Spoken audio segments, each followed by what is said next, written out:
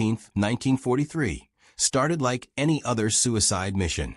At 8:21 a.m., nearly 300 B-17 flying fortresses banked toward Schweinfurt, deep in the German heartland. Their target, the ball-bearing plants that kept Hitler's war machine grinding forward. Within the hour, their P-47 Thunderbolt escorts would peel away, fuel tanks empty, leaving the bombers exposed for the final 400 miles.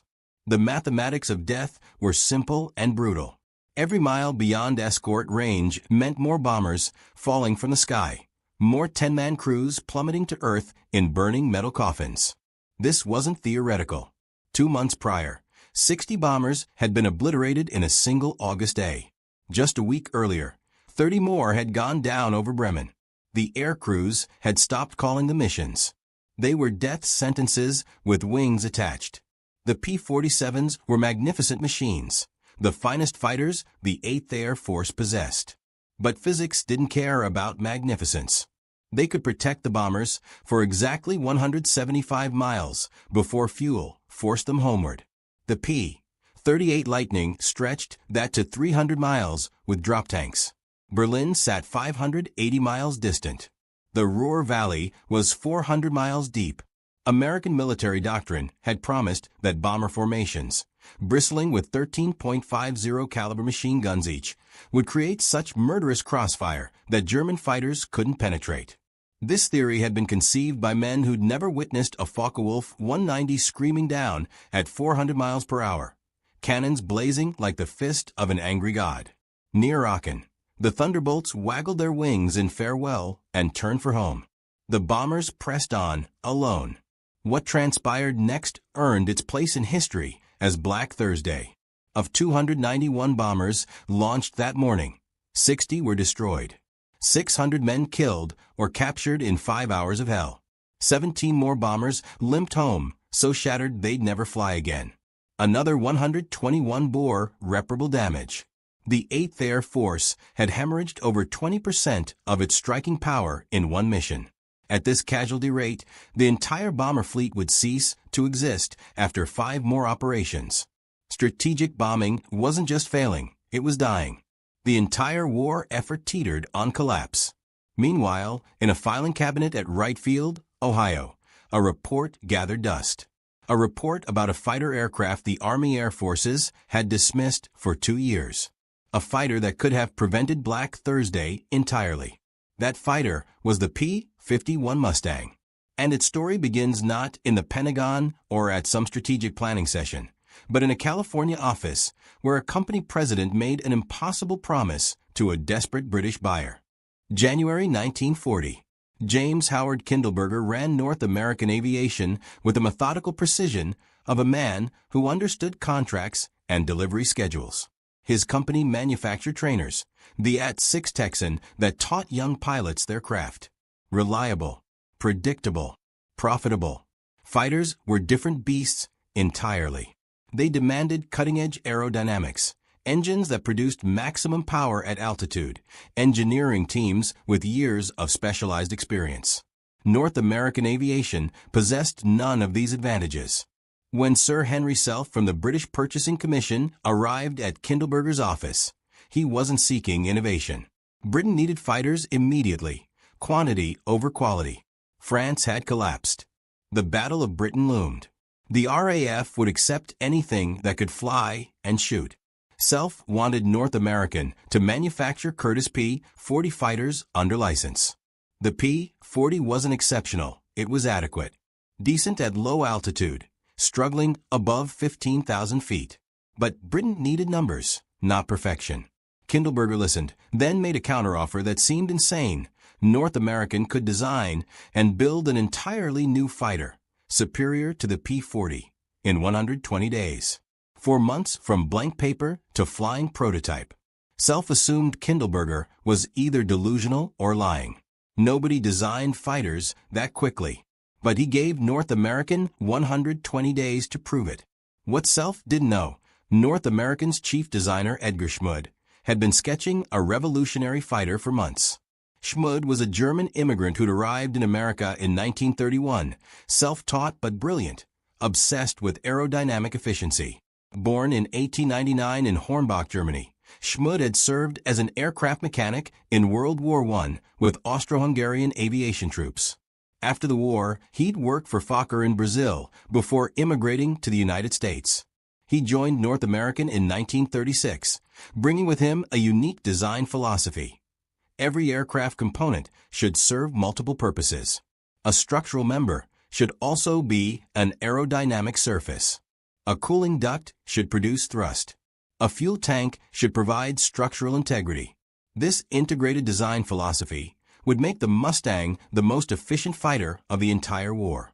For 2 years, Schmid had studied existing fighter designs, cataloging their mistakes.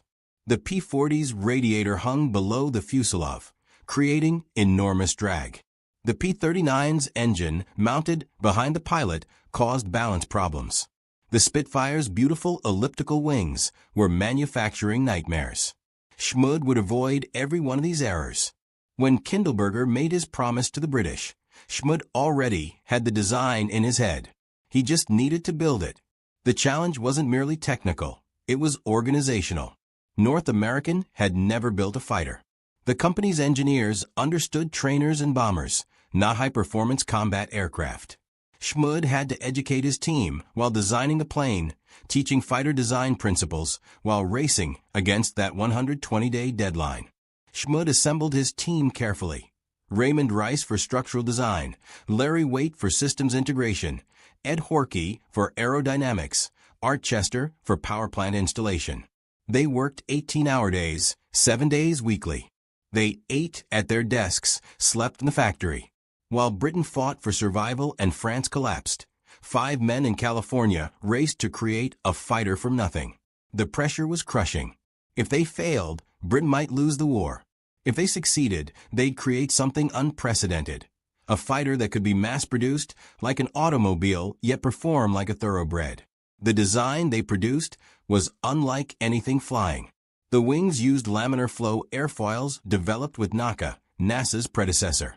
These wings maintained smooth airflow far longer than conventional wings, dramatically reducing drag. The cooling system was revolutionary. Instead of draggy external radiators, Schmid buried the radiator in the fuselage behind the pilot. The heated air exiting the radiator would actually produce thrust, converting waste heat into propulsion.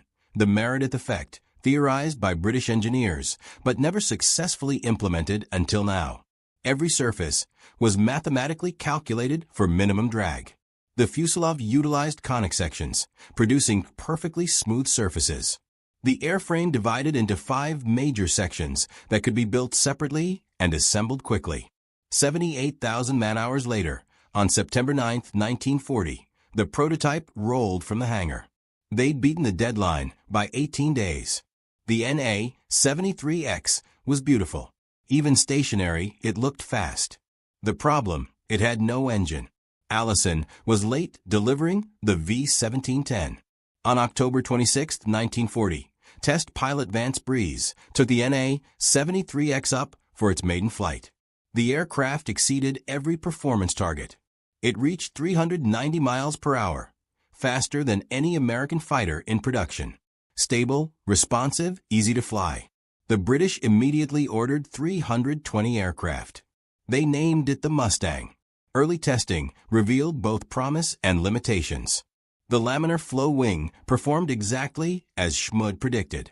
The radiator scoop, which critics claimed would create excessive drag, actually produced slight thrust. But problems existed.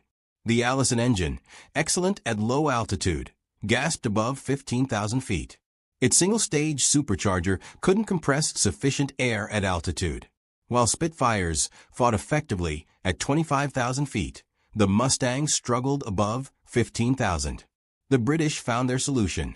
Use Mustangs for low-altitude tactical reconnaissance and ground attack, where speed and range mattered more than altitude performance. The first Mustangs reached Britain in October 1941. Number 26 Squadron at Gatwick received them first. Pilots were initially skeptical. The Mustang looked different from British fighters. Longer nose, cockpit set farther back, straighter wings. It didn't look like a fighter. It looked like a racing plane. But when they flew it, Skepticism vanished. Squadron leader Jeffrey Page reported, "It was like stepping from a cart horse to a thoroughbred. The speed, acceleration, stability, everything was superior." The RAF immediately deployed Mustangs on rhubarb missions, low-level sweeps over occupied France. Flying 50 feet above the English Channel to avoid German radar, Mustang pilots would cross the French coast at maximum speed, strafe airfields, attack trains, shoot up convoys, then race home before German fighters could intercept. These missions were dangerous but effective, forcing Germans to maintain fighter defenses across the entire coast, diluting their strength. On May 10, 1942, Flying Officer Hollis Hills of 414 Squadron became the first Mustang pilot to destroy a German aircraft, a Focke-Wulf 190 over France. By August, RAF Mustangs had claimed 20 German aircraft, but these were minor victories compared to what was possible.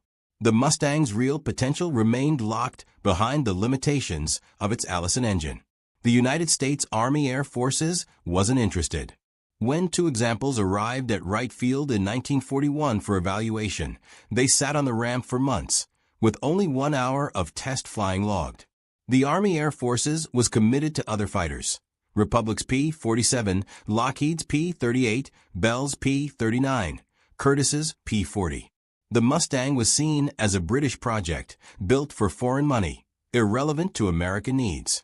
The evaluation report, when finally written, acknowledged excellent low-altitude performance, but criticized high-altitude limitations due to the Allison engine's single-stage supercharger. The resistance at Wright Field was both institutional and personal. Major General Oliver Eccles, chief of the Material Division, had already committed the Army Air Forces to the P-47 as its primary fighter. Eccles controlled procurement for the entire organization. His word determined what planes were built, what engines developed, what weapons deployed. He saw the Mustang as a distraction from established programs. The P-47 was American-powered, American-built. The Mustang was tainted by British origins. Wright Field's test pilots filed lukewarm reports. They complained about cockpit layout, gun arrangement, fuel systems. They found fault with everything except the plane's actual performance, which exceeded every American fighter then in production. One test pilot claimed the Mustang handled like a truck compared to the P-40. This was technically accurate at very low speeds, but irrelevant in combat, where speed and acceleration mattered more than slow speed handling. The bureaucratic resistance extended beyond Wright Field. General Henry Hap Arnold, commanding general of the Army Air Forces, initially showed no interest. He focused on heavy bombers, believing strategic bombing would win the war. Fighters were defensive weapons, necessary but not decisive. Arnold's staff reflected his priorities.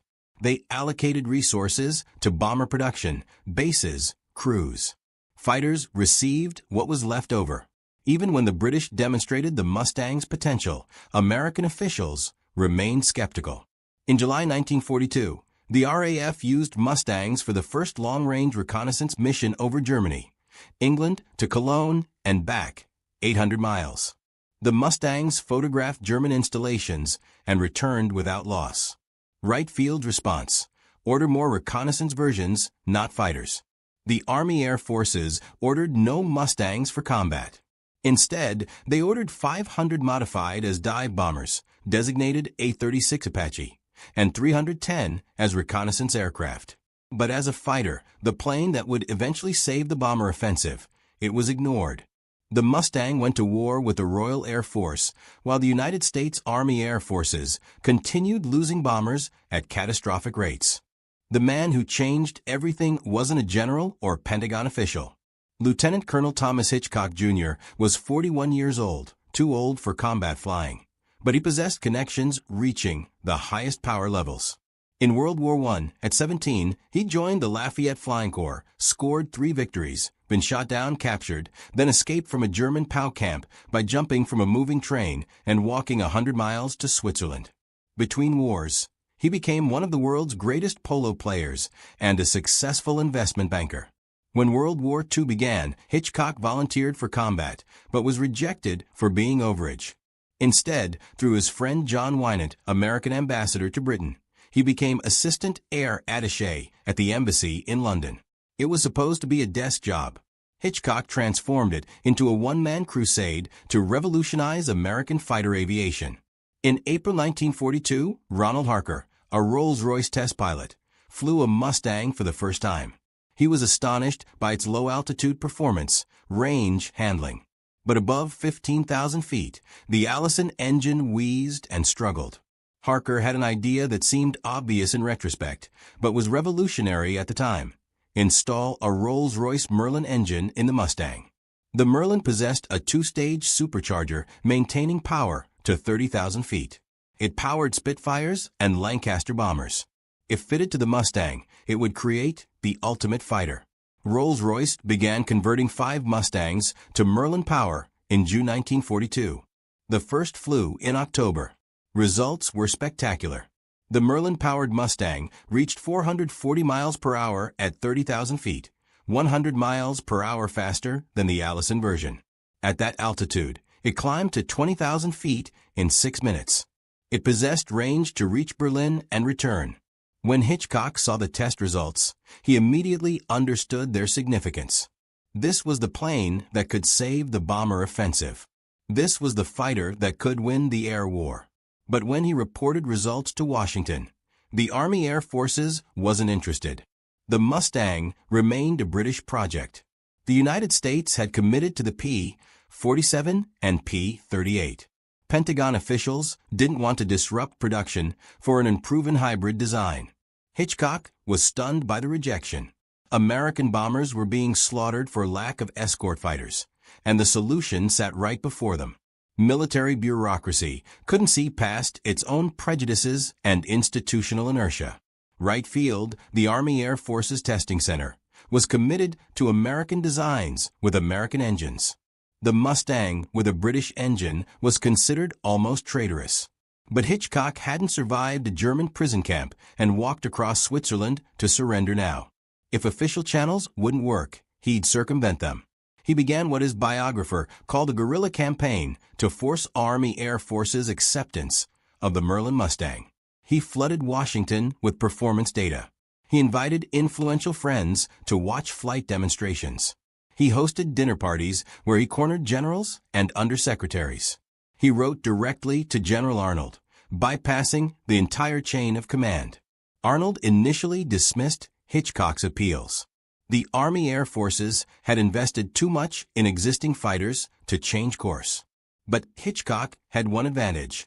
He knew Robert Lovett, Assistant Secretary of War for Air.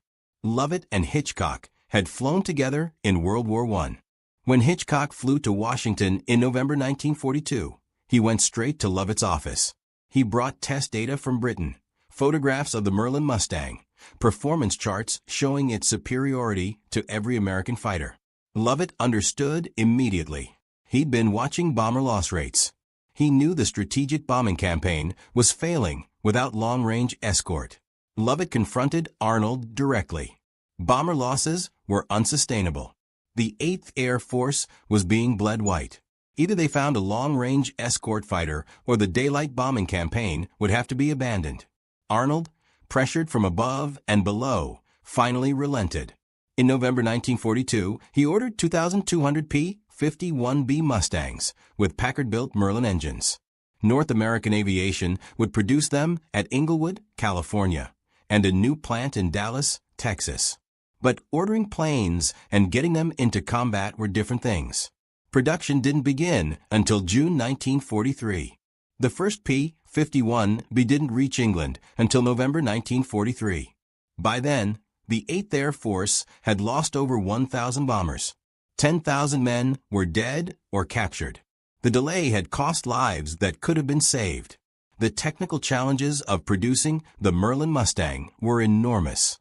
Packard Motor Company had to retool Detroit factories to build the Merlin engine under license. Every component required conversion from British to American measurements. Every specification needed translation from British to American standards. Packard engineers discovered that Rolls-Royce craftsmen hand-fitted many parts during assembly, adjusting each engine individually for optimal performance. This was impossible in mass production. Packard had to redesign components for interchangeability while maintaining engine performance. The first Packard Merlin, designated V1650, came off the production line in August 1942. It produced 1,490 horsepower at takeoff and maintained power to 30,000 feet. When installed in the Mustang airframe, it transformed aircraft performance. Top speed increased from 390 miles per hour to 441 miles per hour. Service ceiling rose from 31,000 feet to 42,000 feet. More importantly, the Mustang could now fight effectively at altitudes where bomber formations flew. North American aviation faced its own production challenges. The Inglewood, California plant was already at capacity, building B-25 Mitchell bombers. To produce Mustangs in quantity, North American had to build an entirely new factory in Dallas, Texas. Construction began April 1943. The first Dallas-built Mustang, designated P-51C to distinguish it from California-built P-51B, rolled off the assembly line in August 1943. The two models were identical except for production location. Meanwhile, the 8th Air Force bled. Summer and fall 1943 brought catastrophic bomber losses. The Schweinfurt-Regensburg raid on August 17th cost 60 bombers. The Bremen raid on October 8th lost 30. Munster on October 10th lost another 30. Bomber crews calculated survival odds with grim mathematics. At current loss rates, a crew had a 1 in 4 chance of completing their 25-mission tour. Morale collapsed. Some crews refused to fly. The strategic bombing campaign teetered on the edge of failure. The 354th Fighter Group was the first unit to receive Merlin-powered Mustangs. Based at Boxstead, Essex, pilots had been flying P-39s, a mediocre fighter nicknamed the Flying Coffin. When they saw their new P-51BS, they couldn't believe the difference. The acceleration was incredible. It climbed like a rocket. At 25,000 feet, where the P-39 barely functioned, the Mustang was just getting started. The first escort mission with P-51 Mustangs was flown December 5, 1943, to Amiens, France, a short mission, well within P-47 range, intended to test the new fighters. They performed flawlessly. On December 13th, Mustangs escorted bombers to Kiel, Germany, 400 miles from base. For the first time, American fighters provided protection deep into German airspace. On December 20th, Mustangs flew to Bremen. On January 7, 1944, they escorted bombers to Ludwigshafen, 500 miles from England. The impact was immediate and dramatic. In October 1943, before Mustangs arrived, the 8th Air Force lost 9.1% of bombers attacking targets. In January 1944, with limited Mustang escort, losses dropped to 6.3%. By February, with more Mustangs arriving, losses fell to 3.5%. Bomber crews called the Mustangs little friends. For the first time since the bombing campaign began, they had protection all the way to target and back. Mustang pilots quickly developed tactics, maximizing their effectiveness. Instead of staying close to bomber formations, they ranged ahead and to the sides, hunting German fighters before they could attack. Colonel Donald Blakesley of the 4th Fighter Group pioneered these aggressive tactics. He told his pilots to forget defensive flying, attack everything, chase Germans to their airfields, shoot them down while landing, make them afraid to take off. The results were devastating for the Luftwaffe. Major James Howard of the 354th Fighter Group single-handedly defended an entire bomber formation on January 11, 1944. Alone, separated from his squadron, Howard attacked 30 German fighters. He shot down 4, probably destroyed 2 more, damaged 2 others. For 30 minutes, he was the only fighter defending the bombers. He received the Medal of Honor. Captain Don Gentile of the 4th Fighter Group became known as Ace of Aces. Flying his Mustang, named Shangri-La, Gentile shot down 21.83 German aircraft in air combat and destroyed 6 more on the ground. His wingman, Lieutenant John Godfrey, shot down 18 aircraft. Together, they formed the most successful fighter team in the 8th Air Force. General Dwight Eisenhower called Gentile a one-man air force. Major George Preddy of the 352nd Fighter Group achieved the highest score of any Mustang pilot. On August 6, 1944, Preddy shot down 6 Me-109s in a single mission. Despite suffering from a hangover, Preddy led his squadron against a formation of 30 German fighters attacking bombers over Hamburg. In minutes of combat, Preddy destroyed 6 enemy aircraft, saving dozens of bombers.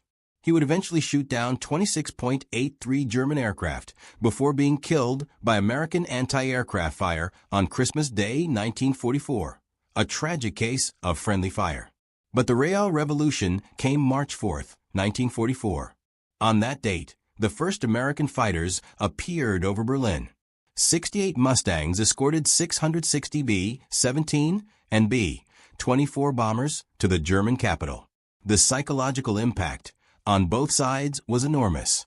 Hermann Göring, head of the Luftwaffe, later said, "When I saw Mustangs over Berlin, I knew the war was lost." The technical reasons for the Mustang's superiority were straightforward. With internal fuel and drop tanks, it could fly 1,300 miles. The P-47, even with maximum external fuel, managed only 600 miles. The Mustang cruised at 325 miles per hour while using less fuel than a P-47 used at 250 miles per hour. At 25,000 feet, the Mustang was 50 mph faster than a P-47 and 70 mph faster than a Messerschmitt Bf 109. More importantly, the Mustang changed the entire nature of air war. Previously, American fighters had been defensive, protecting bombers from attack. The Mustang was offensive. After escorting bombers to targets, Mustangs would drop to low altitude and strafe German airfields, destroying planes on the ground. They'd hunt German fighters trying to land, catching them low on fuel and ammunition. They'd patrol German training areas, shooting down instructors and students before they could become operational pilots. By April 1944, the Luftwaffe was losing more planes than it could replace. More critically, it was losing experienced pilots faster than it could train new ones.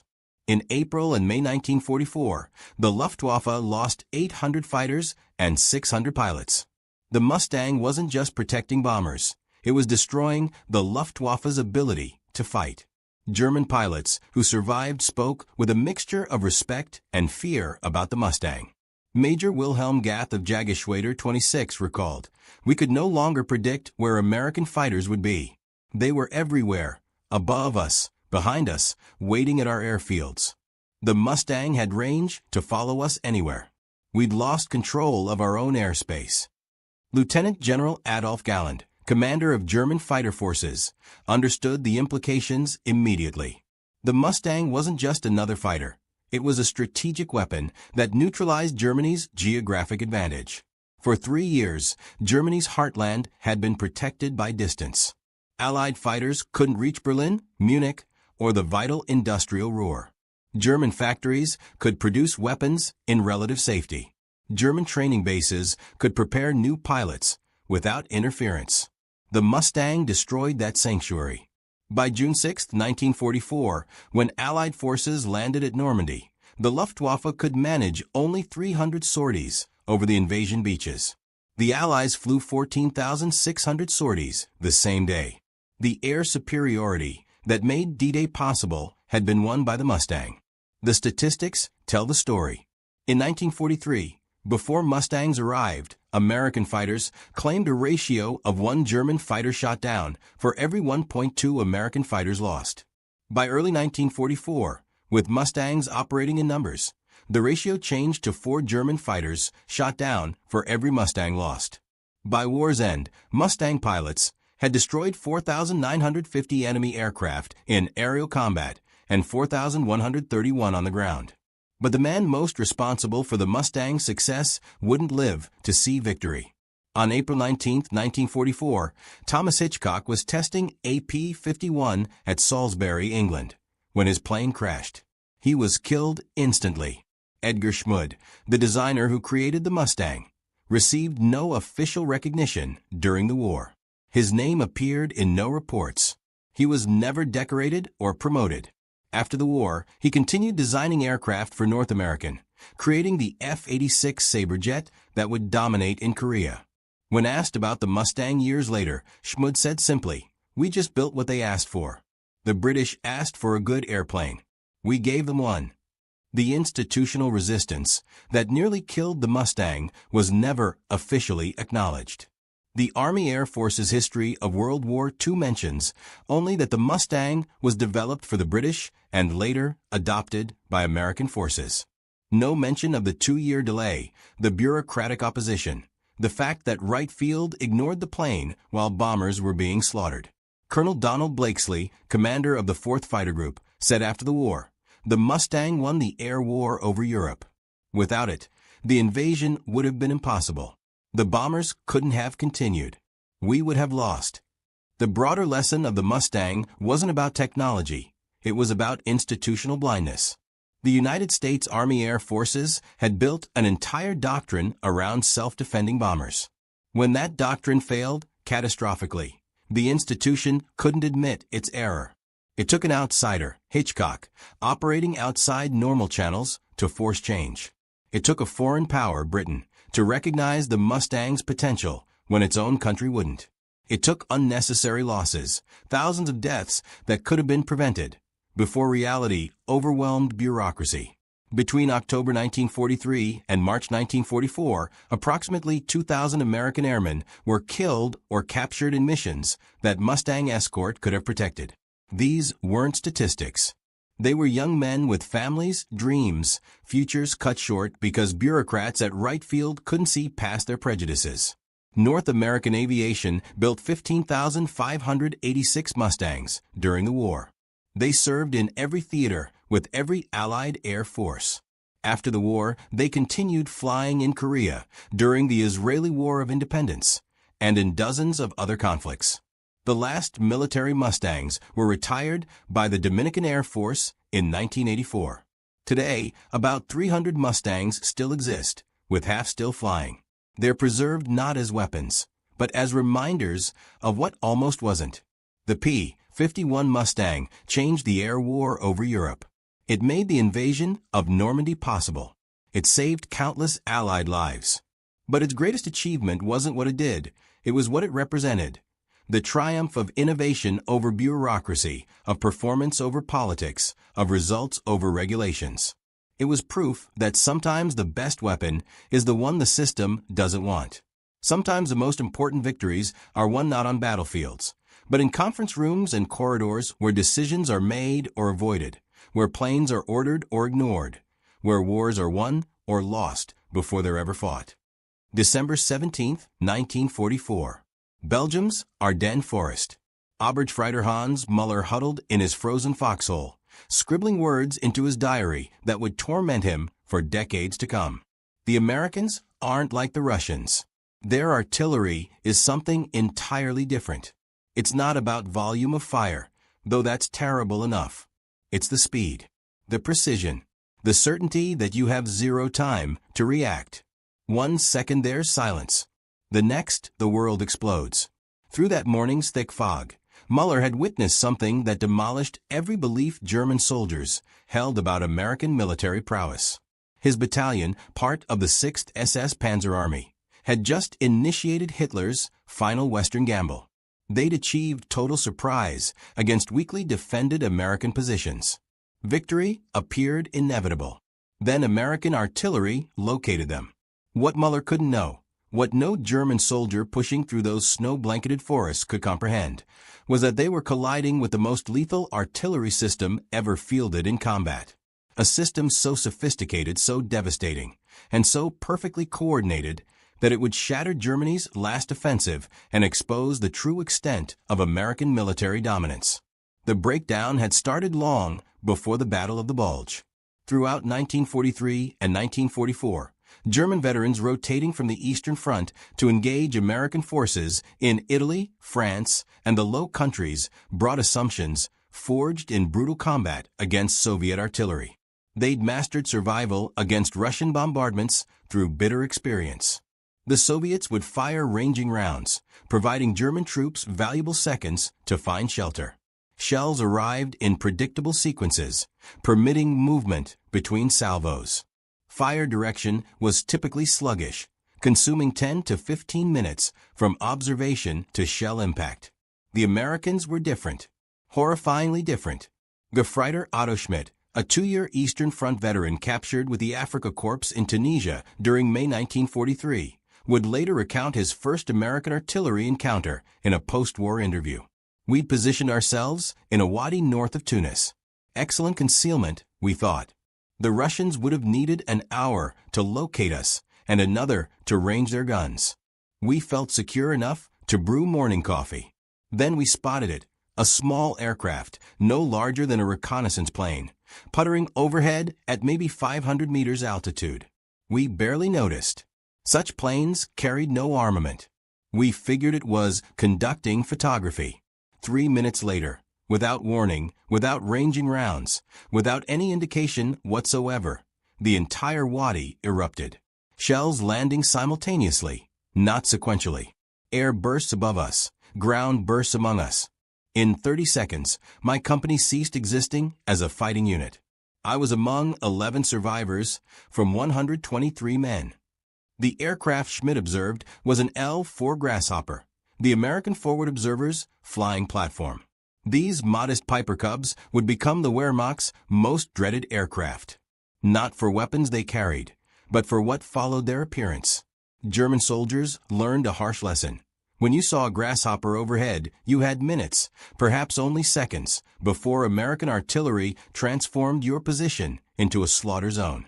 Lieutenant Friedrich Bauer, an artillery officer who directed counter-battery fire on the Eastern Front, documented his amazement in letters discovered decades later in German military archives.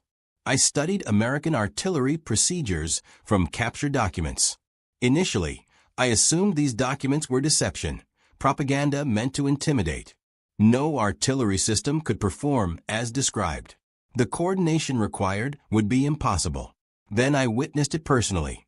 Near Cannes, an American Grasshopper appeared. We tracked it, preparing to displace our guns per standard procedure.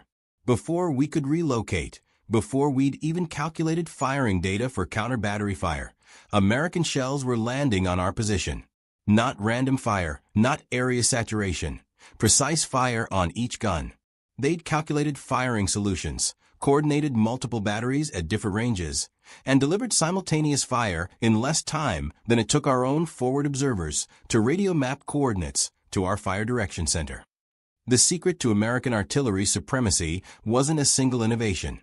It was a comprehensive system integrating technology, training, and industrial capacity at levels Germany could never replicate. The foundation was the Fire Direction Center, a concept that revolutionized artillery employment. Where German artillery batteries calculated firing solutions individually, American batteries fed all data to a centralized FDC that could coordinate fire from dozens of batteries simultaneously. The FDC system relied on pre-computed firing tables. In offices throughout the United States, rooms filled with women-operated mechanical calculators, slide rules, and logarithm tables, computing firing solutions for every conceivable variable combination. Wind speed and direction, temperature, humidity, barrel wear, propellant temperature, altitude differences between gun and target. These tables, printed in books compact enough to fit in a map case, enabled American fire direction officers to calculate precise firing solutions in minutes rather than hours. Hauptmann Werner Hoffmann, a mathematics professor conscripted into Wehrmacht artillery, examined captured American firing tables after the war. His analysis, preserved in German military records, revealed his shocked admiration. These tables represent years of computational labor, thousands of hours on mechanical calculators. They'd computed solutions for every variable we might encounter in the field. Our own firing tables were primitive by comparison, requiring extensive field calculations for each mission. The Americans had completed the mathematics in advance. In the field, they simply consulted the answer. But tables alone couldn't explain American artillery's devastating effectiveness. The true revolution was time on target, a firing technique so advanced that few nations possessed the capability to execute it. Time on target, universally known as TOT, coordinated artillery fire so that shells from multiple batteries, fired at different times based on their distance from the target, arrived simultaneously within a 3-second window. The effect was catastrophic. German soldiers experienced no warning, no ranging shots, no gradual fire buildup. One instant, silence. The next instant, dozens of shells detonating simultaneously. Troops in the open, whose survival against conventional artillery depended on dropping prone at the first explosion, had no time to react. Studies conducted post-war revealed that 66% of artillery casualties occurred in the first few seconds of a barrage. Time on target maximized casualties by eliminating warning. Stabsfeldwebel Kurt Zimmermann, who survived TOT strikes during the Battle of the Bulge, wrote in his diary, discovered by American forces in a captured command post. It's not artillery as we understand it. It's something new. You hear nothing. Then the world ends. Every shell arrives in the same second. The air bursts kill men who'd survive ground bursts. The ground bursts kill men who'd survive air bursts. There's no time to dive for cover, no time to reach a hole, no time even to drop flat. You're simply alive one moment and wounded or dead the next. The speed of American artillery response stunned German commanders. German artillery, considered among the world's finest, could deliver fire in 8 to 10 minutes under ideal conditions. American artillery routinely delivered accurate fire in 3 minutes. This speed derived from multiple factors. American forward observers used new FM radios providing clear, static-free communication. German forces still relied primarily on AM radios plagued by interference. American radios were also far more numerous. Every infantry battalion had multiple radio-equipped forward observers. German battalions typically had 1 or 2 radios, often shared between units. The forward observers themselves represented another American advantage. German forward observers were artillery officers, often lacking infantry training or experience. American forward observers were specially trained personnel who understood both artillery and infantry tactics. They moved with infantry units, lived with infantry soldiers, and coordinated fire as an integrated part of combined arms operations. Moreover, American artillery observers could call upon an entire corps artillery, not just their own battalion. The system allowed a single forward observer to coordinate fire from dozens of batteries within minutes. A lieutenant calling for fire support could bring down the weight of metal equivalent to a small air strike, delivered more accurately and more rapidly than any air support could provide. Oberstleutnant Heinrich Müller, commander of an infantry regiment destroyed near St. Lo in July 1944, documented this capability in his final report. A single American infantry company, surrounded in a village, held my entire regiment for 6 hours. Every time we attempted to assault, artillery fire drove us back. Not from one battery, but from what seemed like dozens of batteries. The forward observer with that company, probably a lieutenant or captain, commanded more firepower than I could bring to bear with my entire regimental artillery. We lost 400 men attempting to overrun 120 Americans. We failed. The artillery pieces themselves demonstrated American industrial superiority. The M2A1 105mm howitzer, the standard American light artillery piece, was a marvel of engineering and manufacturing. Rock Island Arsenal had perfected production techniques, allowing rapid manufacturing to precise tolerances. By World War II's end, 8,536 M2A1 howitzers had been produced. Each American infantry division had 36 of these howitzers organized into 3 battalions of 12 guns each. These battalions were fully motorized, towed by trucks or half-tracks that could move at highway speeds. Displacement from one firing position to another, an evolution that took German horse-drawn artillery 2 to 3 hours, took American motorized batteries 20 to 30 minutes. The mobility contrast was stark. German artillery remained predominantly horse-drawn throughout the war. Despite Nazi propaganda showcasing mechanized panzer divisions, approximately 80% of German motive power relied on horses for transport. Germany started World War II with 514,000 horses and ended with 1,198,000 by February 1945.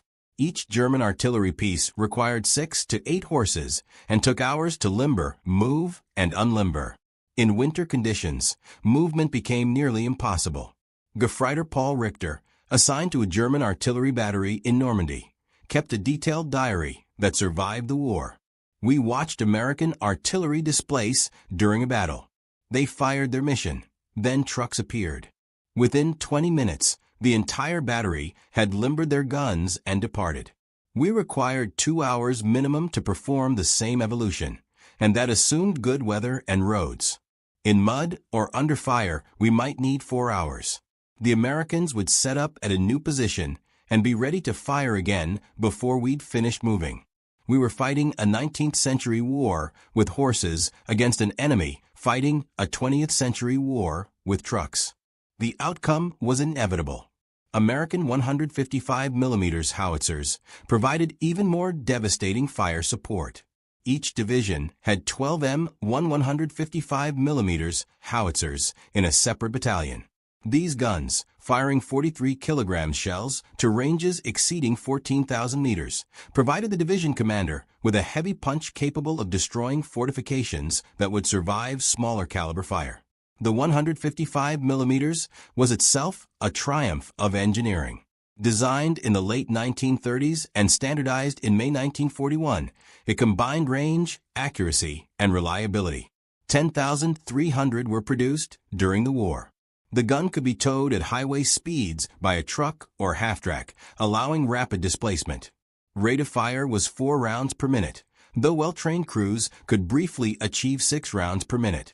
But even these divisional assets paled beside the artillery available at Corps and Army level. American Corps artillery typically included battalions of 155mm guns, 8-inch howitzers, and even massive 240mm howitzers. These weapons, capable of destroying any fortification, could be called upon by forward observers at battalion level. The pyramiding of firepower meant a single rifle company could, within minutes, bring down fire from divisional, corps, and even army artillery. German artillery, by contrast, was rigidly organized. Corps and army artillery were separate commands, not available to support divisional operations without extensive coordination and approval through multiple headquarters. German infantry divisions had their own artillery, but calling fire from corps artillery required routing requests through division to corps, often taking hours for approval.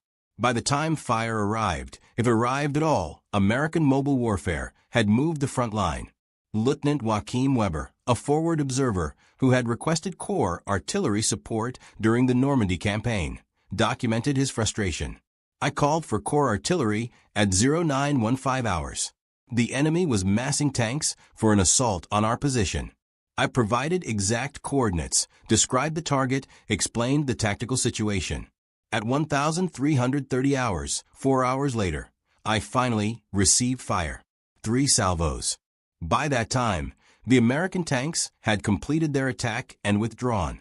Our position was overrun. I survived only by luck. The corps artillery, which might have saved us, arrived too late to matter. The technical sophistication of American artillery extended to the ammunition itself. While Germany struggled with propellant shortages and inconsistent shell production, American industry delivered ammunition in seemingly unlimited quantities, manufactured to precise specifications, ensuring consistent performance. More significantly, the Americans deployed the variable time fuse, the VT fuse, a technological marvel that would prove decisive. The VT fuse, also called the proximity fuse, contained a miniature radar transmitter and receiver in the artillery shell's nose. The transmitter broadcast a radio signal. When the shell approached the ground or any object, the reflected signal triggered detonation. The result was a shell that exploded at optimal height for maximum lethality, typically 10 to 20 meters above the ground. The VT fuse transformed artillery effectiveness. Conventional time fuses required calculating the precise time to target, then setting the fuse accordingly. Wind, temperature, barrel wear all affected shell flight time. Even small errors meant shells exploding too high or burying themselves in the ground before detonation. The VT fuse eliminated these variables, guaranteeing optimal air burst regardless of conditions. The VT fuse had first been used in combat by the USS Helena on January 5, 1943, shooting down a Japanese dive bomber off Guadalcanal with only 2 to 3 salvos. Throughout 1943 and 1944, VT fuses proved devastatingly effective in naval anti-aircraft operations and against V-1 flying bombs over England. However, concerns about the technology falling into German hands prevented its use in ground artillery over Europe. General Dwight Eisenhower personally requested permission to employ VT fuses during the Battle of the Bulge, arguing that their effectiveness justified the security risk. The Pentagon initially refused, but Eisenhower protested vehemently. Formal authorization came on December 19 to 21, 1944, shortly after the German offensive began. This marked the first use of VT fuses against ground troops in the European theater. The decision proved correct. VT fuse shells devastated German formations caught in the open during the Ardennes offensive. Naval anti-aircraft tests had shown VT fuses were 3 to 4 times more effective than conventional fuses against V-1 flying bombs. VT fuses destroyed 79% of all incoming targets.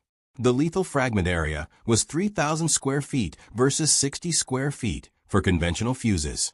Some estimates suggested VT fuses increased artillery effectiveness by 200 to 700%. Troops who had learned to survive conventional artillery by seeking any depression in the ground discovered that VT fuses negated such cover. The shells exploded above them, showering downward with deadly fragments that struck men prone in shallow holes. Oberstfreiter Hans Muller, whose diary opened this account, survived a VT fuse barrage and recorded his experience.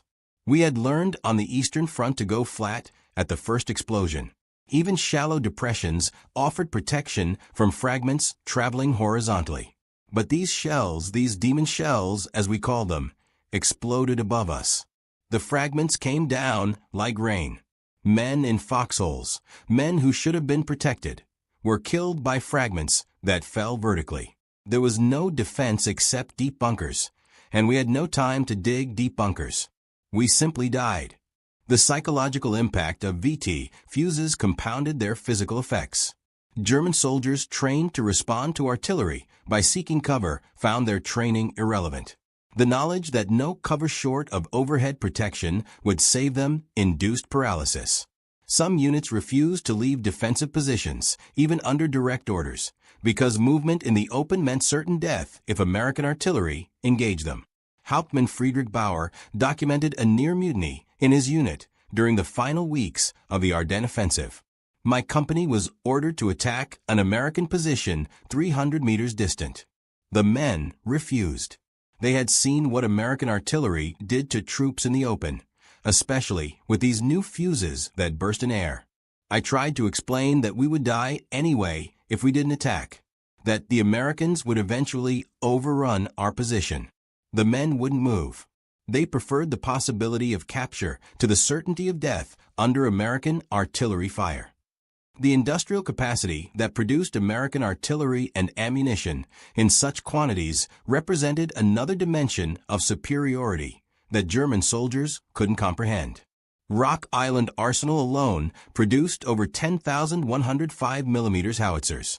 Multiple factories produced 155 mm howitzers and heavier weapons. Shell production reached staggering levels throughout the war.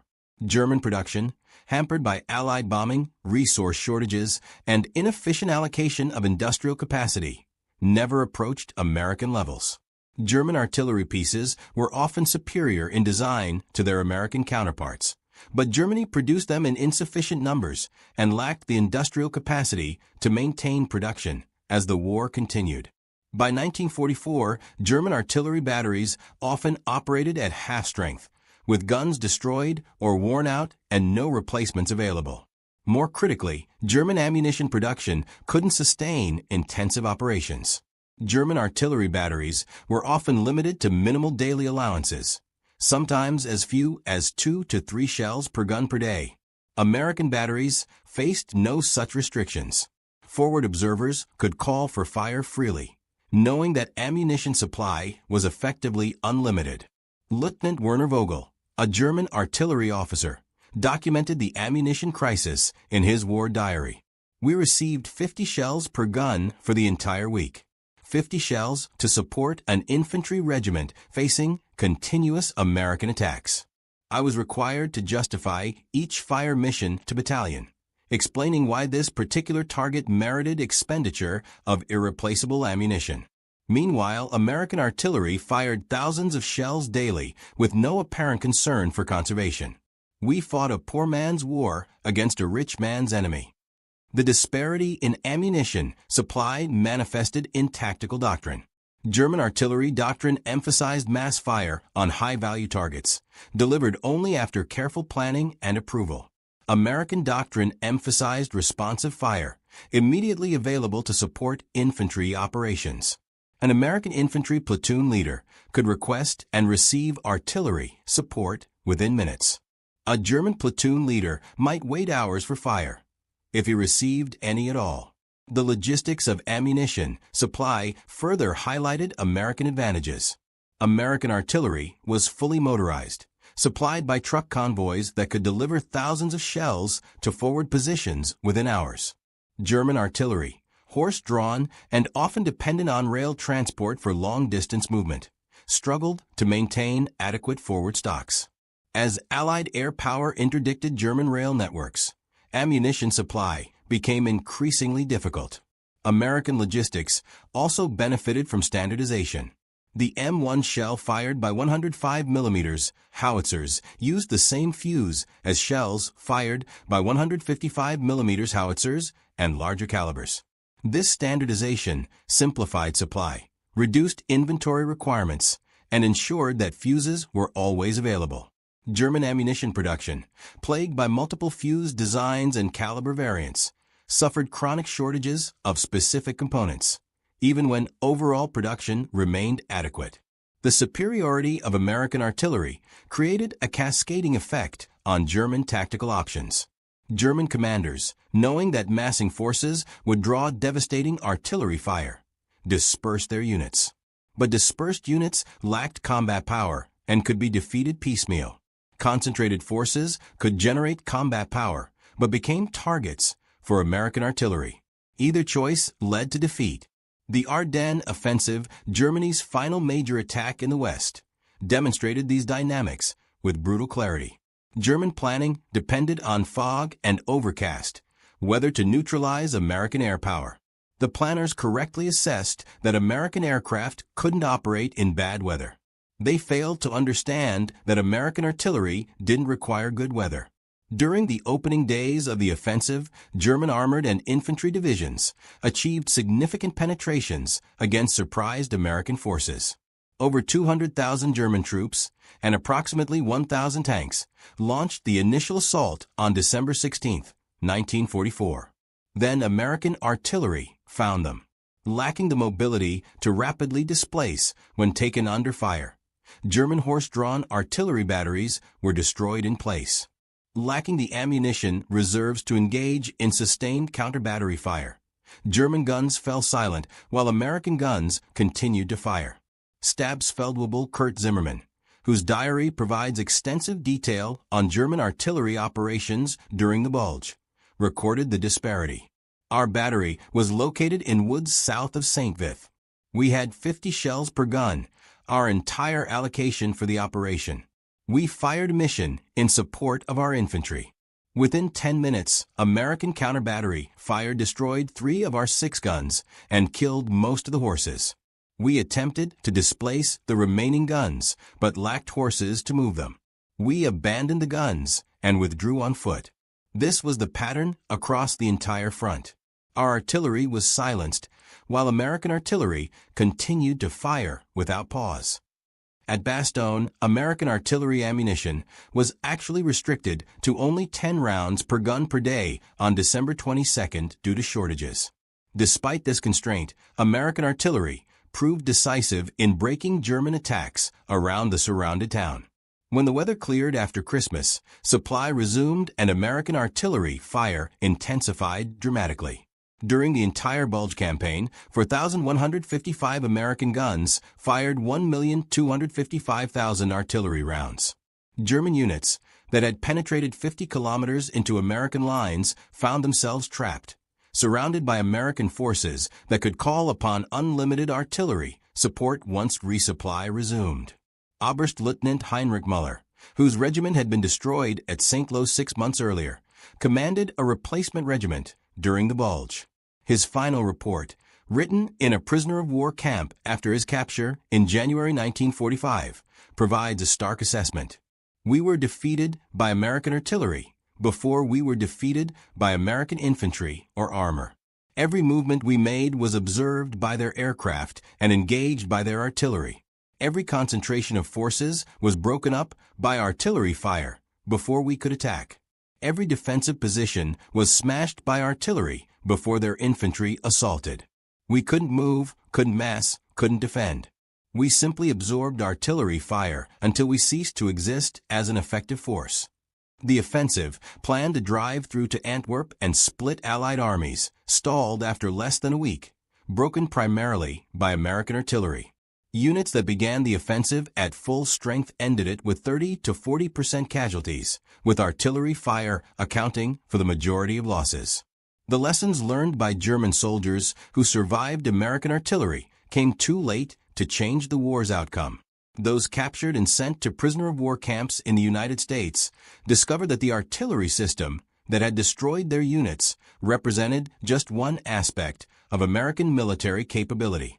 The industrial capacity that produced tens of thousands of artillery pieces and millions of shells was the same capacity producing tanks, aircraft, trucks, and every other implement of war in quantities that dwarfed German production. Gefreiter Otto Schmidt, captured in Tunisia and held at a camp in Texas, wrote in a letter that passed American censors, "I have seen American industry.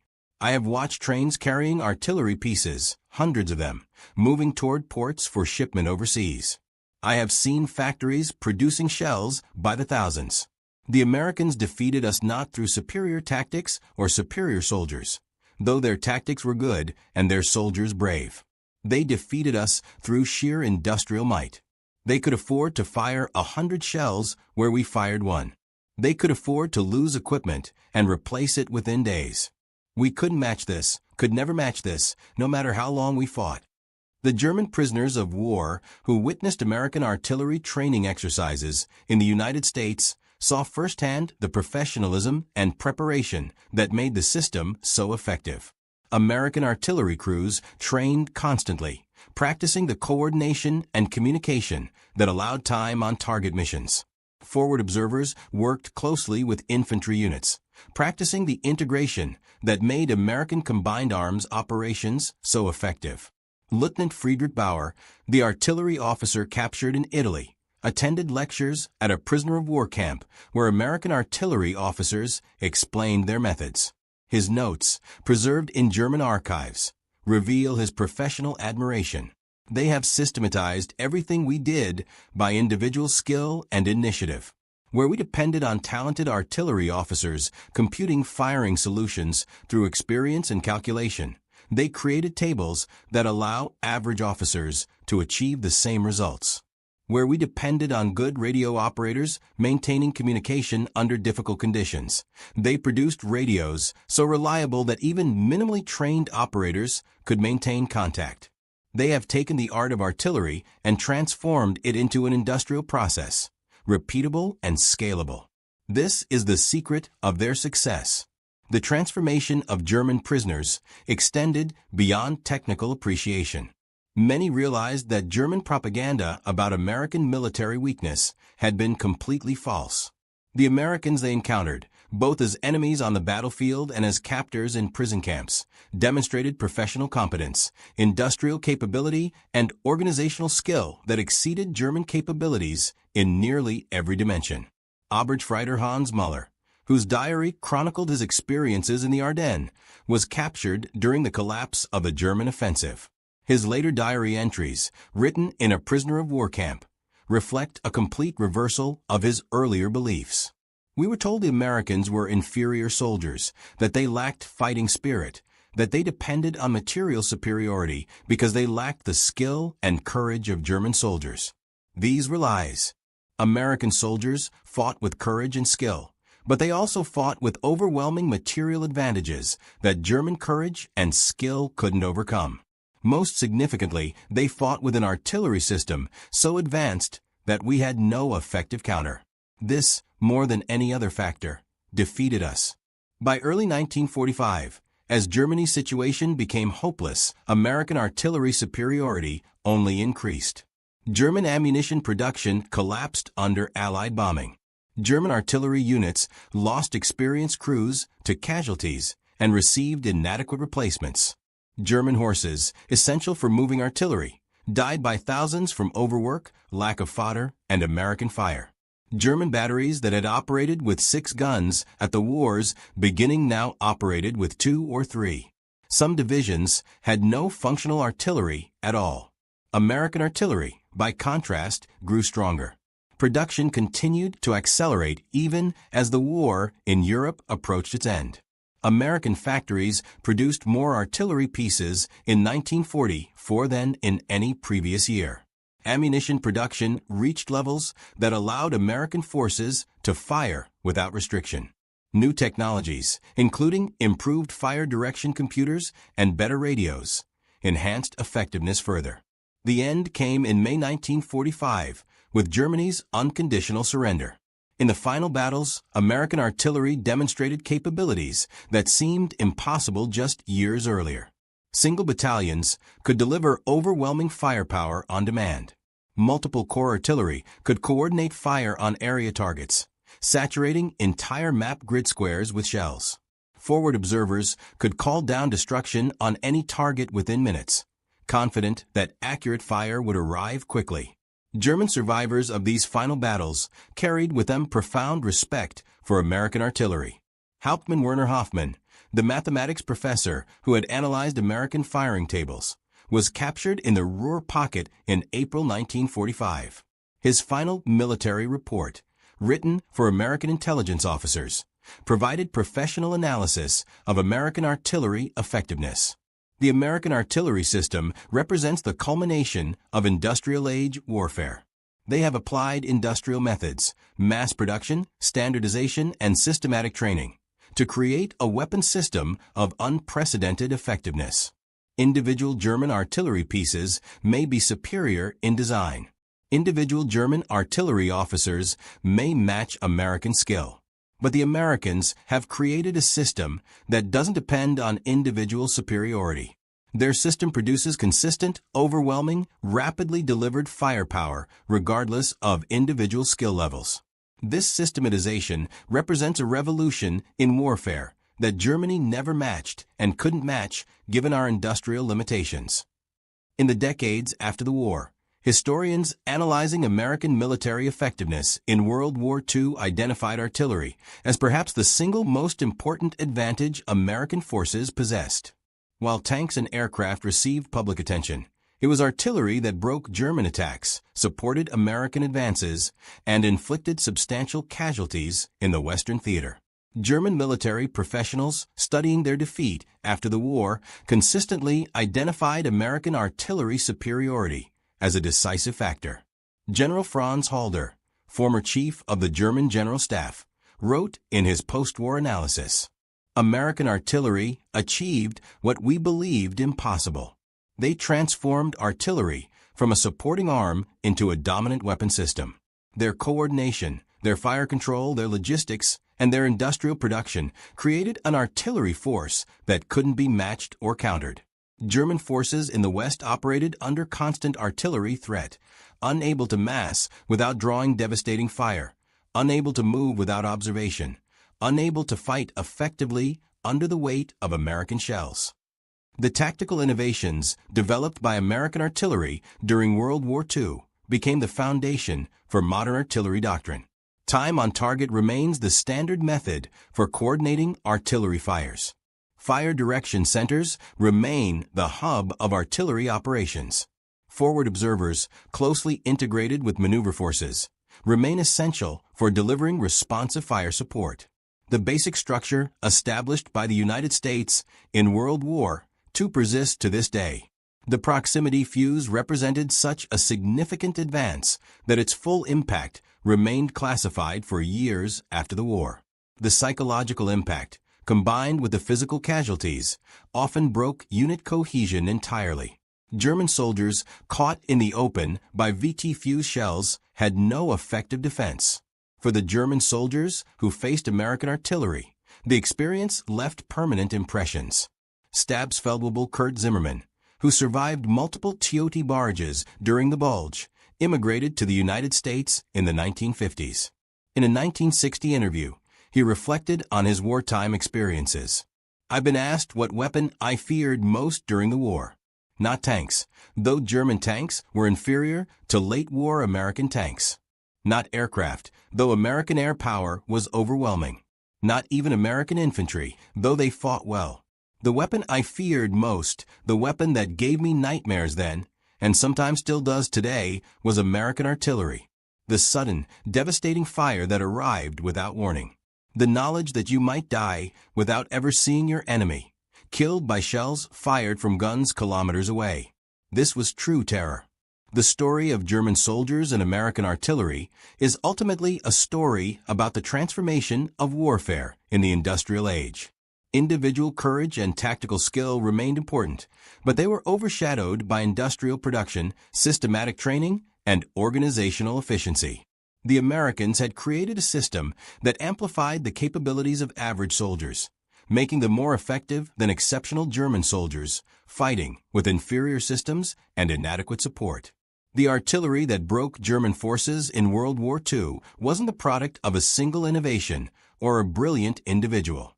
It was the product of systematic analysis, industrial application, comprehensive training, and abundant resources. It represented American military power at its most effective, using industrial capacity and organizational skill to create overwhelming combat power. For the German soldiers who faced this system, the experience was transformative. They entered the war believing in German superiority. They ended the war understanding that American industrial might and organizational capability had surpassed German capabilities. They had learned to fear American artillery above all other weapons, for it represented the unbridgeable gap between German methods and American industrial warfare. The American artillery system that devastated German forces in World War II didn't emerge overnight. It was the result of decades of doctrinal development, technological innovation, and, most importantly, the willingness to apply industrial-age thinking to military problems. Where European armies, including Germany, viewed artillery as a craft requiring individual skill and experience, Americans approached it as an engineering challenge that could be systematized, standardized, and scaled. This fundamental difference in philosophy explains why American artillery proved so superior despite German artillery pieces often being technically excellent designs. The Germans had better individual components, but an inferior system. The Americans had an integrated system that functioned flawlessly under the pressures of combat. The lessons learned extended far beyond artillery. American success in World War II demonstrated that modern warfare favored nations that could integrate technology, industrial production, and systematic training into cohesive combat systems. Individual heroism and tactical brilliance still mattered, but they mattered less than they had in previous wars. The German prisoners who witnessed American artillery in action, both on the battlefield and in training exercises in the United States, understood this transformation. They recognized that warfare had fundamentally changed, and that Germany's emphasis on individual excellence and tactical virtuosity couldn't overcome American systematic superiority. This realization extended to other aspects of American military power. German soldiers noted that American infantry squads had more automatic weapons than German squads. American tank battalions had dedicated recovery vehicles that could retrieve damaged tanks under fire. American supply systems delivered spare parts and replacement equipment with remarkable speed. Every aspect of American military organization reflected the same philosophy that governed their artillery: systematize, standardize, and scale. The psychological impact on German soldiers was profound. Veterans who had fought against Soviet forces on the Eastern Front consistently reported that American artillery was more feared than Russian artillery, despite the Soviets having more guns and firing more shells. The difference wasn't quantity, it was precision, speed, and the certainty that American artillery could find you anywhere, anytime, and destroy you before you could react. This psychological dominance had strategic implications. German units facing American forces often showed less fighting spirit than those facing Soviet forces. The knowledge that any concentration of troops would draw instant, devastating artillery fire discouraged aggressive action and encouraged surrender. Post-war interviews with German prisoners revealed that many considered capture by Americans preferable to continued combat under American artillery fire. The certainty of death under American shells outweighed the uncertainty of captivity. The industrial capacity that produced American artillery superiority continued to shape post-war military development. The United States maintained its emphasis on firepower, precision, and systematic integration of technology. Modern American artillery, while far more advanced technologically, still operates on the same fundamental principles established in World War II. Fire direction centers coordinate fires from multiple units. Forward observers, now with digital communications and GPS-guided munitions, still provide the eyes that direct artillery fire. Time on target remains a standard firing technique, now executed with computer precision rather than mechanical firing tables. The proximity fuse evolved into modern proximity sensors used in everything from anti-aircraft missiles to smart cluster munitions. The principle of using technology to guarantee optimal detonation regardless of conditions remains fundamental to modern munitions design. For Germany, the lessons of artillery defeat were absorbed into post-war Bundeswehr doctrine. Modern German artillery emphasizes mobility, rapid fire direction, and integration with other combat arms. All lessons learned from facing American artillery in World War II. The veterans who survived American artillery never forgot the experience. Their memoirs, diaries, and interviews consistently emphasize the helplessness they felt under American bombardment. The inability to fight back, the lack of warning, the certainty of death. These themes appear repeatedly in German accounts. Some German veterans expressed respect bordering on admiration for American artillery. They recognized the skill and sophistication required to create such an effective system. Others expressed bitterness at facing an enemy whose material superiority made German courage and skill irrelevant. All expressed relief that they survived.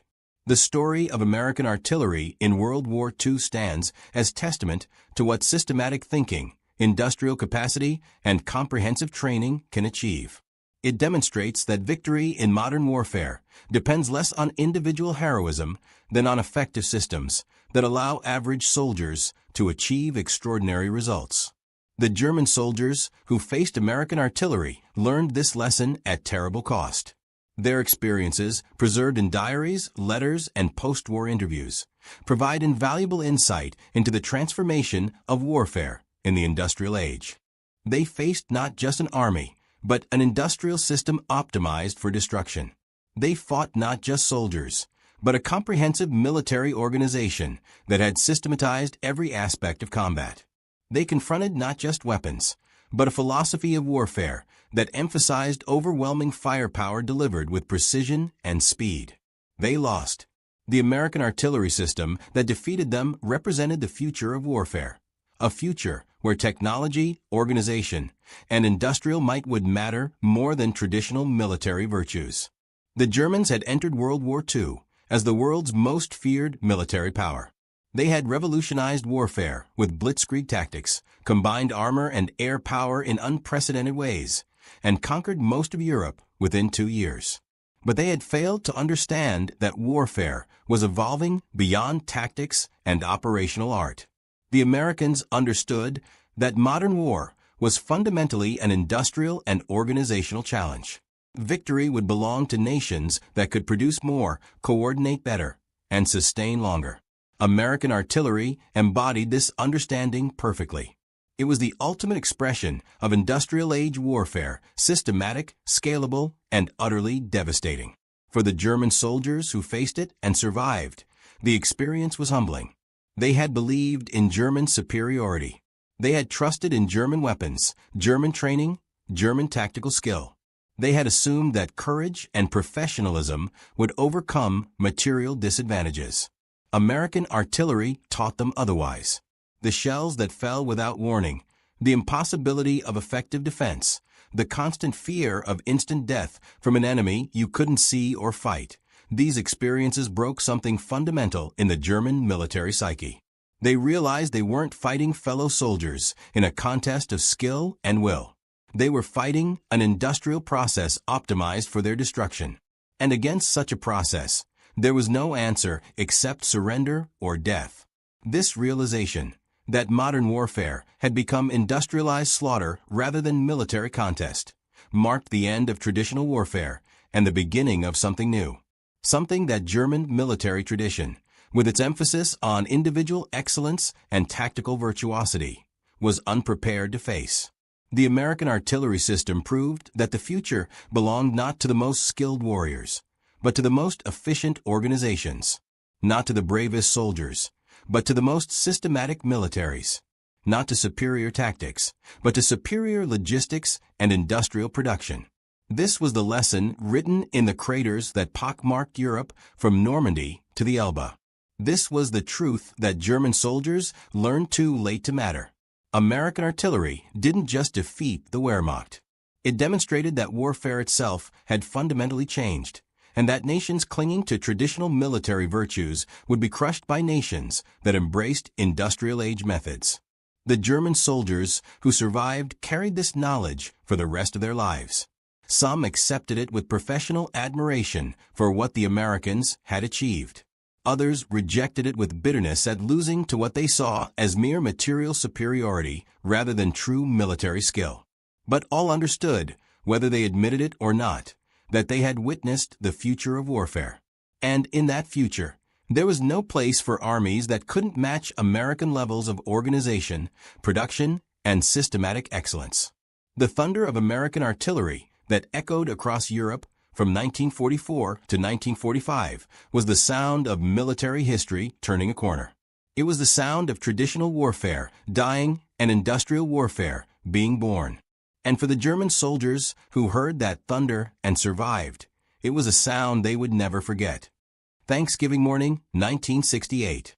Firebase Sierra sat shrouded in mist across the Central Highlands. Through the open bay of his UH-1 Huey, Specialist Robert Sohn tracked red tracer fire cutting through the fog. His M60 hung from bungee cords, barrel heat radiating against his legs. 2 months into his Vietnam tour at just 23, he'd already absorbed lessons the Army never taught stateside. At 1,500 feet over hostile territory, helicopters offered zero cover. No concealment. Just wind, an open door, and enemy gunners below with their weapons trained skyward. The numbers told a brutal story. More than 10% of all Vietnam casualties were helicopter crewmen. Out of 6,175 Americans killed in helicopter operations, 2,074 served as aircrew. Among them, door gunners suffered the highest death rate of any aviation role. They sat exposed in open doorways, wielding 30-pound machine guns, tasked with suppressing ground fire, while their aircraft hovered at flight's most vulnerable moment, the landing. What none understood during those early missions, they weren't just fighting an enemy. They fought physics, tactics, and a fundamental truth about rotary wing warfare that would take years to fully grasp. The door gunner position wasn't engineered for survival. It was engineered for effectiveness. In war's brutal arithmetic, effectiveness often demands sacrifice. Understanding why door gunners didn't survive Vietnam begins not in Southeast Asian jungles, but in the Bell UH-1 Iroquois design specifications. When the Army deployed Hueys to Vietnam in 1962, they arrived as utility aircraft, unarmored, lightly armed, built for medevac and transport during what planners assumed would be limited advisory operations. The original HU-1 designation meant helicopter utility. Crews shortened it to Huey. The name stuck. Early Hueys flew without dedicated door guns. Crews improvised. M1 carbines, M14S, M16S held out doorways by soldiers hoping to suppress ground fire. The dedicated door gunner concept emerged from necessity, not planning. As insertions into contested landing zones became routine, crews discovered they needed suppressive fire during flight's most vulnerable phase, those final 30 seconds of descent when the helicopter slowed, steadied, and hovered 3 feet above ground while troops dismounted. By 1963, the M67.62 mm machine gun became standard equipment on both Huey sides. Unloaded, the M60 weighed 24 pounds. With ammunition, door gunners managed over 200 pounds of weapon system. The gun could fire 700 rounds per minute. Practically, gunners fired controlled bursts, conserving ammunition while maintaining suppression. Initially mounted on pintles, swiveling posts allowing limited motion. As the war progressed, crews switched to bungee cords suspended from cabin ceilings. The cords supported the weapon's weight while granting gunners complete freedom of movement. This evolution seemed like improvement. More flexibility meant better coverage. Better coverage meant more effective suppression. But it meant something else too. It meant door gunners had to lean farther from the aircraft to engage targets. More exposure. More vulnerability. The very adaptation making them more effective also made them easier to kill. Warrant Officer John Masaki reached Vietnam in 1968. Assigned to a UH-1C gunship unit, he'd completed door gunner and crew chief school stateside, learning helicopter maintenance and M60 operation. Nothing in that training prepared him for reality. In a later interview, he described his first combat insertion. Noise made conversation impossible. Rotor blade vibration overhead, engine roar, wind screaming through the open cabin. Then the aircraft commander signaled. They descended toward the landing zone. Door gunners on each side opened fire. Masaki squeezed the trigger. The M60 roared. Spent casings and belt links ejected into a canvas bag attached to the gun, preventing them from being sucked into the rotor system or falling on troops below. He aimed at the tree line, watching his tracers, every fifth round glowing red, arcing toward the jungle. Firing before seeing the enemy. Firing to keep them suppressed. Firing because the moment you stop is the moment they have time to aim. Incoming fire sounded different from outgoing. Outgoing had rhythm, purpose. Incoming cracked past with random chaos. Masaki heard rounds snap past his head. Saw aluminum skin puncture. One round came up through the floor, missing him by inches. Later, he learned it had lodged in the Bible of the soldier beside him. The helicopter completed the insertion and climbed out. Masaki checked himself. Unwounded. But the mission wasn't over. They'd fly 12 more insertions that day. The concept of the hot LZ defined the door gunner experience. A hot landing zone meant the enemy actively engaged helicopters during landing. Artillery would prep the zone first, pounding the area with high explosives. Then gunships would make rocket runs, 2.75-inch rockets and minigun bursts. Finally, the slicks, troop-carrying Hueys, would come in. 8 to 10 helicopters in formation, carrying 60 to 80 soldiers total. Door gunners on the slicks would open fire during descent, suppressing remaining enemy positions. In theory, this preparation reduced risk. Practically, the NVA and Viet Cong learned to wait. They dug fighting positions with overhead cover. They positioned troops in concealed locations with clear fields of fire toward landing zones. They learned helicopter approach patterns. Most critically, They learned to concentrate fire on helicopters themselves rather than troops they carried. A downed helicopter meant a crashed aircraft, probably wounded crew, definitely a valuable prize to capture or destroy. It meant other helicopters would attempt rescue, creating more targets. Specialist Thomas Pena flew co-pilot on Chalk 2 during an insertion near the Cambodian border. Flight lead called the LZ clear. No enemy contact. Chalk 1 landed successfully. Chalk 2 began its approach. Then the tree line erupted. AK-47 fire, distinctively sharp cracks. RPG-7 rockets, recognizable by their whoosh and trailing smoke. Heavy machine gun fire, probably a 12.7 mm DSHK, what Americans called .51 caliber. The door gunner on Pena's aircraft returned fire immediately. The crew chief on the other side did the same. But an RPG streaked toward them. It missed by feet, exploding in trees beyond. Small arms fire tore through thin aluminum skin. The Huey had minimal armor. Pilots sat in armored seats, but only because lessons from previous casualties demanded it. Door gunners had no such protection. They wore flak vests designed to stop shrapnel, not rifle rounds. Some wore ceramic body armor plates, nicknamed chicken plates, 22 pounds of chest-shaped protection worn inside the flak jacket. But the plates only covered vital organs. Arms, legs, head, all remained exposed. Pena's helicopter took multiple hits. He heard the distinctive sound of rounds punching through aluminum, felt the shudder as hydraulic lines severed. The aircraft commander fought the controls as the Huey lost altitude. They crashed short of the landing zone. Pena survived with injuries. The door gunner did not. An AK-47 round had struck him in the head during descent. He was 19 years old, 3 months in country. The exposure factor defined door gunner mortality. Consider the physics. A helicopter in landing phase flies at 10 to 15 knots, roughly 12 to 17 miles per hour. It descends at 300 to 500 feet per minute.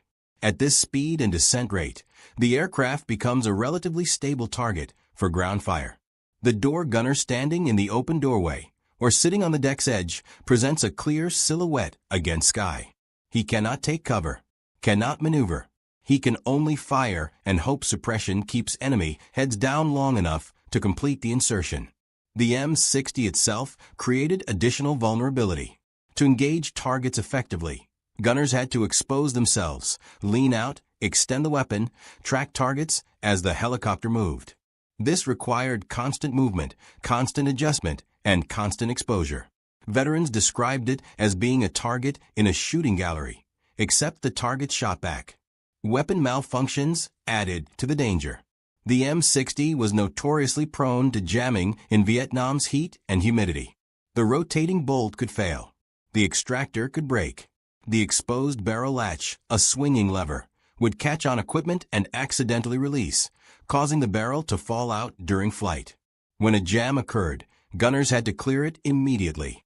This meant taking attention from the enemy, taking hands off the weapon, working the problem while hostile fire continued. Warrant Officer Ron Timberlake commanded Chalk 6 during the same operation where Pena crashed. Timberlake heard the radio call that Chalk 2 was down. He heard the flight leader abort remaining insertions. But Timberlake saw wounded Americans on the ground. He made a decision that would earn him the Silver Star. He brought Chalk 6 back into the landing zone. The approach was 90 degrees off the planned axis, directly facing enemy battalions firing from the tree line. Timberlake's door gunners opened fire during descent. M60s hammering, trying to suppress multiple enemy positions simultaneously. RPG rounds whooshed past the helicopter. Small arms fire punched through the aircraft. The gunners kept firing, kept exposing themselves, kept doing the job. Chalk 6 landed. 10 wounded Americans scrambled aboard. The North Vietnamese concentrated fire on the stationary helicopter. 30 seconds felt like 30 minutes.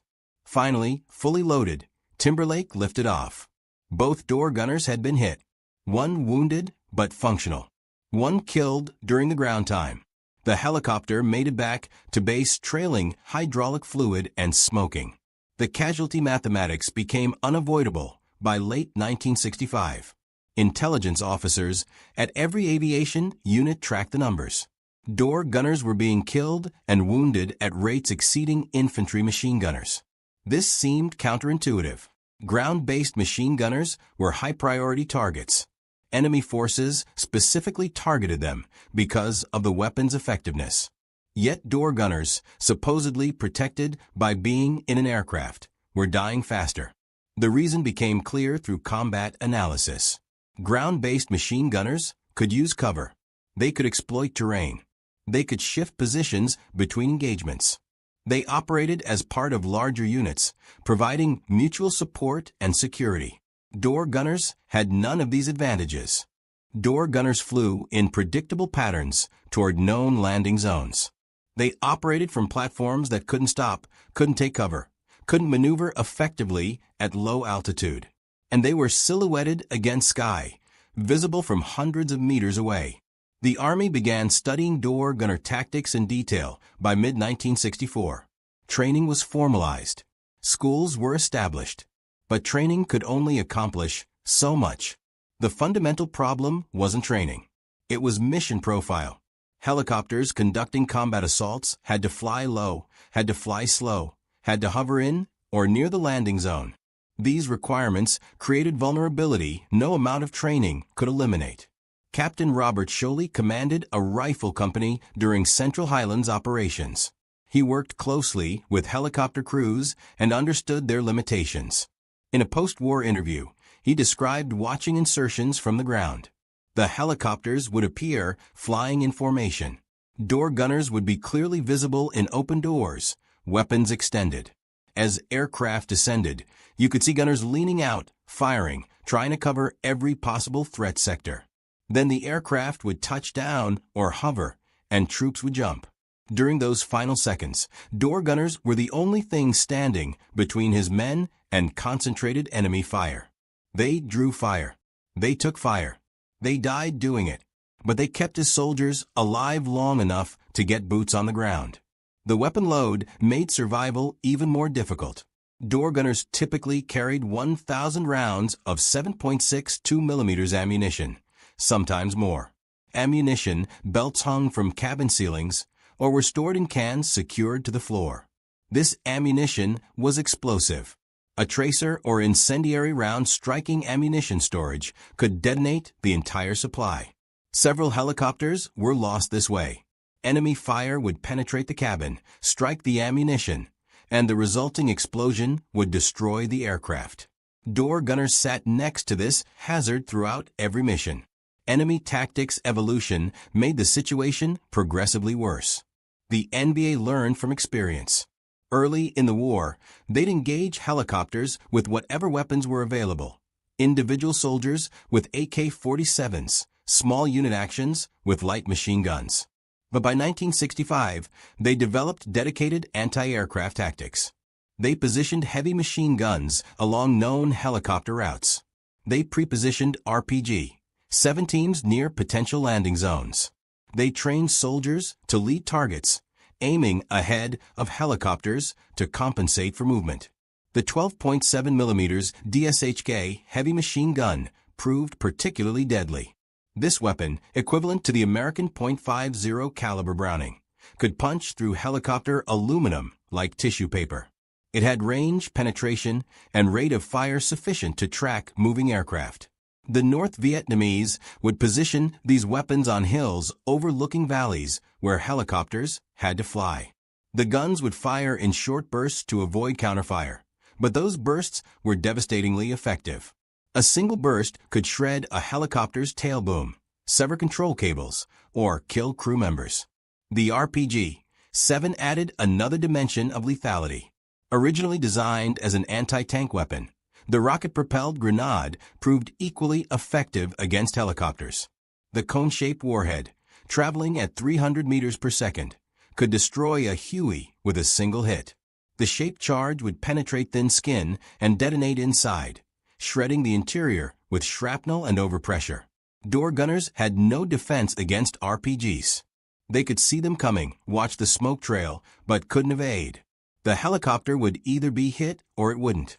Luck, not skill, determined survival. By 1966, over 11,800 helicopters of all types had served in Vietnam. Approximately 5,000 were destroyed, almost all by hostile fire. These numbers meant roughly 42% of all helicopters sent to Vietnam were shot down or damaged beyond repair. For crew members, this created statistical certainty. Fly enough missions, and you'd be shot down. The only question was whether you survived the crash and subsequent combat. Door Gunner Michael Holman flew with the 281st Assault Helicopter Company. He described a typical mission profile. 15 Hueys would fly into the A Shau Valley, a known hotspot near the Laotian border. They'd fly out with 6 or 7. The others would be shot down or so badly damaged they had to divert to other bases for emergency repairs. He once flew on a helicopter whose engine quit mid-flight. The pilot managed an emergency landing in what Holman described as the middle of nowhere. They waited for rescue, completely exposed, while friendly forces scrambled to reach them before the enemy did. The psychological impact of this constant danger created what medical personnel called combat stress reaction. Door gunners flew multiple missions daily, typically 4 to 6, sometimes more during major operations. Each mission meant 30 minutes to 2 hours of potential combat. Morning insertions, afternoon resupply, evening extractions. The cycle repeated daily for the one-year tour. There was no rear area for door gunners. Every flight could be their last. The close quarters of helicopter combat made casualties even more traumatic. In ground combat, soldiers often didn't see the moment a comrade was hit. In helicopters, the crew was confined to a space roughly 10 feet by 6 feet. When a door gunner was hit, everyone saw it, heard it, felt it. The crew chief, sitting across from the door gunner, watched him die. The pilots heard the impact. The soldiers being transported witnessed the horror. There was nowhere to look away, no way to process it before the next mission began. Crew chiefs had an additional burden. They were responsible for maintaining the aircraft and serving as door gunners.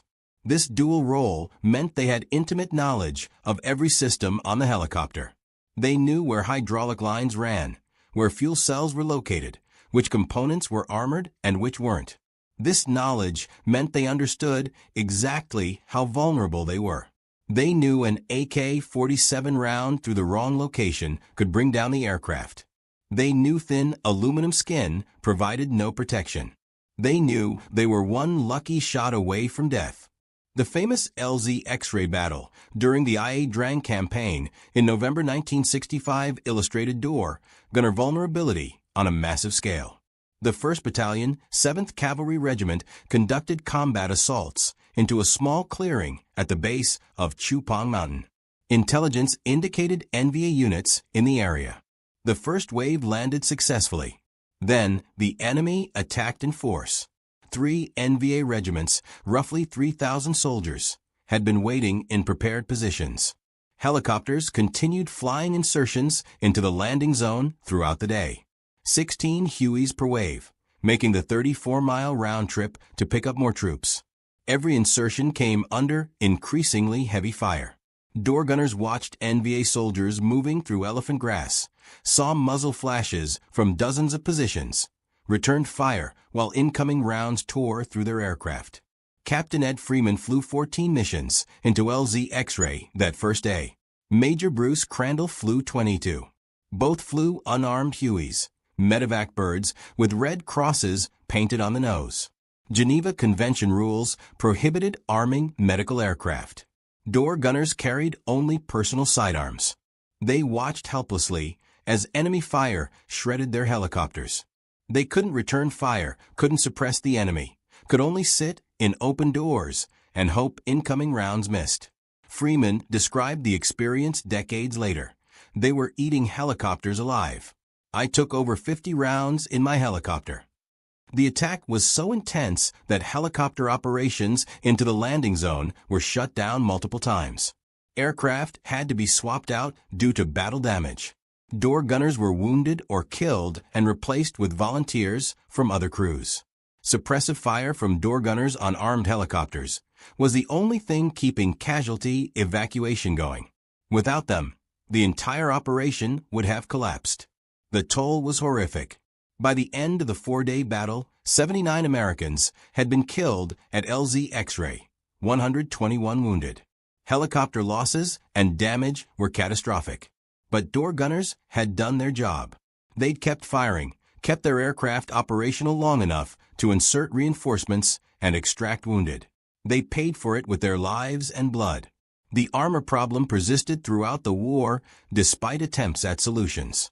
Engineers developed various armor kits for Hueys, ceramic plates that could be bolted to floors, additional armor for pilot seats, armored fuel cells that could survive small arms fire. But adding armor meant adding weight. Adding weight meant reducing payload. A Huey could carry 8 soldiers, or 6 soldiers plus armor. Commanders faced impossible choices: protection for crew or capacity for mission. Most units chose capacity. The mission came first. Door gunners understood this. They knew the priorities. Getting troops into the fight mattered more than protecting crew. Extracting wounded mattered more than crew safety. The mission always came first. So they flew without adequate protection. Flew knowing every flight could end with a bullet through the cabin. Flew anyway. The medical treatment statistics revealed something remarkable about helicopter warfare. Average time from wounding to hospitalization in Vietnam was less than 1 hour. In World War II and Korea, that time was measured in days. Helicopter medevac, dust-off missions, saved thousands of lives. Soldiers who would have died in previous wars survived because helicopters could reach them quickly. But helicopter crews paid for those lives. Dust-off operations were 3 times more hazardous than other helicopter missions. Crews flew into hot landing zones without gunship support, often without door gunners, just pilots, medics, and desperate hope they could get in and out before being destroyed. Major Charles Kelly commanded a dust-off unit. His radio call sign was Dust-Off 6-5. On July 1, 1964, Kelly received a call for emergency evacuation near Vinh Long. Troops were pinned down in heavy combat with the Viet Cong. Wounded needed immediate evacuation or they die. Kelly made the decision to fly into an active combat zone. His Huey took fire on approach. He completed the landing. Medics and the door gunner loaded wounded while enemy fire continued. Kelly lifted off. An enemy round struck him in the chest, killing him instantly. The helicopter crashed. The crew chief managed to radio for help before the Viet Cong overran the position. Kelly's last words before being hit: "When I have your wounded." The phrase became the medevac motto. It captured everything about door, gunner, and helicopter crew philosophy. When I have your wounded. The mission matters more than personal safety. The troops on the ground matter more than crew in the air. Kelly received the Distinguished Service Cross posthumously, the nation's second highest award for valor. His story exemplified door gunner courage. They flew into impossible situations knowing they probably wouldn't survive. Flew anyway because soldiers needed them. The technical vulnerabilities of the Huey compounded crew exposure. The UH-1 series had a large exposed main rotor system. The tail rotor was equally vulnerable. A single round through the tail rotor drive shaft meant loss of control. The engine, mounted directly above and behind pilots, was exposed to fire from below. Rounds coming up through cabin floors could strike the engine, transmission, or rotor head. Any one of these hits could be catastrophic. The most vulnerable area was called the chin bubble, the plexiglass section beneath pilots' feet, covering anti-torque pedals. This section provided visibility but no protection. Rounds coming up from the ground would pass through the chin bubble and strike pilots in legs, groin, or lower torso. Many pilots were killed this way. Door gunners, sitting farther back in the cabin, had slightly better protection from this angle of fire. But slightly better still meant minimal. The fuel system presented another critical vulnerability. The Huey carried fuel in cells located in the lower center section of the fuselage. Enemy fire striking these cells could cause leaks or, worse, ignition. Tracer rounds were particularly dangerous. The incendiary component could ignite fuel vapor, causing an explosion. Multiple helicopters were lost this way. The crew would have no warning, just a sudden fireball, and the aircraft tumbling from the sky. Door gunners learned to recognize signs of critical damage. Engine sound changing. The helicopter vibrating differently. Hydraulic fluid streaming from severed lines. When damage occurred, the crew had seconds to decide: continue the mission or abort. Most continued, completing the insertion, extracting the wounded, finishing what they started. Door gunners kept firing until the helicopter was on the ground or until they physically couldn't continue. The enemy learned to exploit helicopter vulnerabilities systematically. They studied American tactics, noted approach patterns, understood timing. They learned helicopters would circle before landing, always from the same direction. They learned door gunners fired in predictable arcs. They learned to wait until helicopters committed to approach, then open fire at the moment of maximum vulnerability. The most sophisticated tactic involved positioning multiple weapons for crossfire. Heavy machine guns would fire from one direction, forcing door gunners to concentrate suppression there. RPG teams would fire from a different angle, catching the helicopter during evasive maneuvers. Small arms fire from a third direction would target crew specifically. This triangulated fire was devastating. Door gunners couldn't suppress all threats simultaneously. Something always got through. By 1967, North Vietnamese anti-aircraft capabilities had evolved to include dedicated AAA, 23mm ZU-23 cannons, 37mm guns, even surface-to-air missiles in some areas. These weapons transformed helicopter operations from merely dangerous to nearly suicidal. The ZU-23 could track a helicopter and fire explosive shells that detonated on proximity. A single hit anywhere on the helicopter could destroy it. Door gunners had no defense.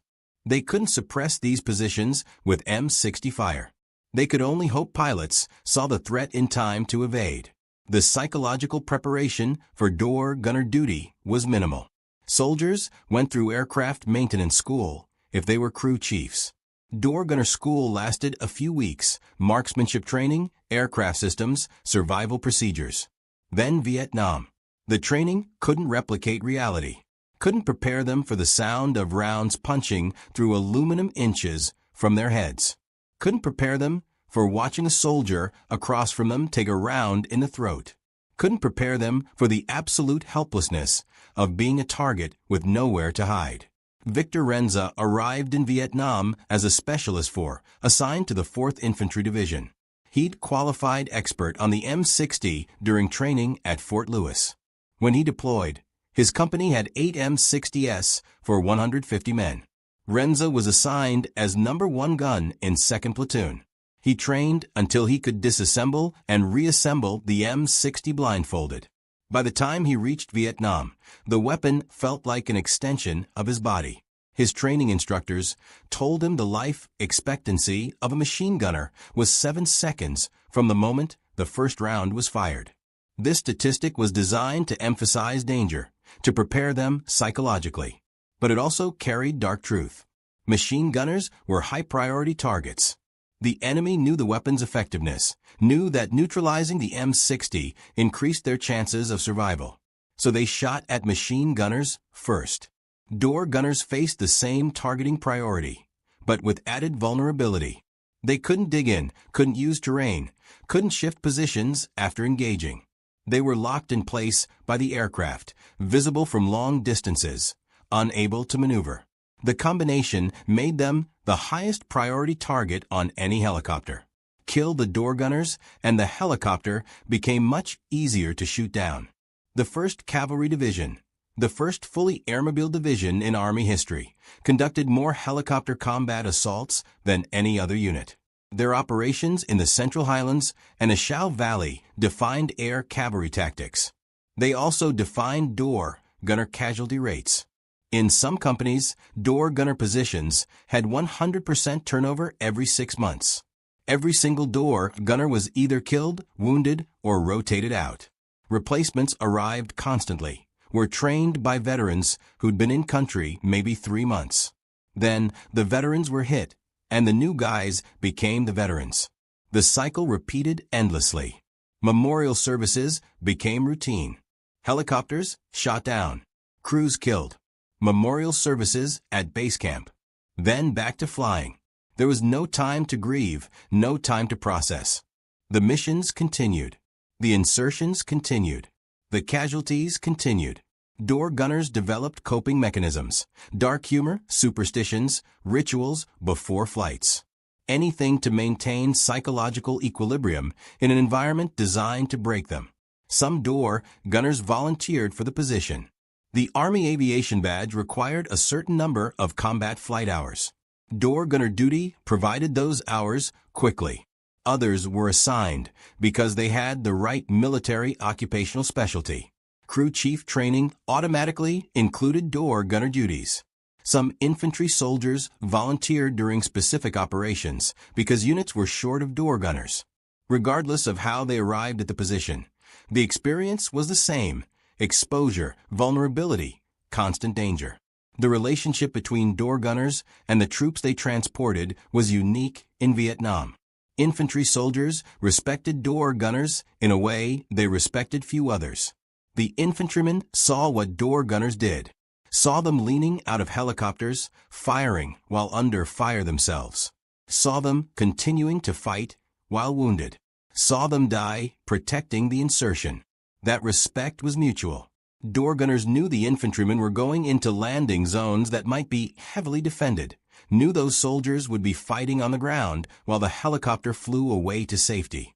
The shared danger created bonds that transcended normal military relationships.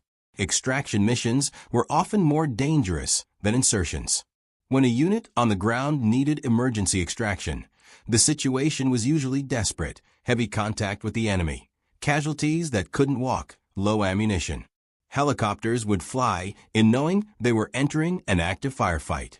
Door gunners would suppress enemy positions that might be meters from the landing zone. The crew chief would help load wounded while under fire. Pilots would hover with bullets tearing through the aircraft, then lift off, struggling to gain altitude with overloaded weight and possibly damaged systems. Warrant Officer Larry Taylor flew an AH-1 Cobra attack helicopter in Vietnam. On June 18, 1968, he was covering an extraction mission near AP Go Song. A four-man patrol team was surrounded and nearly out of ammunition. The Huey attempting extraction took heavy fire and had to abort. Taylor saw the situation deteriorating. He made multiple rocket and gun runs, expending all ammunition, trying to suppress the enemy. When he ran out of ammunition, he did something unprecedented. He landed his Cobra, a two-seat attack helicopter not designed for passengers, in a tiny clearing. The four patrol members climbed onto the rocket pods and skids. Taylor took off with them hanging on and flew them to safety. He received the Medal of Honor for this action in 2023, 55 years after the mission. The story illustrated the lengths helicopter crews would go to save lives. It also illustrated the impossible situations door gunners faced regularly. Taylor could take risks in a Cobra because it was designed for combat, heavily armed, with better armor. Door gunners flew in Hueys with minimal protection. They couldn't make multiple passes, couldn't orbit the battlefield. They had one chance to land, complete the mission, and escape. During that window, they were completely exposed. Aviation safety investigations conducted after helicopter losses revealed patterns in door gunner casualties. Most were killed by small arms fired to the upper body or head. Ceramic body armor protected the torso, but not the neck, shoulders, or head. Helmets provided protection against shrapnel, but not direct hits from rifle rounds. The M60, mounted at chest height, meant the gunner's upper body was maximally exposed while engaging targets. Investigation reports noted that door gunners often died while still firing. Their bodies would be found with the M60 in position, ammunition belts partially expended, positions indicating they were engaging targets at the moment of death. They died doing their job. This pattern was so common, it became an expected finding in crash investigation reports. Door gunner killed in action while providing fire support. Unit citations told the story in dry military language, but beneath the words were human experiences. Specialist John Smith, killed in action while engaging enemy positions during combat assault. Specialist David Johnson, wounded in action, continuing to provide suppressive fire until evacuation completed. Warrant Officer Michael Williams remained at his position despite severe wounds to ensure extraction of ground forces. The citations accumulated. The names accumulated. The casualties accumulated. By 1968, the entire door gunner program was under review. Casualty rates were unsustainable. Units couldn't maintain qualified personnel. Training pipelines couldn't produce replacements fast enough. Aviation commanders proposed solutions: better armor, better weapons, better tactics. Some improvements were implemented. The M60E1 variant had modifications that made it more reliable. Helicopter designs improved with the introduction of the Cobra gunship, which could provide heavy fire support while keeping crews more protected. The UH-1H model had a more powerful engine, allowing it to carry armor and still maintain payload capacity. But the fundamental problem remained unsolvable. Combat assaults required helicopters to fly into contested areas, required them to slow down and hover, required door gunners to provide suppressive fire. These requirements created vulnerability that couldn't be eliminated. Better armor helped. Better tactics helped. But nothing could change the basic equation. Door gunners had to expose themselves to do their job. Exposure meant casualties. The statistics validated the concern. Over the entire war, approximately 2,074 non-pilot helicopter crewmen were killed. The helicopter fleet logged over 10 million flight hours. This meant roughly 0.27 deaths per 1,000 flight hours. For comparison, infantry casualties in heavy combat zones averaged 0.4 per 1,000 patrol hours. But infantry soldiers could take cover, use terrain, break contact. Door gunners could do none of these. They were locked into a flying target, doing 100 knots at 1,500 feet, with nowhere to hide. The veterans who survived carried the experiences for life. John Masaki, the door gunner who arrived in 1968, completed his year-long tour. He flew countless missions, was shot at on most of them, saw aircraft shot down, saw crew members killed. When he returned to civilian life, he had no marketable skills. Being a door gunner didn't translate to civilian employment. He considered re-enlisting, becoming a pilot, but decided against returning to Vietnam. The experience had changed him. He carried it for decades. Reunions of helicopter crews decades after the war revealed the lasting impact. Survivors would gather and talk about specific missions, specific landing zones, specific moments when they should have died but somehow survived. They would honor the ones who didn't come home. The door gunners killed in action. The crew chiefs who died at their positions. The pilots shot down attempting impossible rescues. These reunions weren't celebrations. They were memorials. Acknowledgments of sacrifice that most Americans never understood. The Vietnam Helicopter Pilots Association maintains detailed records of all helicopter operations in Vietnam. Their database includes 7,013 Hueys that survived the war out of over 11,000 deployed, 42% destroyed. The database lists 6,175 total deaths in helicopter operations, 2,202 pilots, 2,074 aircrew, 1,869 passengers. The aircrew category includes door gunners, crew chiefs, and other non-pilot positions. Door gunners were the majority. These numbers exist in military archives and historical databases, but they represent individual humans. 19-year-olds who graduated high school and were drafted. 22-year-olds who volunteered because they wanted to fly. 25-year-olds on their second tour because they felt obligated to serve. Each number was a person with family, dreams, a future that ended in a landing zone in Vietnam. The door gunner position remained throughout the war despite the casualties. The mission required it. Combat assaults required suppressive fire. Extractions required covering fire.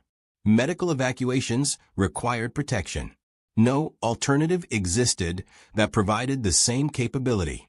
So young Americans continued to volunteer or be assigned, continued to climb into Hueys, continued to sit in open doors with M60 machine guns, continued to fly into hot landing zones, continued to die doing it. The tactical evolution by 1969 included hunter-killer teams. Light observation helicopters would fly low, draw fire, locate enemy positions. Attack helicopters would orbit high, waiting. When the enemy revealed themselves by shooting at the scout, the attack helicopter would strike. This tactic reduced door gunner casualties on observation helicopters because scouts flew with minimal crew. But slicks, the transport Hueys, still needed door gunners. The infantry still needed transport. The wounded still needed evacuation. The fundamental mission remained unchanged. Gradual American withdrawal from Vietnam reduced helicopter operations after 1969. Fewer troops meant fewer combat assaults. Vietnamization. The transition of combat operations to South Vietnamese forces meant American aviation units flew fewer missions. But missions continued until 1973. American door gunners continued to fly and die, protecting operations that were increasingly viewed as pointless by the American public. The last American helicopter to leave Vietnam was a Huey. The iconic image of people climbing a ladder to a rooftop to board an evacuation helicopter was actually an Air America civilian Huey, not a military aircraft.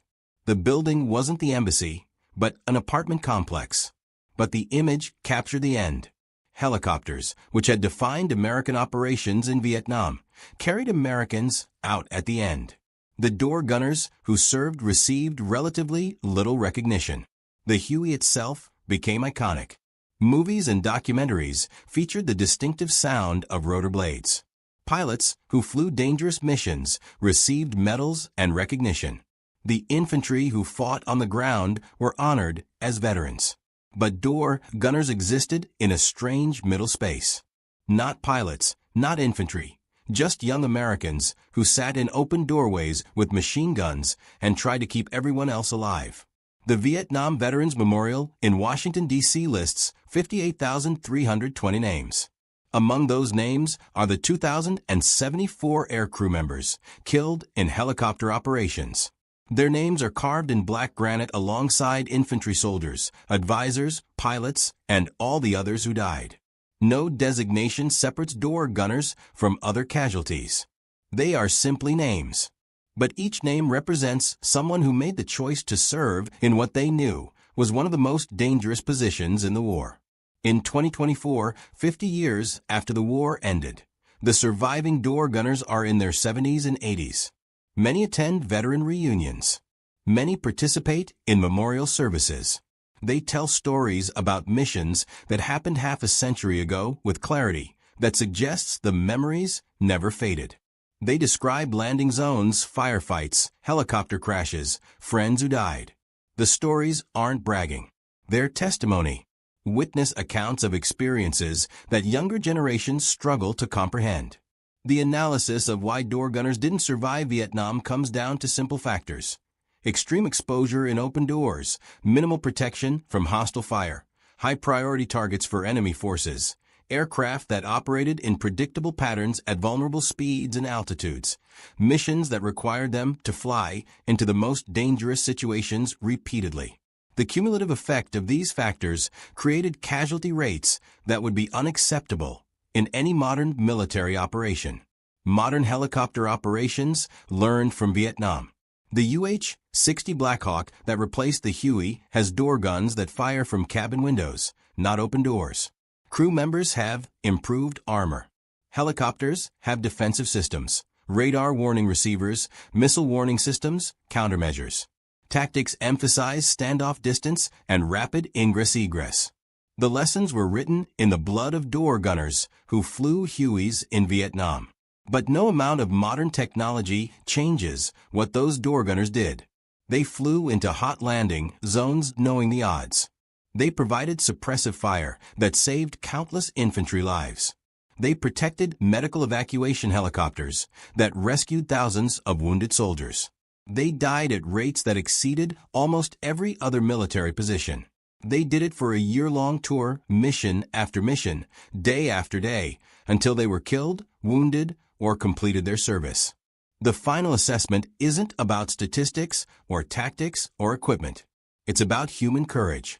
Door gunners understood the danger. Every veteran interviewed described knowing the position was extremely hazardous. But they did it anyway. They did it because soldiers on the ground needed them, because wounded men needed evacuation, because the mission required it. That understanding, that willingness to serve despite knowing the likely outcome, that defines their service. The door gunners who didn't survive Vietnam left families behind. Mothers and fathers who received telegrams. Wives who became widows. Children who grew up without fathers. Brothers and sisters who mourned siblings. The casualties extended beyond the individual killed in action. Every death created ripples that spread through communities, families, generations. The cost wasn't just 2,074 names on a memorial. It was the cumulative impact on everyone connected to those individuals. The survivors carry guilt. Survivor's guilt is well documented among combat veterans. Why did I survive when others died? What made me special? Door gunners who completed their tours describe watching friends die, watching helicopters crash, watching young men bleed out in the cabin during extraction flights. They survived through what they describe as luck, being in the right place, the enemy shooting at someone else, pure chance. That randomness makes survival harder to process. In the end, the story of Vietnam door gunners isn't about statistics or casualty rates or tactical analysis. It's about Americans who served when called, who flew dangerous missions because someone had to, who died protecting others in one of war's most exposed positions.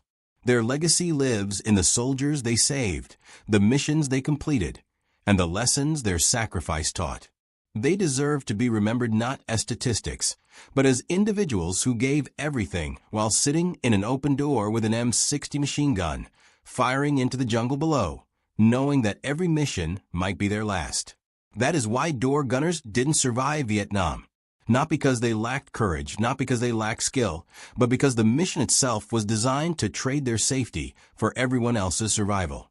They understood that trade. They accepted it. They paid the price. And history owes them recognition for a sacrifice that too few Americans understand or appreciate. Darkness enveloped Vela Gulf on the night of August 6, 1943.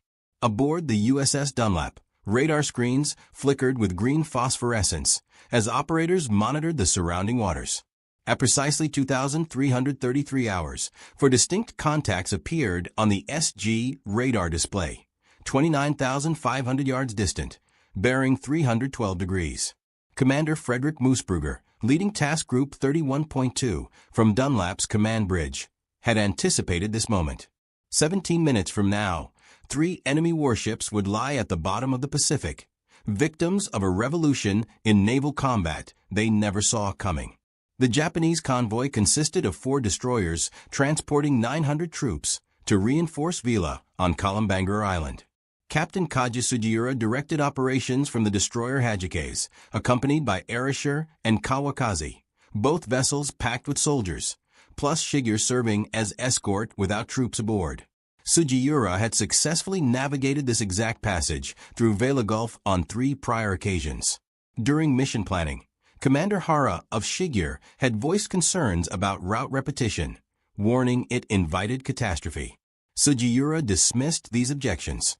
The Tokyo Express resupply missions had operated successfully for months, and Japanese commanders maintained confidence in their legendary night fighting prowess. Moosbrugger commanded 6 American destroyers organized into 2 divisions. Division A1 comprised Dunlap, Craven, and Maury, each carrying complete torpedo complements. Division A2 included Lang, Starrett, and Stack, vessels with reduced torpedo capacity but enhanced anti-aircraft armament. Every ship mounted SG surface search radar systems. This marked a historic moment. For the first time in the Pacific theater, American destroyers would engage independently, without cruiser support. The decision represented a fundamental transformation in naval strategy. American forces had suffered devastating losses in nearly every nocturnal surface engagement throughout the Solomons campaign from August 1942 through July 1943. The catastrophic defeat at Savo Island on August 9, 1942, exemplified these failures. 4 Allied cruisers went down in just 37 minutes. USS Storia lost 219 crewmen. USS Quincy counted 370 dead. USS Vincennes suffered 322 casualties. HMAS Canberra added 84 Australian sailors to the toll. Japanese forces achieved total surprise despite American vessels carrying SC air search radar. The radar returns proved confusing amid the surrounding landmasses. Guadalcanal, Savo Island, and Florida Island created a labyrinth of echoes on the scopes. SC radar operated at 1.5-meter wavelength, capable of detecting large vessels at 20,000 yards, yet resolution remained inadequate. Near islands, operators couldn't differentiate between ships and terrain. Everything appeared as indistinct blips on the display. Visual confirmation became mandatory before opening fire. By the time American lookouts spotted Japanese vessels, torpedoes were already streaking through the water. This pattern repeated through multiple battles. Cape Esperance in October 1942, First Guadalcanal in November 1942, Tassafaronga in November 1942, Kolombangara in July 1943. American ships possessed radar technology, but radar alone couldn't secure victories. The equipment existed. The tactical doctrine to exploit it effectively did not. The SG radar transformed everything. Developed in 1941 by MIT's Radiation Laboratory utilizing British cavity magnetron technology, the SG operated at 10-centimeter wavelength, microwave frequency. This shorter wavelength delivered dramatically superior resolution compared to SC radar. The SG could distinguish ships from islands. It presented contacts on a planned position indicator, a circular scope displaying range and bearing simultaneously. Operators could monitor multiple targets while their vessel maneuvered. USS Augusta received the first operational SG radar installation in April 1942. Production accelerated gradually. By August 1943, most American destroyers in the South Pacific had SG systems installed, though possessing radar and using it effectively remained separate challenges. American naval doctrine in early 1943 still prioritized cruiser-led formations for night engagements. Destroyers functioned as escorts while cruisers provided firepower. Visual targeting determined firing decisions. Radar offered warning, but the ultimate engagement decision required visual enemy confirmation. Japanese forces exploited this hesitation repeatedly. Their lookouts trained extensively for night operations, spotting ships at ranges where American lookouts saw nothing. Japanese torpedoes possessed twice the range of American weapons. The Type 93 Long Lance could reach 40,000 yards, while American Mark 15 torpedoes managed only 15,000 yards. Japanese forces could fire first, withdraw before American response, and escape into darkness. Commodore Arleigh Burke had analyzed these defeats and formulated new destroyer tactics. Burke commanded Destroyer Squadron 23, known as the Little Beavers. He emphasized aggressive radar employment for offensive operations. Use radar to detect enemies first, close to torpedo range undetected. Launch torpedoes silently. Use radar to guide attacks, and only open gunfire after torpedoes were running toward targets. Burke's concepts challenged conventional naval doctrine, and many senior officers resisted. They lacked sufficient confidence in radar to base attacks solely on electronic contacts. Yet Burke's results spoke for themselves. His destroyer squadron achieved multiple victories using radar-guided tactics. Rear Admiral Theodore Wilkinson, commanding amphibious forces in the South Pacific, recognized the effectiveness of Burke's approach. When intelligence revealed another Tokyo Express run scheduled for August 6 to Vila, Wilkinson assigned the intercept mission to a pure destroyer force, no cruisers involved. Moosbrugger would command the operation. Moosbrugger had served under Burke and thoroughly understood the innovative tactics. More significantly, Wilkinson granted Moosbrugger authority to disregard standard tactical recommendations. Wilkinson's staff advised Moosbrugger to avoid torpedo attacks and depend on long-range gunfire instead. Moosbrugger expressed confidence in his destroyer's ability to employ their primary weapon, torpedoes guided by radar. On the morning of August 6th, Moosbrugger's task group departed Purvis Bay near Guadalcanal. The 6 destroyers sailed independently. No cruisers, no battleships, just destroyers equipped with radar and torpedoes. Moosbrugger convened a conference with all 6 destroyer captains before departure, reviewing the battle plan thoroughly. Division A1 would locate enemies with radar and execute a silent torpedo attack. Division A2 would position to cross the Japanese line and deliver gunfire support after torpedo impacts. Radio silence except for essential tactical communications. No searchlights, no gun flashes until torpedoes were running. Use islands as background to screen American movements. Trust the radar. Lieutenant Commander Clifton Iverson commanded Dunlap. Lieutenant Commander Frank Gould commanded Sterrett. Both would later receive Navy Crosses for their actions that night. The planning conference emphasized that success depended on flawless radar operation and precise execution.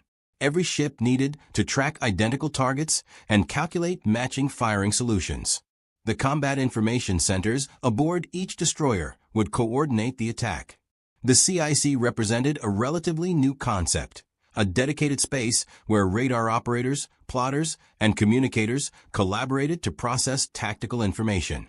Most destroyers in 1943 had CICs that were cramped afterthoughts, spaces carved from existing compartments during refits, but they functioned effectively. That evening, the task group entered Vela Gulf from Kula Gulf to the south. The night was dark, overcast skies, no moon, visibility under 1,000 yards. Perfect conditions for radar, terrible conditions for visual lookouts. Moosbrugger's force formed 2 columns 500 yards apart, Division A1 to port, Division A2 to starboard. At 2,300 hours, both divisions turned north and accelerated to 25 knots. The SG radars aboard all 6 ships swept continuously. Kolombangara Island displayed clearly on the scopes to the east, Vela La Vela Island to the west. The gulf between them appeared empty. At 23:33, Dunlap's SG radar detected 4 contacts bearing 312 degrees, range 29,500 yards, almost due north. Craven confirmed the contact seconds later, then Maury. The Japanese destroyers appeared exactly where intelligence predicted, for ships in column formation heading south at approximately 30 knots, closing range. Moosbrugger ordered Division A1 to prepare for torpedo attack. Division A2 began maneuvering to cross the Japanese formation. All ships maintained radio silence. The CICs tracked targets continuously. Range decreased, 27,000 yards, 25,000, 20,000. The Japanese showed no indication of detecting American ships. Their radar, if operational, wasn't detecting Moosbrugger's destroyers. Kolombangara Island's mountainous bulk might be screening the American formation, or Japanese radar was simply inferior to American SG systems. At 15,000 yards, Moosbrugger ordered his division to close to torpedo range. The 3 destroyers accelerated to 30 knots. The target solution updated continuously. Enemy speed 30 knots, course 180 degrees, range decreasing, 10,000 yards, 9,000, 8,000. At 23:41, range reached 7,500 yards. Moosbrugger ordered torpedo launch. Dunlap fired 8 Mark 15 torpedoes. Craven fired 8. Maury fired 8. 24 torpedoes entered the water in 63 seconds. All 3 destroyers immediately turned hard to starboard and increased to flank speed, using Kolombangara Island's dark coastline as a screen while withdrawing at maximum speed. The torpedoes ran toward the Japanese formation at 46 knots. Estimated time to impact, approximately 4 minutes. Division A2 had positioned to starboard of the Japanese formation. Lang, Sterrett, and Stack held fire, waiting. The torpedo tracks remained invisible to everyone except the CIC plotters, who calculated impact times based on launch data. At 23:46, the torpedoes struck home. Multiple explosions erupted across the Japanese formation. Hajike's, Erasure, and Kawakaze were hit simultaneously. Fires erupted across all three destroyers, followed by secondary explosions as magazines detonated. Division A2 immediately opened fire, concentrating 5-inch guns from 3 destroyers on the burning Japanese ships. Muzzle flashes illuminated the Gulf. Now the Japanese could finally see their attackers, but the moment had passed. Kawakaze had taken a magazine hit. She rolled over and disappeared beneath the waves within minutes. Hajike's and Erasure burned fiercely, dead in the water. Shigure, the 4th Japanese destroyer, had escaped the torpedo barrage. Commander Hara witnessed his 3 companions explode. He saw no American ships until Division A2 opened fire. The gun flashes revealed American positions, but Hara's lookouts had detected nothing before that moment. Hara fired 8 torpedoes toward the American destroyers. All missed. He ordered full speed and withdrew to the northwest. Moosbrugger's 6 destroyers reformed and swept the area. By midnight, Hajike's and Erasure had both sunk. Shigure had escaped, fleeing north. The engagement from initial radar contact to final sinkings had lasted 26 minutes. American casualties. 1 sailor suffered a crushed hand in a non-combat accident during the battle. No American ships were hit. No American ships sustained damage. 3 Japanese destroyers sunk. 685 Japanese soldiers lost, most by drowning. 525 Japanese sailors killed. Total Japanese casualties, approximately 1,210 men. This lopsided victory was unprecedented. American destroyers had never achieved such complete success in a night engagement. Moosbrugger's after-action report emphasized SG radar's role. He wrote that the new SG radar made the operation success possible, noting that radar allowed the American force to track the enemy from extreme range, position for optimal attack, and launch torpedoes before the Japanese realized they were present. The report also praised the combat information centers aboard each destroyer for processing radar data and coordinating the attack. However, Moosbrugger couldn't fully explain why the Japanese hadn't detected his ships. Surely Japanese radar should have provided some warning. What nobody on the American side knew, none of the 4 Japanese destroyers at Vela Gulf carried operational radar. Japanese destroyer radar in 1943 remained primitive. Most Japanese destroyers lacked radar installations entirely. Those that did carried Type 22 surface search sets operating at 10 centimeters like American SG radar, but with far less capable displays and processing. More critically, Japanese doctrine didn't emphasize radar use. Even when radar detected contacts, Japanese commanders waited for visual confirmation before acting. Japanese training emphasized superior night optics. Their lookouts genuinely exceeded American lookouts at visual detection. But lookouts cannot see through darkness at 30,000 yards. Radar could. Commander Hara filed his after-action report upon returning to Rabaul. He described the engagement as an ambush by unknown forces, reporting that his destroyers came under torpedo attack without warning. His lookouts saw nothing until American ships opened gunfire. Hara speculated that submarines might have been involved, or aircraft, or possibly coastal defense installations on Kolombangara. The possibility that 6 American destroyers had used radar to track his force from beyond visual range, calculate a perfect firing solution, and launch torpedoes silently didn't appear in his report. The concept existed outside the framework of how Japanese commanders understood night surface combat. Japanese naval intelligence analyzed reports from Vela Gulf and other recent engagements. A pattern emerged. American forces were achieving surprise more frequently, American torpedo attacks were more accurate, and Japanese lookouts reported that American ships seemed to know Japanese positions before visual contact. The logical conclusion was that American radar had improved dramatically. Japanese intelligence had examined captured American radar equipment and knew Americans possessed microwave radar similar to Japanese systems. If both sides had comparable technology, why were Americans suddenly winning? What Japanese intelligence failed to understand was doctrine. Technology alone didn't determine outcomes. How the technology was used mattered more. Japanese commanders used radar as a supplement to visual lookouts. Americans were learning to use radar as the primary detection and targeting system, with visual confirmation secondary. This doctrinal shift, more than any technical advantage, explained American success. Within days of Vela Gulf, Moose Brugger's tactics spread through the Pacific Fleet. Rear Admiral Wilkinson distributed the action report to every destroyer squadron commander. The message was clear: SG radar worked, radar-guided torpedo attacks worked, and independent destroyer operations worked. Other commanders began implementing similar tactics. On August 17, 1943, destroyers using radar-guided attacks sank 2 more Japanese destroyers near Bougainville. On September 6, another engagement resulted in 3 Japanese destroyers sunk with 0 American losses. The pattern continued. American destroyers with SG radar were winning night battles decisively. The kill ratio reversed completely.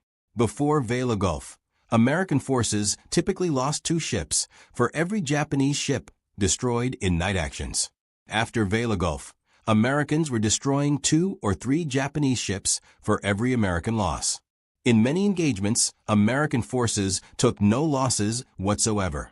Japanese Naval Command recognized the shift. By late September 1943, Japanese doctrine changed.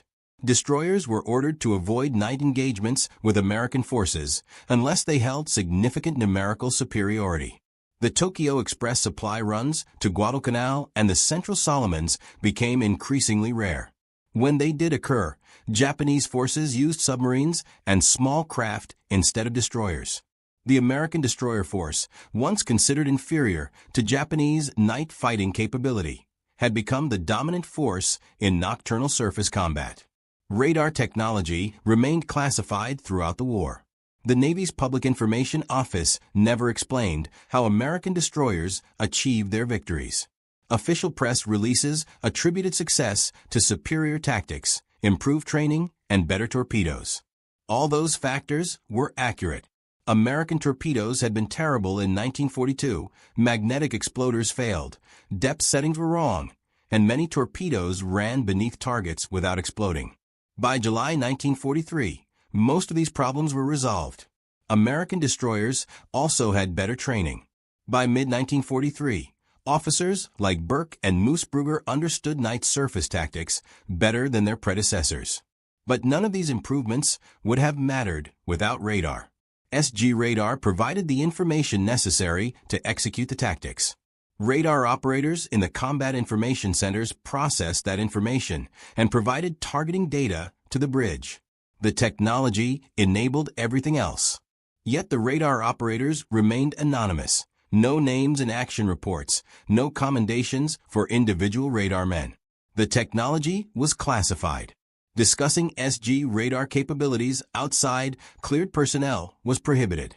Even after the war, when radar became common knowledge, the specific contributions of individual operators weren't documented. Official histories credited commanders. Moose Brugger received the Navy Cross for Vela Gulf. Iverson and Gould received Navy Crosses. The captains and admirals got recognition. The enlisted men who operated the radar equipment that made the victory possible got nothing. Moose Brugger himself recognized this imbalance. After the war, when he became a rear admiral and later a vice admiral, he made a point of telling junior officers about the importance of enlisted technical specialists. He told them that mechanics, radar men, and technicians often understood their equipment better than officers did. He emphasized that good commanders listened to their enlisted experts. Moose Brugger specifically mentioned Vela Gulf in these talks. He said the victory was possible because radar operators performed their jobs perfectly under intense pressure. He said combat information center crews processed information faster than anyone thought possible. He said torpedo crews executed flawless launches based on radar data they had never used operationally before. But he couldn't name individuals. The men who actually operated the equipment, who maintained it, who made it work when it mattered most, remained anonymous. Moosbrugger continued in destroyer command through 1944. He led Destroyer Division 12 through the Philippines campaign. His destroyers participated in the Battle of Leyte Gulf in October 1944, the largest naval battle in history. American forces at Leyte used the same radar-guided tactics Moosbrugger had pioneered at Vela Gulf. The results were devastating for the Japanese. American destroyers sank multiple Japanese cruisers and destroyers in night actions. The Imperial Japanese Navy lost effective control of the Philippines. By early 1945, Japanese surface forces avoided night engagements entirely. American destroyer forces dominated the night. After the war, Moosbrugger was promoted steadily. Commodore in 1945, captain commanding positions through the late 1940s, Rear Admiral in 1951. He commanded Military Sea Transportation Service, Pacific, from 1952 to 1955, a critical logistics role during the Korean War. He retired as a Vice Admiral in 1956 and died on October 1, 1974, at age 73. USS Moosbrugger, a Spruance-class destroyer, was commissioned in 1978 and named in his honor. Commander Hara survived the war. Shiger, the destroyer he commanded at Vela Gulf, survived until January 1945 when she was sunk by the submarine USS Blackfin in the Gulf of Siam. Hara transferred to other commands and witnessed the steady decline of Japanese naval power. After the war, Hara wrote a memoir titled Japanese Destroyer Captain, published in 1958. In it, he described Vela Gulf as a perfect American victory. Hara acknowledged that American radar superiority had been decisive. He noted that Japanese forces had no counter to radar-guided attacks. Hara specifically mentioned that Japanese lookouts, despite their superior training, couldn't compete with electronic detection. He died in 1980. Captain Kaju Sugiura, who commanded the Japanese force at Vela Gulf, survived Hajake's sinking. He was rescued and returned to Rabaul, emaciated and in disgrace. He was later appointed captain of the heavy cruiser Haguro. He was killed when Haguro was sunk by British destroyers off Malaya in May 1945. The Royal Navy destroyers used radar to track Haguro in darkness and launch torpedoes from beyond visual range. The same tactics that destroyed Sugiura's destroyers at Vela Gulf destroyed his cruiser 22 months later. The SG radar remained in service aboard American destroyers through the war's end. Approximately 1,000 SG units were produced during the war years. The system proved reliable under combat conditions. Operators learned to trust the displays. Commanders learned to base tactical decisions on radar information. By 1945, American naval doctrine had completely incorporated radar as the primary detection and targeting system for surface combat. Visual lookouts remained important, but they were secondary to electronic detection. After the war, radar technology advanced rapidly. The SG radar became obsolete by the 1950s. Newer systems with better resolution, longer range, and more sophisticated displays replaced it. The SG systems were removed from ships and either scrapped or sent to training facilities. Few examples survived. The National Museum of the United States Navy has some SG components in storage, but no complete system is on public display. The combat information centers, where radar operators worked, were torn out during ship modernizations or destroyed when ships were scrapped. USS Dunlap, Moosbrugger's flagship at Vela Gulf, survived the war. She participated in operations through 1945, including Iwo Jima and Okinawa.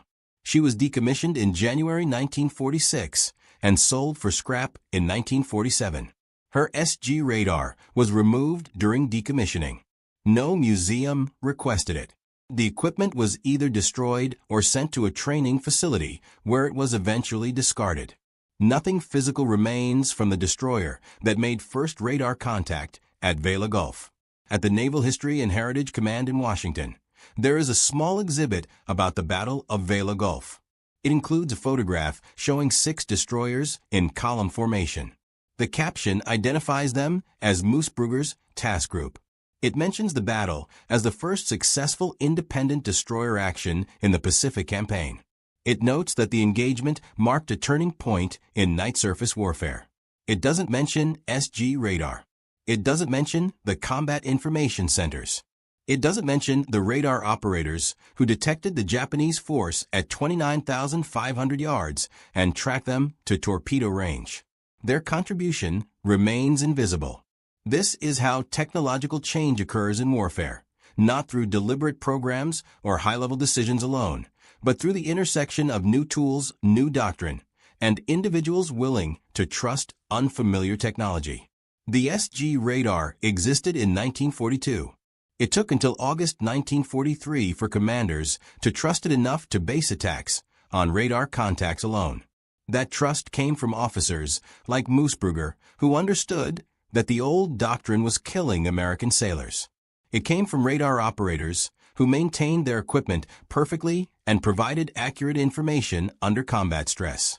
It came from enlisted men whose names were never recorded, but whose work changed the course of the Pacific War. The Battle of Vela Gulf demonstrated that radar-guided night attacks could achieve decisive results with minimal American casualties. That lesson spread rapidly. Within months, every American destroyer commander in the Pacific understood the new tactics. Within a year, Japanese surface forces had effectively ceded control of the night to American radar-equipped ships. The technological advantage that Japanese forces had held since 1941 disappeared. The innovation didn't come from a laboratory or a planning conference. It came from putting the right technology in the hands of skilled operators and trusting them to use it. The unnamed radar men who stared at green screens in darkened combat information centers, tracking contacts through the night, made this victory possible. Their story deserves to be remembered alongside the commanders who received medals and the ships that bore famous names. Technology alone never wins wars. People win wars. People who understand how to use technology. People who maintain it. People who trust it when their lives depend on it. The Battle of Vela Gulf proved that lesson in the most dramatic way possible. On a dark night in August 1943, 6 American destroyers used electronic eyes to see what human eyes could not, and in doing so, changed naval warfare forever. Each story from the Second World War matters. Each one deserves to be told and remembered, not just the famous battles and celebrated heroes, but also the technical specialists, the radar operators, the anonymous sailors who made victory possible through their skill and dedication. June 4, 1942. Eastern Island, Midway Atoll. 7:10 a.m. Albert Ernest climbed into his Grumman TBF Avenger knowing the odds. 25 years old. Richmond, Virginia. 6 missions under his belt, not one successful torpedo drop. The Japanese fleet sat 180 miles northwest, 4 carriers, battleships, the whole striking arm of their navy. Ernest's job? Fly straight at them with a weapon that failed 7 times out of 10. Behind him, Harry Fryer checked his .50 caliber. 17.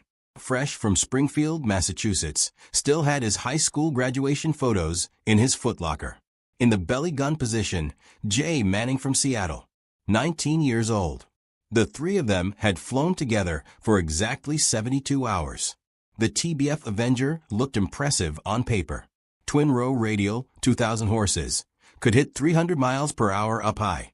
Internal bomb bay carried a 2,000-pound Mark 13 torpedo. Newest, most advanced torpedo bomber America had. Problem was, the torpedo was garbage. You had to drop it below 130 feet, flying under 130 miles per hour. Faster or higher. The thing shattered when it hit water. Even perfect drops went wrong constantly. 36% never armed. 20% sank immediately. 20% went sideways. 18% ran at wrong depth. Only 31% worked as designed. The Navy knew. Bureau of Ordnance had files full of failure reports. Pearl Harbor, Coral Sea, every engagement showed the same pattern. Torpedoes that wouldn't run, wouldn't arm, wouldn't explode. Pilots dying to deliver duds. Everyone knew who to blame. Naval Torpedo Station, Newport, Rhode Island. They controlled everything: production, design, testing. One factory, one design bureau, one facility for the entire U.S. Navy. No competition, no alternatives, no reason to improve. Rhode Island congressman protected Newport's monopoly like a family heirloom. Try to build torpedoes elsewhere? Dead in committee. Criticism of performance? Buried in classified files. Newport workers kept peacetime hours. 40-hour weeks, no overtime. They produced 100 Mark 13s monthly when the Navy needed 500. Nobody pushed them. Nobody could. Ernest took off with 5 other Avengers, Lieutenant Langdon Fieberling leading. Within 60 minutes, 5 of 6 would be smoking wreckage in the Pacific. Not one torpedo would explode. Fieberling, dead. Charles Brune, dead. Oswald Gay, dead. Victor Lewis, dead. Darrell Woodside, dead. All their gunners, dead. 15 men total, delivering weapons that wouldn't work even if they reached target. Only Ernest survived. Landed his shot-up bird with 64 bullet holes, 9 20mm cannon strikes, Manning dead in the turret, Fryer bleeding. His torpedo fell out somewhere over ocean, release mechanism wrecked by Japanese fire. He never knew if it would have worked anyway. The problem wasn't the pilots, wasn't tactics, wasn't even the aircraft. The problem was water. More specifically, what happened when torpedo met water. The Mark 13, 22.4 inches diameter, 13 feet 5 inches long, 2,216 pounds. Blunt nose packed with 600 pounds of Torpex, 50% more punch than TNT. Should have been enough to crack any ship open. But first it had to hit. Before hitting, it had to run. Before running, it had to survive water entry. Water doesn't compress. Hit it fast enough, might as well be concrete. The Mark 13's guts were designed in 1925 when aircraft crawled at 80 miles per hour and dropped from 50 feet. By 1942, torpedo bombers screamed at 300, but the torpedo was still living in the past. Its gyroscope, which kept it tracking straight, would shatter under more than 10 G's deceleration. Water impact at 150 miles per hour created 15 G's. The depth control, just a hydrostatic valve and pendulum setup, jammed if the torpedo entered steeper than 30 degrees. Propeller shaft bent if it hit anything but perfectly flat. Bureau of Ordnance knew all this. They'd tested extensively at Newport. Their solution? Restrict drop parameters so severely that torpedo bombers became clay pigeons. Fly straight, level, 130 miles per hour, 100 feet altitude, directly at enemy ship. Hold that course 10 seconds before drop to stabilize the gyro. Release exactly 800 yards out. Any deviation meant failure. Following those parameters meant flying through concentrated flak for 30 seconds minimum. Suicide mission specifications. The Mark 13's problems were documented July 1941, Torpedo Squadron 6 training exercise. 10 torpedoes, perfect conditions. 5 went haywire immediately. 4 sank. 1 ran somewhat normally. This was 11 months before Midway, 5 before Pearl Harbor. Navy testing at Patuxent River showed dropping over 150 knots collapsed the rear fins. Water impact crushed steering mechanisms. Torpedo would sink, circle, or porpoise. Sometimes the warhead just fell off. Coral Sea, May 1942. Analysis of recovered Mark 13s revealed critical issues. 3 failed to detonate after perfect drops, all examined. Intact warheads, properly armed. Problem was the Mark 6 exploder mechanism. Firing pin too fragile. Hit ship's hull at any angle but perpendicular. Pin bent or broke before triggering detonator. Engineers calculated the Mark 6 would fail to detonate roughly 40% of the time, even on direct hits. Reports documenting these failures hit Bureau of Ordnance desks May 20, 1942. Classified secret filed away. No action. No modifications approved. Pilots kept dying with defective weapons. August 1942. American torpedo bomber losses were catastrophic. Midway, 15 TBD Devastators from Hornet shot down. 0 hits. 6 Avengers from Midway Island attacked. 5 destroyed. No hits. Eastern Solomons, 7 Avengers lost. They sank 1 light carrier, but only because multiple torpedoes were dropped and Japanese damage control failed. Most hits didn't explode. Battle of Santa Cruz, October 1942. Worse still, Lieutenant Commander John Collett led Torpedo Squadron 10 from Enterprise against Japanese carriers. His squadron dropped 12 torpedoes at Carrier Zuikaku from perfect position. Textbook approaches, regulation height, and speed. 2 hit. Neither exploded. Collett's Avenger got nailed by Zeros immediately after. His gunner Aviation Radioman 2nd Class William Woods transmitted one final message. Torpedoes hit, but no explosion. Tell them the torpedoes don't work. Woods was 19. His body was never found. Ensign George Morgan, same squadron, survived Santa Cruz. His diary entry that night: might as well drop telephone poles for all the good these torpedoes do. Tommy Morrison got perfect drop on cruiser today. Saw it hit right amidships. Nothing. Torpedo just bounced off, sank. Tommy got shot down 30 seconds later. Last words on radio were cursing Bureau of Ordnance. Lieutenant Bruce Harwood, Torpedo Squadron 6, wrote his wife November 1942. Heavily censored, but still clear. We're being asked to do impossible with equipment that's censored. Lost 6 best friends last month. All flying perfect attacks that's censored. If this war's lost, won't be because of pilots or planes. Will be because censored won't admit censored and fix censored. Censors removed all torpedo failure references. Harwood's widow understood what he meant when she received his effects after he was killed at Guadalcanal, January 1943. The pilots knew.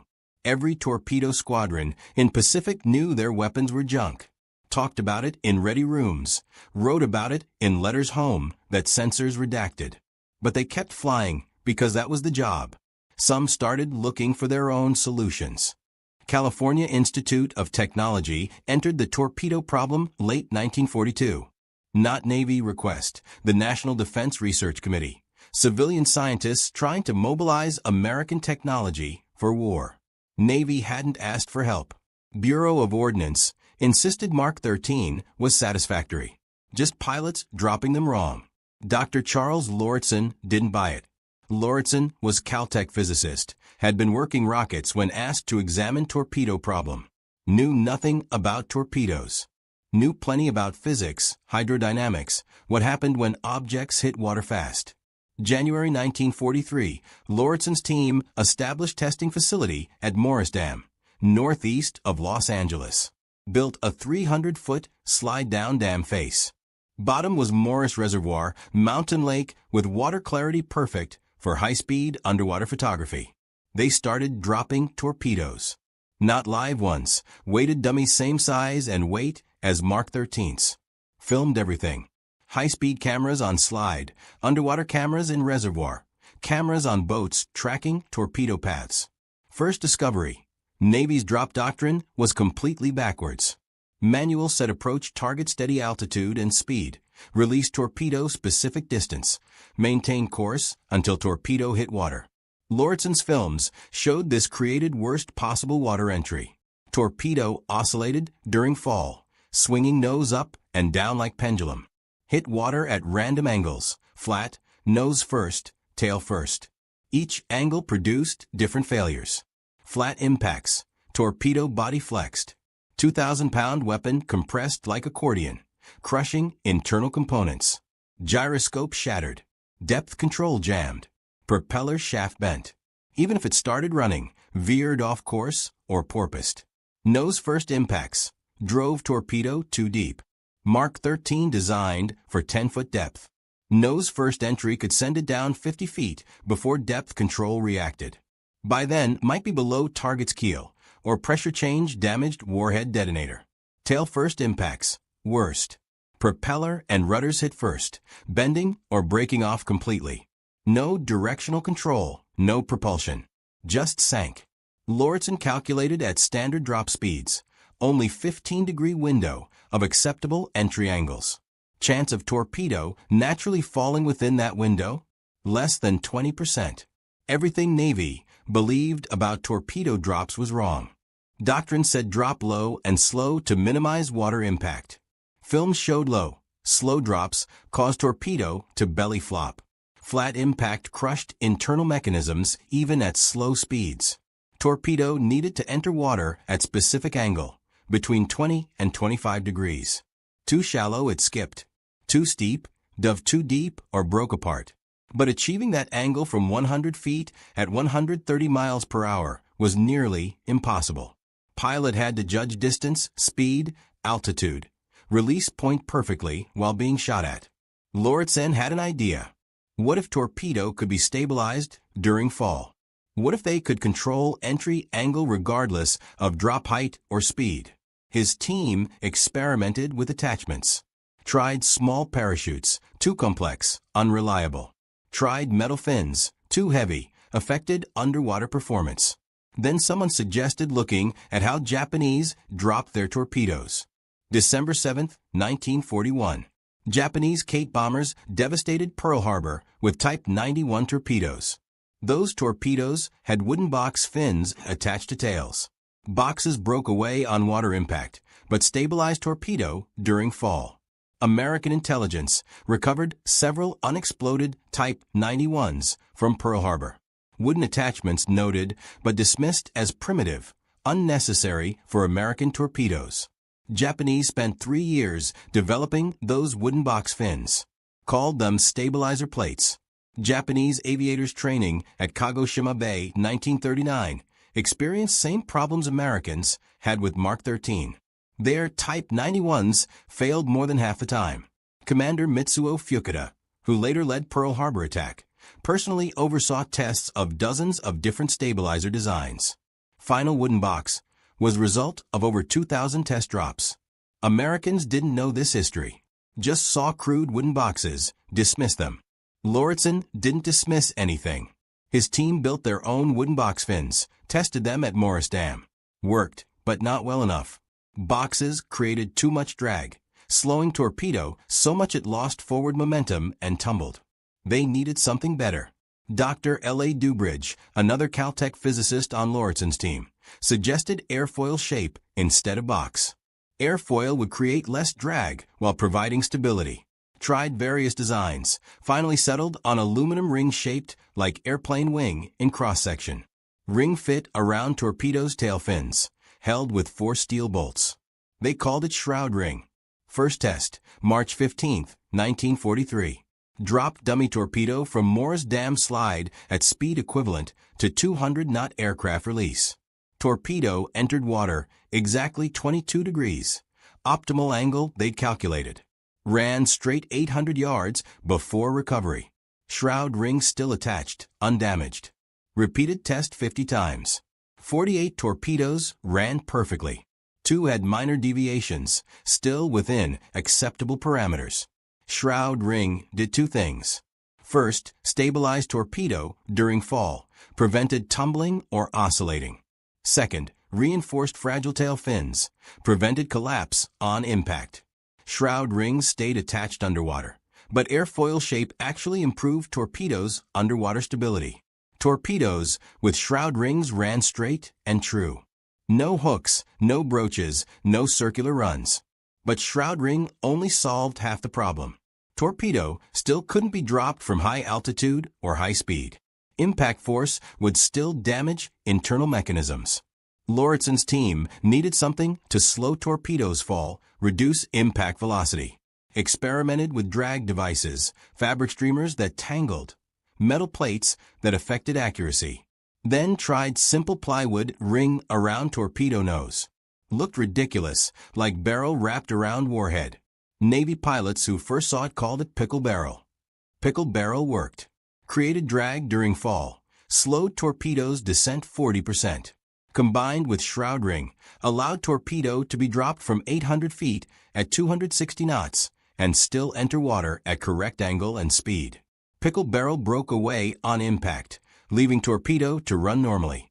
April 1944, Lauritsen's team demonstrated for Navy officials. 6 torpedoes dropped from Navy bomber at 1,000 feet, traveling 300 knots. All 6 entered water cleanly. All 6 ran hot, straight, normal. Navy officials were skeptical. Laboratory conditions, controlled tests. Combat was different. Squadron mechanics waited for something like this. When word of Caltech modifications spread through unofficial channels, May 1944, mechanics and pilots reached out to Lauritsen directly. Could they get modifications? Lauritsen said yes, but unauthorized.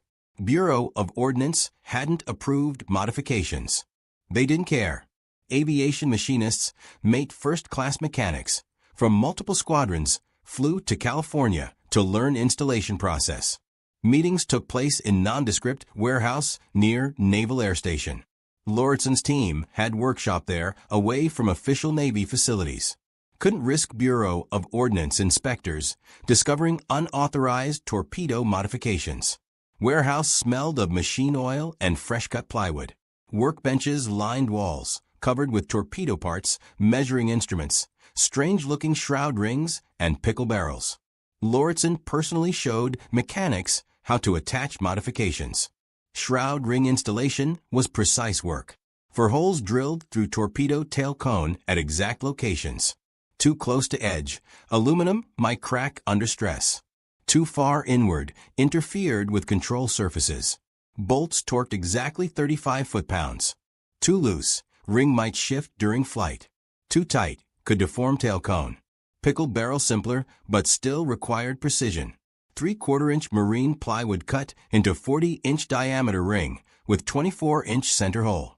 Ring split in half, hinged one side, allowing it to open and place around torpedo nose. 4 steel bands held it, tightened with turnbuckles to exactly 50 pounds tension. Mechanics practiced on dummy torpedoes for days. Lauritsen's team watched, corrected, guided. Showed them how to check alignment, test attachment strength, ensure modifications wouldn't interfere with Avenger's bomb bay loading. After training, could install modifications in 20 minutes. Lauritsen gave them detailed drawings, precise measurements, material specifications, step-by-step installation instructions. Everything needed to replicate work. Papers stamped unofficial, not approved by Bureau of Ordnance, in red letters. Lauritsen told them to share information with other squadron mechanics, but quietly. If Bureau found out about widespread unauthorized modifications before combat proof of effectiveness, they'd shut everything down. Aviation machinists mate first-class John Chin from USS Yorktown was among first mechanics trained. Chin returned to Yorktown, quietly modified 12 torpedoes. Did work at night after regular maintenance hours. Told squadron's pilots what he was doing. They kept quiet. Better ask forgiveness than permission. June 19, 1944. Battle of Philippine Sea. Torpedo squadrons from Task Force 58 attacked Japanese carrier Hayo using modified torpedoes for first time in combat. 8 Avengers dropped from 600 feet at 220 knots, higher and faster than any successful torpedo attack to date. 6 of 8 torpedoes ran true. 3 hit Hayo. All 3 exploded. Carriers sank. First time in war American aerial torpedoes performed as designed in combat. Squadron leaders reported success, but didn't mention modifications. Said pilots simply got lucky with drops. But other pilots in strike noticed something different. Torpedoes entered water like arrows, no splash, no tumbling, no deviation. Pilots who'd seen dozens of torpedo drops knew this was different. After landing, mechanics throughout task force cornered by pilots asking what had been done to torpedoes. Mechanics showed the modifications. Within 12 hours, every torpedo in fleet magazines being fitted with shroud rings and pickle barrels. Mechanics worked through night with volunteer teams. By dawn June 20th, when carriers launched strikes against retreating Japanese fleet, every Avenger carried modified torpedo. Results were dramatic. 24 torpedoes dropped that day. 19 ran hot, straight normal. Sank 2 destroyers, damaged cruiser. Not single Avenger lost to anti-aircraft fire. Word spread through Task Force 58 like wildfire. Pilots from Enterprise visited other carriers to see modified torpedoes. Mechanics from Lexington flew over in COD aircraft to learn installation process. Within week, installation drawings copied and distributed to every carrier in Forward Task Force. Bureau of Ordnance found out when staff inspectors visited carriers, found mechanics installing pickle barrels in broad daylight. Inspectors filed immediate reports demanding all modifications be removed. Responsible parties court-martialed. Reports reached Admiral Mark Mitcher, Commander Task Force 58. Mitcher had seen combat results. He ordered modifications continue, told Bureau that combat effectiveness took priority over regulations. Modifications continued. August 1944, every torpedo squadron in Pacific had shroud rings and pickle barrels. Official designation was Mark 13 Mod 2A, but pilots just called them ringtails. Transformation was immediate, dramatic. Battle of Leyte Gulf, October. Avengers sank super battleship Musashi with multiple torpedo hits. April 1945. Sank Musashi's sister ship Yamato. Same torpedoes that failed miserably in 1942 were now most effective ship killers in American arsenal. Japanese noticed change immediately. Commander Masatake Okimiya, air officer aboard carrier Junyo, wrote after action report from Philippine Sea that American torpedoes suddenly became lethal. Where previously Japanese ships could absorb multiple hits, now single torpedoes caused catastrophic damage. Americans dropping from heights and speeds that should have been impossible. Japanese anti-aircraft doctrine based on forcing torpedo bombers down to low altitude was suddenly obsolete. Captain Toshikazu Ami, operations officer for Combined Fleet, conducted analysis of American torpedo effectiveness September 1944. Noted American torpedo hit rates increased from less than 10% in 1942 to over 40% by mid-1944. More disturbing, percentage of hits causing fatal damage increased from 20% to 70%. Torpedoes not only hitting more often, they were exploding reliably. Ami recommended Japanese ships avoid combat with American carrier forces until secret of improved torpedoes could be discovered. Japanese never found that secret. Lieutenant Commander Takashi Hashimoto, assigned to investigate captured American equipment, examined 4 recovered Mark 13's October 1944. Noted strange plywood ring around nose, aluminum shroud around tail, but dismissed them as shipping protections removed before combat use. Couldn't conceive such simple additions could transform torpedoes' performance. His report concluded Americans must have developed new internal mechanism, possibly electronic, that stabilized torpedo during flight. Recommended capturing intact Avengers for further study.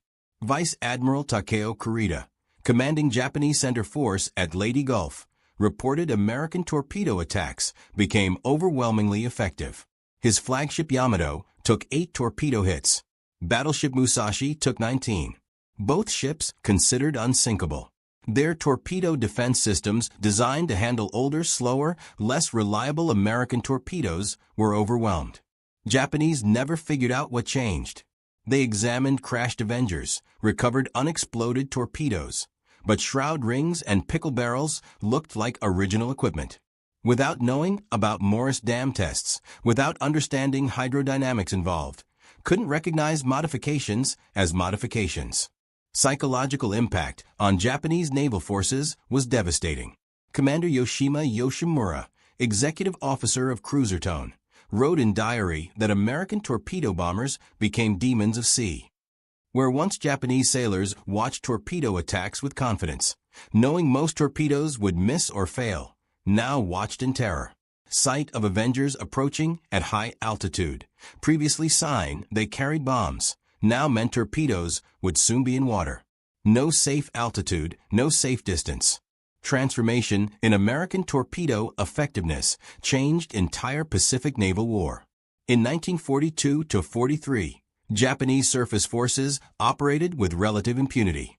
Their ships could absorb torpedo hits that didn't explode, could maneuver to avoid torpedoes that ran erratically. By 1944, Japanese ships were hunted to extinction. Combined fleet that seemed invincible after Pearl Harbor was reduced to scattered remnants hiding in harbors. Numbers told story. 1942, American torpedo bombers achieved hit rate less than 5%. Of those hits, fewer than half exploded. Late 1944, hit rates exceeded 40%, and 95% of hits resulted in explosions. Kill rate per sortie increased by factor of 15. What had been most dangerous, least effective mission in naval aviation became precision ship-killing operation. Lady Gulf. Destruction was systematic. October 24, 1944. Waves of Avengers from Task Force 38 attacked Japanese battleship Musashi. First wave put 4 torpedoes into portside. Ship listed, but kept moving. Second wave put 3 more into starboard side, correcting list, but flooding more compartments. Third wave put 4 more torpedoes portside. Fourth wave added 6 more hits. Fifth and final wave put 3 more torpedoes into dying ship. Musashi rolled over, sank at 1935 hours, taking over 1,000 men with her. Every one of those torpedoes had shroud rings and pickle barrels. Dropped from altitudes between 400 and 800 feet at speeds between 180 and 260 knots. Under old doctrine, those drop parameters would have guaranteed failure. With Caltech modifications, they guaranteed success. Musashi, which Japanese naval architect designed to survive 20 torpedo hits, succumbed to 19 because every hit caused maximum damage. Following day, October 25th, Avengers found Yamato and escorts off Samar. Lieutenant Commander William Ispel led 12 Avengers from Hancock in attack. Approached at 8,000 feet, well above effective anti-aircraft range, then dove at 45-degree angles, releasing torpedoes at 600 feet while traveling 250 knots. 10 of 12 torpedoes ran true. 8 hit various ships in formation. Yamato took 3. Cruiser Nagato took 2. Destroyers took rest. All exploded. Formation scattered, disrupting Japanese attack on American escort carriers off Samar. Lieutenant Robert Holcomb, flying one of those Avengers, wrote in after-action report. Torpedo entered water with barely splash. Ran absolutely straight. No hook, no broach, no circular run. Like watching textbook demonstration.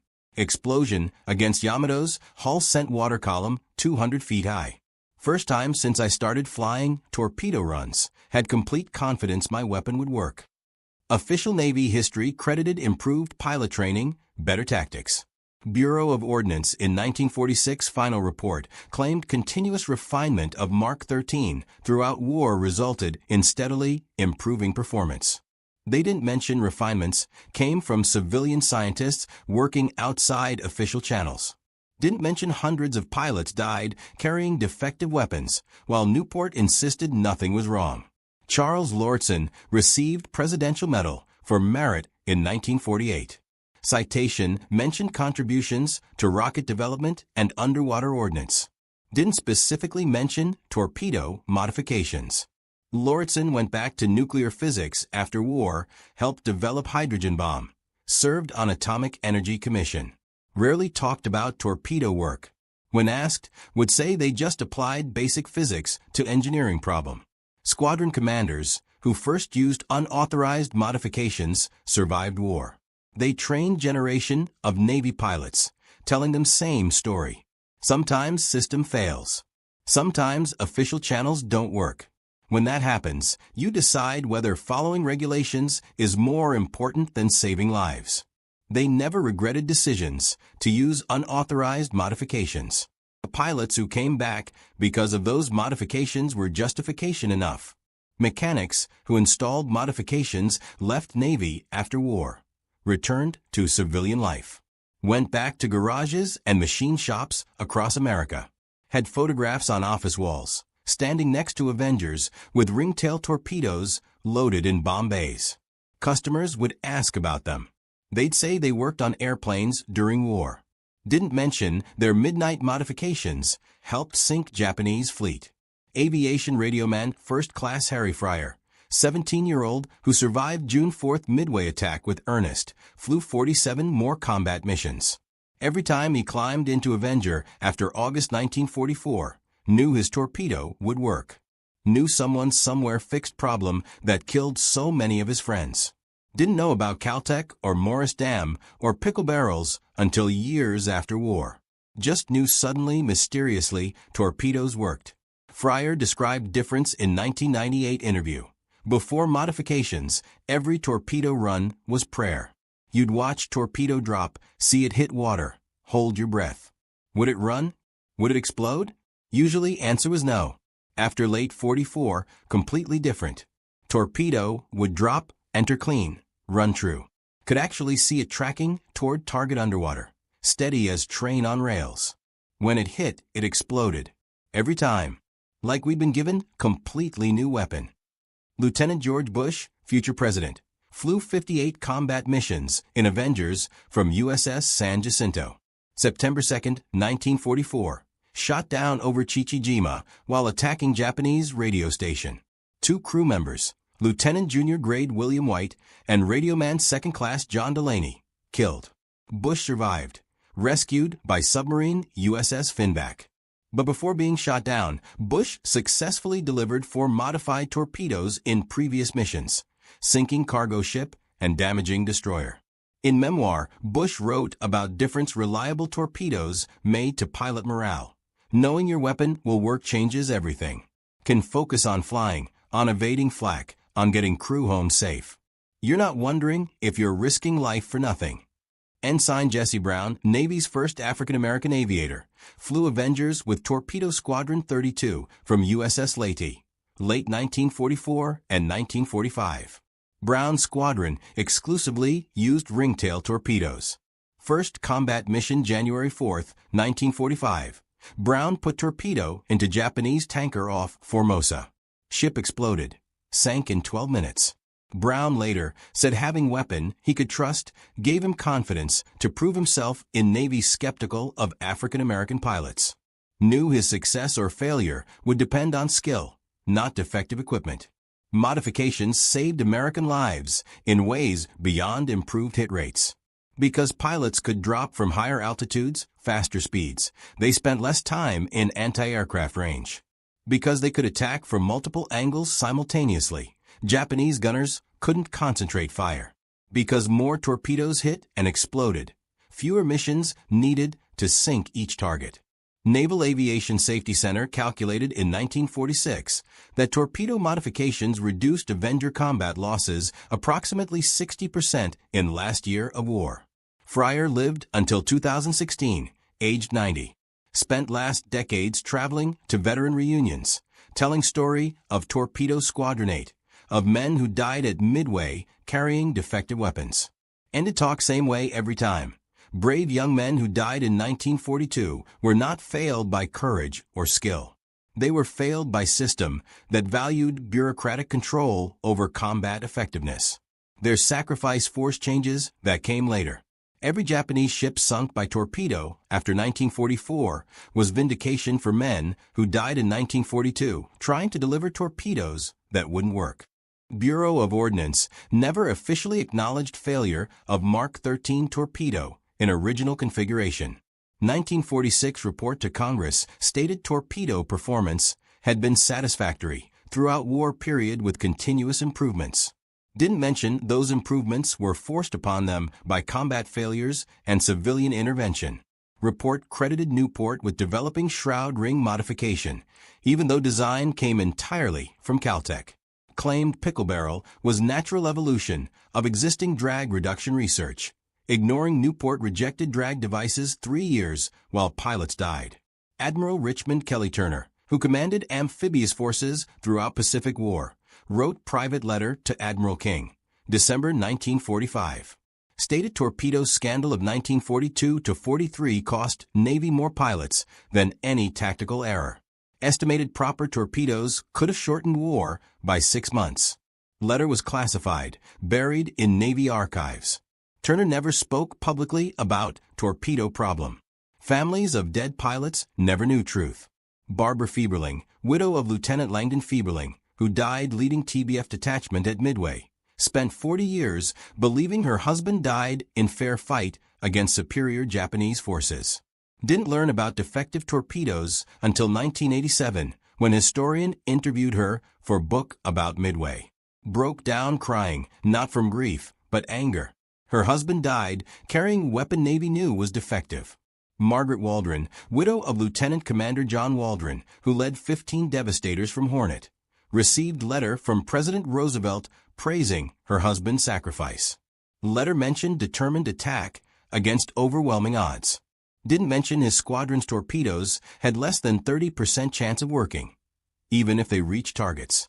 Margaret kept that letter framed on wall until she died in 1993. Never knew full truth. Newport Naval Torpedo Station continued as Navy's primary torpedo facility until 1951. Finally closed. Production dispersed to multiple contractors.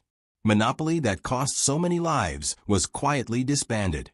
No official investigation ever conducted into why it took civilian scientists to fix problem Navy knew about since 1941. Classified reports documenting Mark 13's failures remained sealed until 1972.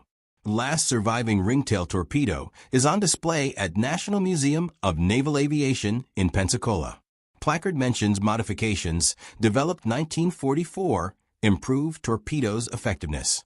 Doesn't mention pilots who died before those modifications.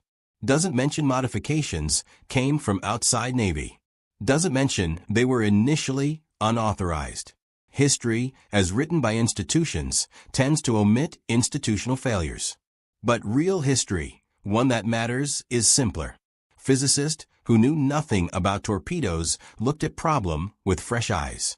Lieutenant commander risked career to save pilots. Mechanic worked through night to install unauthorized modifications. Together, they turned worst torpedo in American arsenal into ship killer that helped win Pacific War. That's how technical innovation actually happens in war. Not through official channels or bureaucratic approval, but through people who see problems, find solutions, don't wait for permission to save lives. Grumman TBF Avenger became best torpedo bomber of World War II. Not because it was fastest or most maneuverable or best armed, but because someone finally gave a torpedo that worked. Aircraft had always been capable. Pilots had always been brave. They just needed weapon they could trust. Between 1942 and 1945, 9,836 Avengers were built. They sank 29 Japanese aircraft carriers, battleships, and cruisers. Sank over 30 submarines. Dropped torpedo that sent Yamato to bottom. Largest battleship ever built. But greatest victory wasn't measured in tonnage sunk.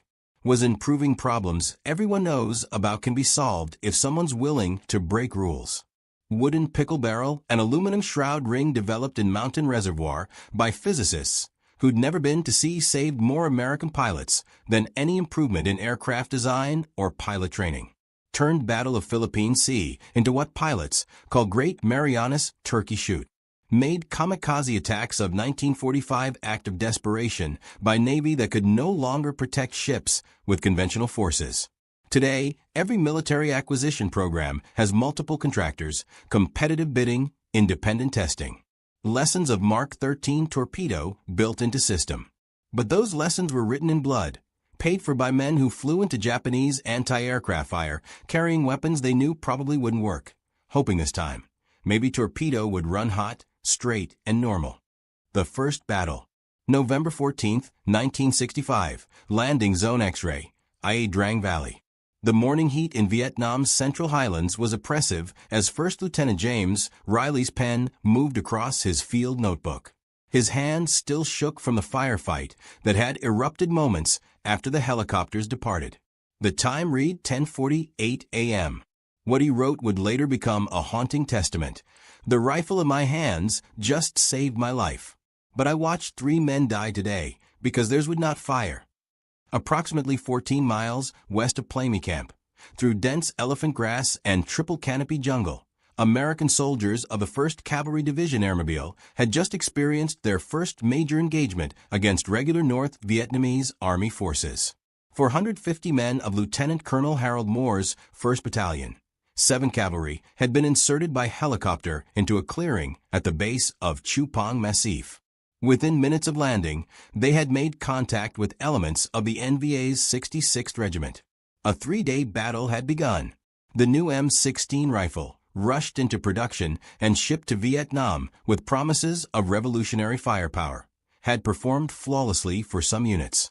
For others, it had failed catastrophically.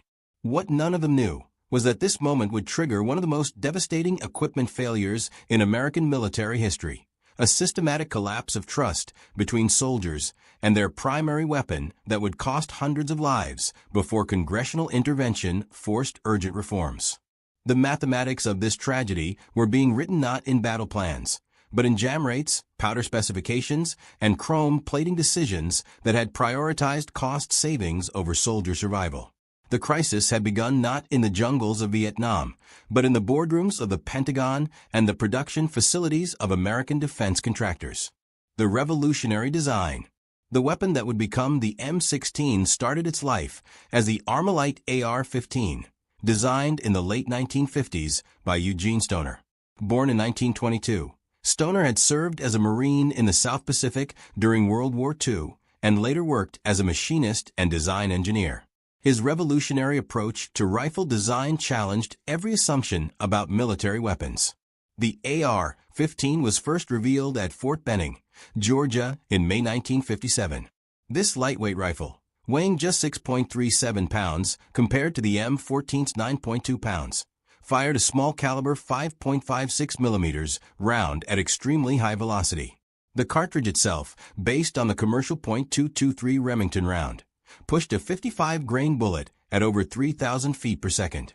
Early tests with Special Forces units in 1962 showed remarkable results. The rifle's light recoil allowed soldiers to maintain accurate fire even in full automatic mode. High ammunition capacity meant soldiers could carry 300 rounds in the same weight as 180 rounds of 7.62 millimeters ammunition for the M14. The devastating wounding capability of a high-velocity round made it ideal for the close-quarters jungle combat of Southeast Asia. Air Force Security Police units adopted the rifle enthusiastically and reported excellent results. But between those promising early trials and full-scale deployment lay a series of decisions that would transform a revolutionary weapon into a death trap. McNamara's decision. In January 1963, Secretary of Defense Robert McNamara concluded the AR-15 was superior to the M14 and ordered a halt to M14 production. In November 1963, he approved orders for 85,000 XM16 E1S, overriding objections from Army brass, who remained loyal to the heavier M14. Production began in March 1964. The decision was driven partly by cost, partly by the urgent need for weapons suited to Vietnam's unique combat environment, and partly by McNamara's faith in systems analysis and modern technology over traditional military thinking. The rifle McNamara ordered, however, was not the rifle that had performed so well in early testing. The ammunition problem. The changes began with the ammunition. Eugene Stoner had designed the AR-15 to fire cartridges loaded with IMR 4475, a stick powder manufactured by DuPont. This powder produced specific pressures and a cyclic rate of fire around 800 rounds per minute. The combination had been carefully engineered to work with the rifle's direct gas impingement system, where propellant gases were channeled directly back into the bolt carrier to cycle the action. In March 1964, DuPont informed the Army that it could not mass-produce IMR 4475 to meet the demanded specifications and timeline. The powder worked perfectly in small controlled batches, producing consistent velocities and pressures, but scaling up to produce millions of rounds while maintaining lot-to-lot consistency proved impossible.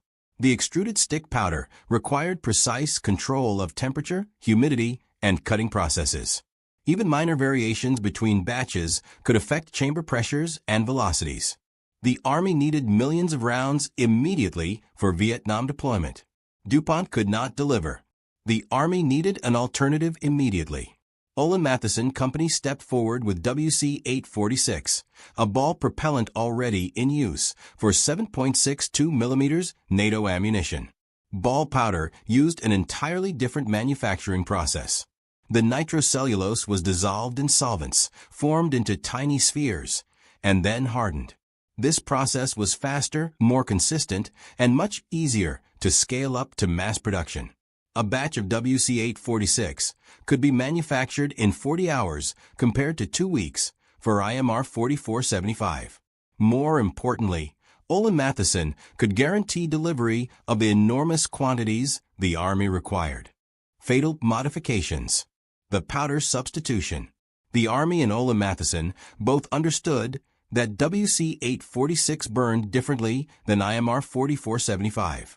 The ball powder generated higher peak pressures and maintained those pressures longer as the bullet traveled down the barrel. This produced higher port pressures at the gas port location. The increased gas pressure meant more propellant gas was diverted back through the gas tube into the bolt carrier. This increased the violence of the action cycling and raised the cyclic rate of fire from around 800 rounds per minute to between 850 and 1,000 rounds per minute. More critically, WC-846 contained calcium carbonate as a stabilizer and deterrent coating. The calcium carbonate helped control the burn rate of the powder, but left significantly more fouling residue than IMR 4475. In traditional rifle designs with gas piston systems, this increased fouling went into the gas piston and could be cleaned from outside the action. But the M16 used direct gas impingement. Every bit of that calcium carbonate residue was blown directly back into the bolt carrier, the bolt, and most critically, the chamber itself, with every single shot fired. Crucially, no one conducted extensive testing of the M16 with WC-846 ammunition before approving the change. The rifle had been tested and approved with IMR 4475. The ammunition change was treated as a simple substitution rather than a fundamental alteration to the weapon system. Army acceptance tests continued using remaining stocks of IMR 4475 loaded ammunition, even as millions of rounds of WC-846 ammunition were being produced for shipment to Vietnam. The chrome plating decision. The second critical decision involved chrome plating. Eugene Stoner and the Colt engineers who manufactured the rifle strongly recommended chrome plating the chamber and bore. This was not new or experimental technology. Chrome plating had been used in artillery barrels since World War I and in aircraft machine guns throughout World War II. The process involved electroplating a thin layer of chromium onto the steel surface, creating a hard, corrosion-resistant finish. Chrome plating would protect against corrosion in Vietnam's humid jungle environment and would help prevent cartridge cases from sticking in the chamber during extraction. The United States military had extensive experience with tropical corrosion from the Pacific theater of World War II. Weapons that performed flawlessly in temperate climates had corroded rapidly in the humidity of Pacific Islands. Chrome plating had been identified as the solution decades earlier. The Army rejected this recommendation. Chrome plating added cost and production time to each rifle. Each chamber had to be carefully prepared, plated in an electroplating bath, and then inspected. The process added several steps to the manufacturing timeline. More importantly, traditionalists in Army ordnance worried that chrome plating would affect accuracy. Some target shooters believed that chrome-plated barrels were less accurate than bare steel, though testing had never confirmed this belief for military-grade accuracy standards. The decision was made to produce rifles without chrome-plated chambers despite warnings from the manufacturer. The Army cited the expense as cost-prohibitive, though no official documentation specifies the exact savings per rifle. Army ordnance believed that proper maintenance would prevent corrosion problems. This belief would prove catastrophically wrong in Vietnam's climate and combat conditions. The maintenance failure. The third decision would prove equally catastrophic. Colt had advertised the M16 as requiring minimal maintenance, far less than the M14. This was true when firing ammunition loaded with IMR 4475 in controlled conditions. Marketing materials and some early briefings described the rifle as nearly self-cleaning. The Army took this characterization at face value and failed to provide adequate cleaning equipment or training to troops deploying to Vietnam. Soldiers received their new M16S with virtually no cleaning kits, no instruction on proper maintenance procedures, and often with explicit statements that the rifle required little to no cleaning. Many were told the weapon was self-cleaning and that attempting to clean it improperly might damage it. This guidance would prove lethal when combined with the fouling properties of WC-846 powder and the lack of chrome plating in the chamber. The forward assist. The fourth modification compounded the emerging disaster. The original AR-15 lacked a forward assist, a device to manually ram the bolt fully forward if it failed to close on its own. Eugene Stoner had deliberately omitted this feature, reasoning that if the bolt would not close easily, something was wrong and the soldier should clear the malfunction rather than force it. Army Ordnance insisted on adding a forward assist, arguing that soldiers needed the ability to force the rifle into battery. This seemingly minor change would later become a symbol of the systemic problems. Soldiers using the forward assist, desperately trying to close bolts on chambers already fouled beyond function. First deployment. The first M16S arrived in Vietnam in early 1965. Initial issue went to elite units, Special Forces, Airborne, and the 1st Cavalry Division. These early deployments mostly used remaining stocks of IMR 4475 loaded ammunition and included soldiers who received better training and maintained their weapons meticulously. Reports from these units were largely positive. Lieutenant Colonel Harold Moore's 1st Battalion, 7th Cavalry, carried M16S into Ia Drang Valley in November 1965. Moore, a West Point graduate and combat veteran of the Korean War, commanded 450 men organized into 4 rifle companies. They deployed aboard 16 UH-1D Huey helicopters, landing in waves at Landing Zone X-Ray. The Battle of Ia Drang. Landing Zone X-Ray. The landing zone was a clearing approximately 100 yards wide at the eastern base of Chu Pong Massif, a mountain that rose to 2,400 feet and marked the border with Cambodia. Within 15 minutes of the first helicopter touching down, Moore's troops made contact with North Vietnamese forces. What followed was a desperate 3-day battle against elements of 3 North Vietnamese regiments, perhaps 2,000 enemy soldiers. The fighting was often at point-blank range, sometimes hand-to-hand. North Vietnamese forces launched human wave assaults. American soldiers fired their M16S on full automatic, burning through magazine after magazine. In that first major engagement between American and North Vietnamese regular forces, the M16 performed remarkably well for most soldiers. The rifle's high rate of fire and lightweight ammunition allowed troops to carry significantly more rounds than they could have with M14S. Lieutenant Colonel Moore had ordered his men to carry as much ammunition as possible. Many soldiers carried 300 to 400 rounds. In the desperate close quarters fighting that characterized Ia Drang, this ammunition capacity proved decisive. American firepower, combined with artillery support and tactical airstrikes, prevented the North Vietnamese from overrunning the landing zone. Sergeant Ernie Savage, who fought in the battle, later described the experience. "I did not run out of ammunition. I had about 30 magazines in my pack and no problems with the M16. Savage's platoon held a critical position on the perimeter throughout the battle.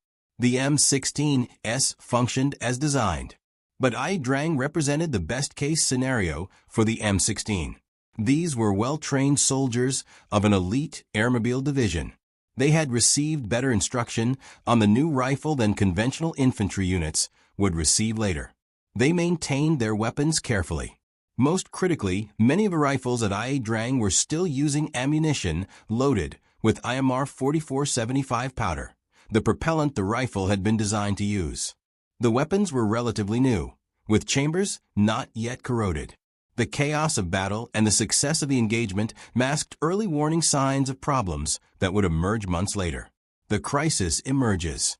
As 1966 progressed and hundreds of thousands of M16S flooded into Vietnam, loaded exclusively with WC-846 ammunition and issued to conventional infantry units with minimal training, the crisis began to unfold.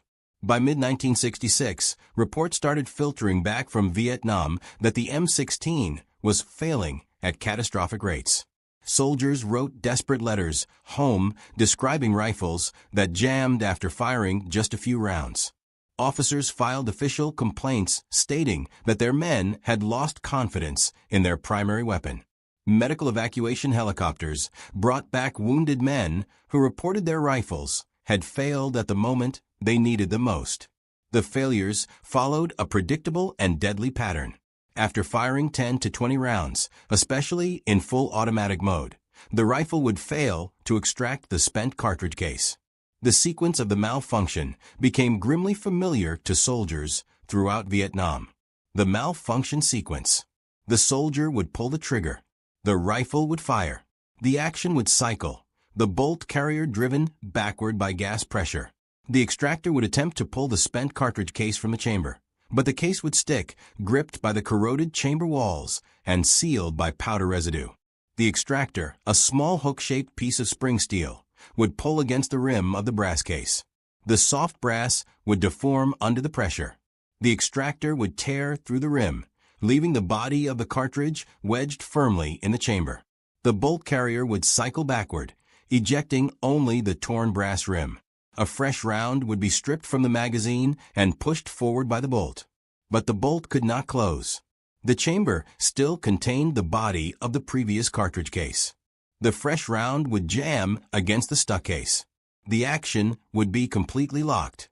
The soldier would pull the trigger and hear only a click. The hammer had fallen on a firing pin that could not reach the primer because the bolt was not fully closed. At this point, the rifle was completely inoperable.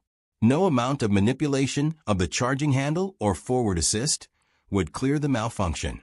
The only way to clear this type of jam was to insert a cleaning rod down the barrel from the muzzle end and punch the stuck case backward out of the chamber. This required removing the magazine, locking the bolt to the rear, inserting a cleaning rod down the 20-inch barrel, and forcefully driving the stuck case out through the ejection port. But soldiers had not been issued cleaning rods. The rifle had been described as self-cleaning and requiring minimal maintenance. Cleaning kits, when they existed at all, were typically kept at base camps, not carried on patrol. Even if a soldier had been issued a cleaning rod, performing this clearance procedure under fire was virtually impossible. It required using both hands, taking at least 30 seconds even for an experienced soldier, and left the soldier completely unable to defend himself. In a firefight where the enemy might be 10 feet away in thick jungle, 30 seconds without a functioning weapon was a death sentence. Voices of desperation. Letters from the front. Marine Corporal John Stevens wrote home in June 1966, "Out of 40 rounds I fired, my rifle jammed about 10 times. I pack as many grenades as I can, plus bayonet and K-bar jungle knife. So I will have something to fight with. If you can, please send me a bore rod and a 1 1/4-inch paintbrush. I need it. Our rifles are getting a lot of guys killed because they jam so easily." The desperation in such letters reflects a soldier's worst nightmare.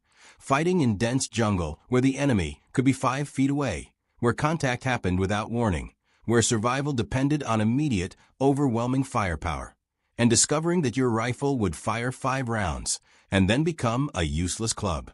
In October 1966, the commanding officer of 1st Battalion, 2nd Infantry, 1st Infantry Division filed an official report.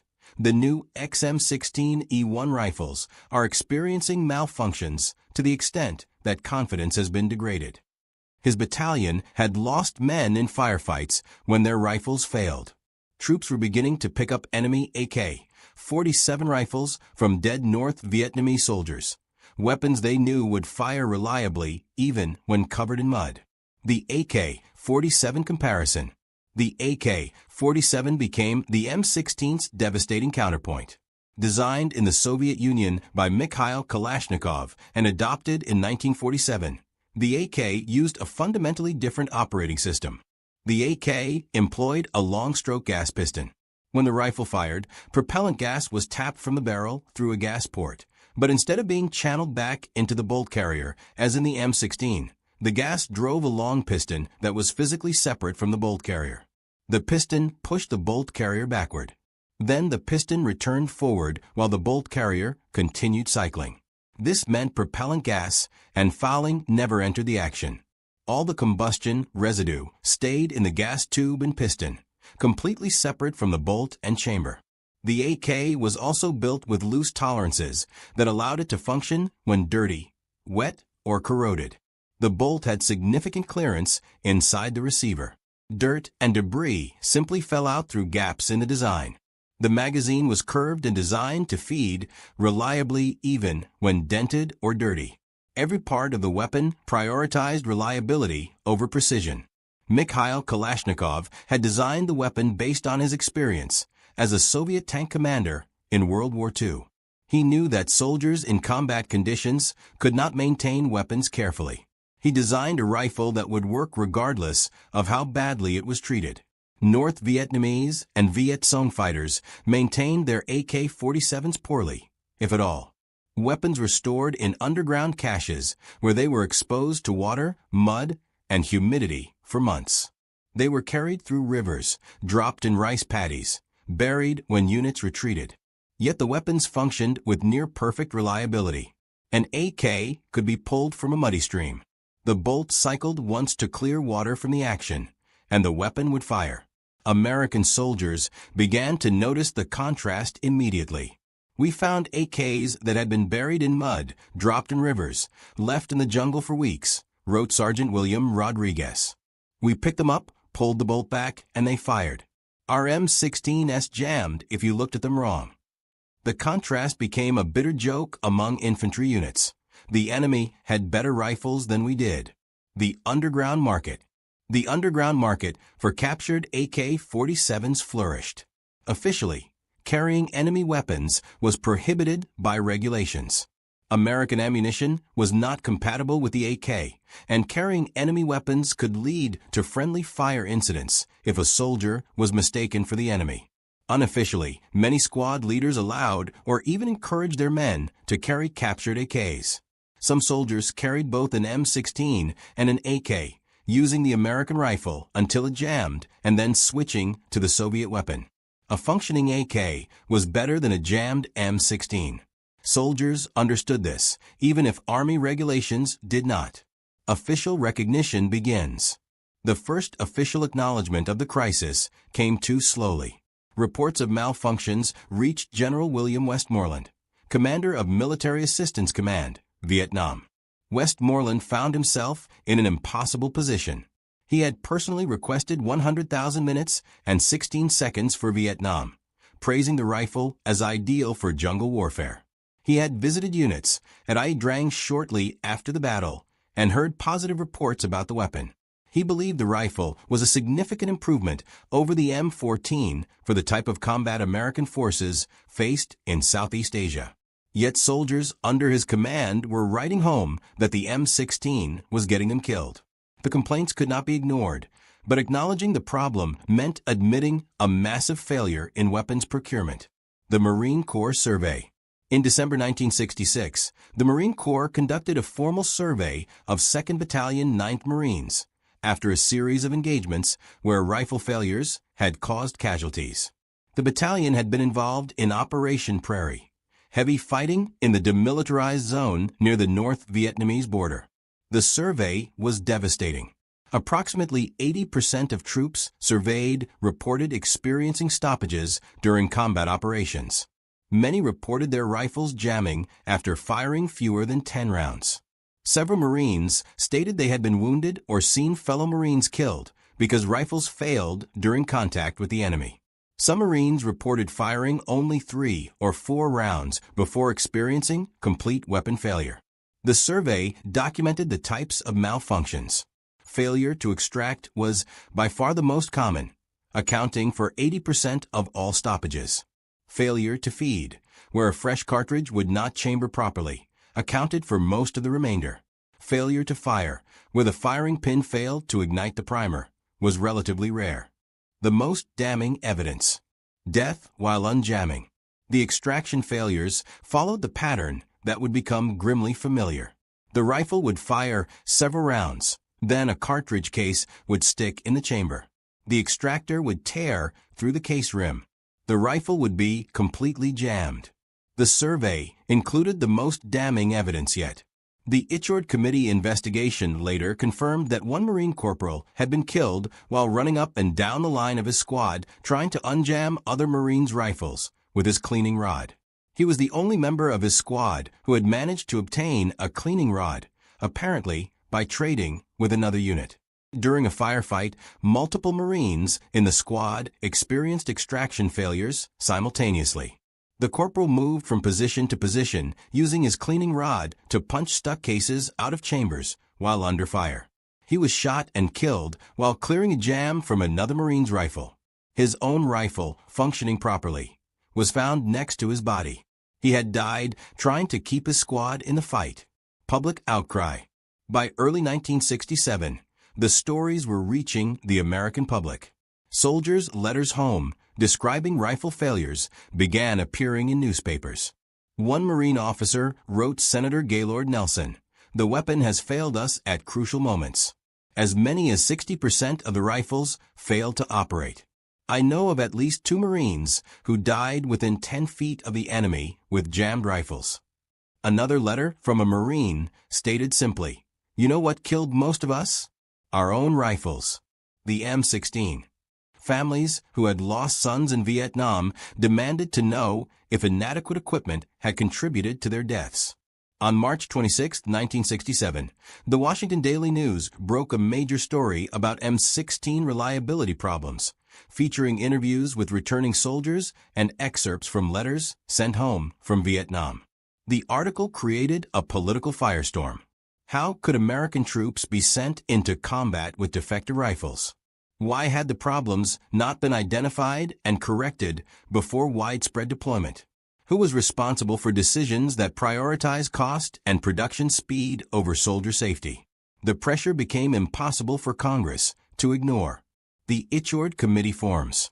On May 3, 1967, Representative L. Mendel Rivers, chairman of the House Committee on Armed Services, established a special subcommittee to investigate the M16 rifle program. Congressman Richard Untold, Democrat of Missouri, was appointed chairman of the subcommittee.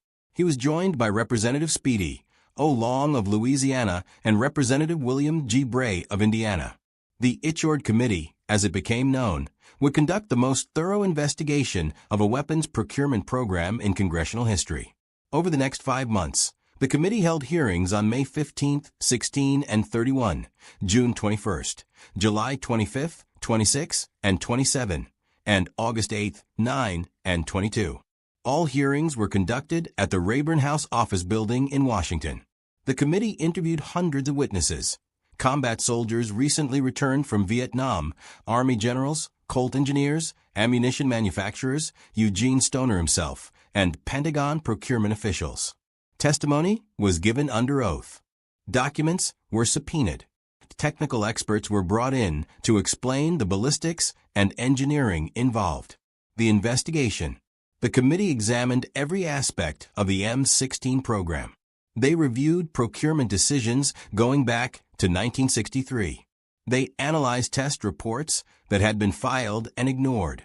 They studied engineering drawings and manufacturing specifications. They interviewed soldiers who had survived firefights where their rifles failed. They brought in weapons that had been recovered from casualties, rifles found next to dead Americans with stuck cases still in the chambers. The picture that emerged was devastating. Every decision that had transformed the reliable AR-15 into the failing M16 was documented in detail. The switch from IMR 4475 to WC846 powder without adequate testing. The rejection of chrome plating despite manufacturer recommendations. The failure to provide cleaning equipment or training.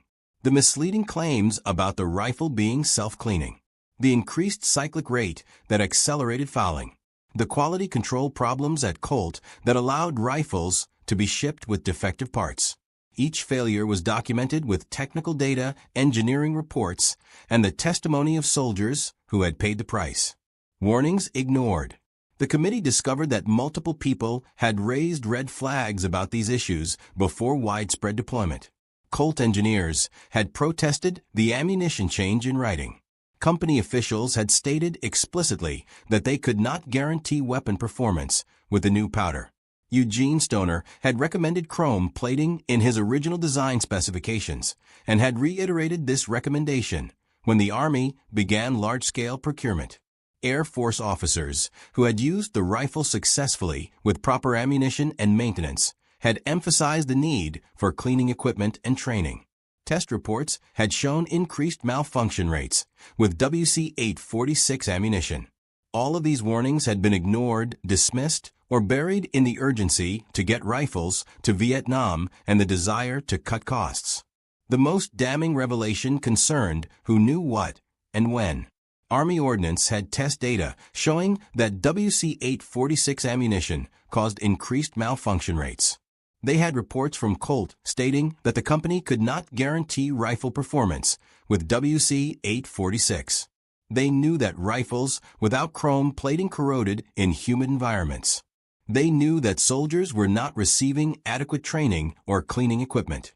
Yet deployment had continued month after month while soldiers died because their rifles failed. Testimony and technical truth.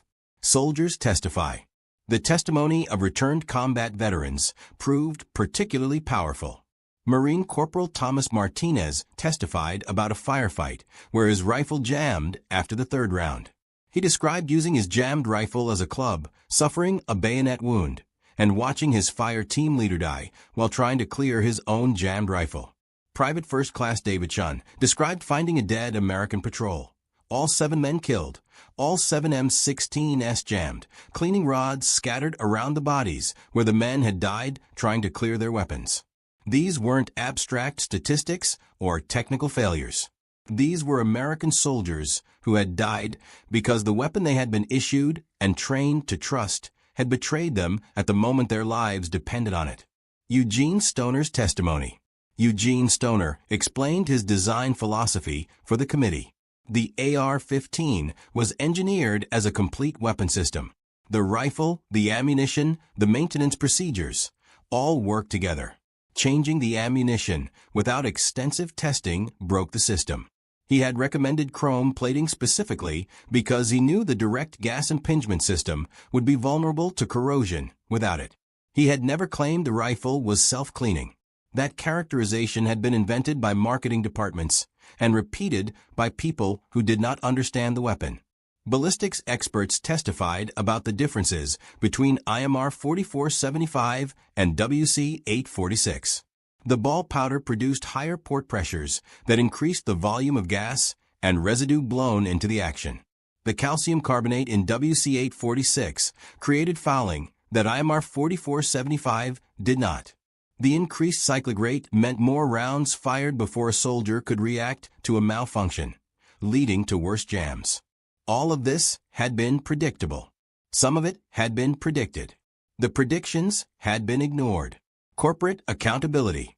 Representatives from Colt testified that they had raised concerns about the ammunition change.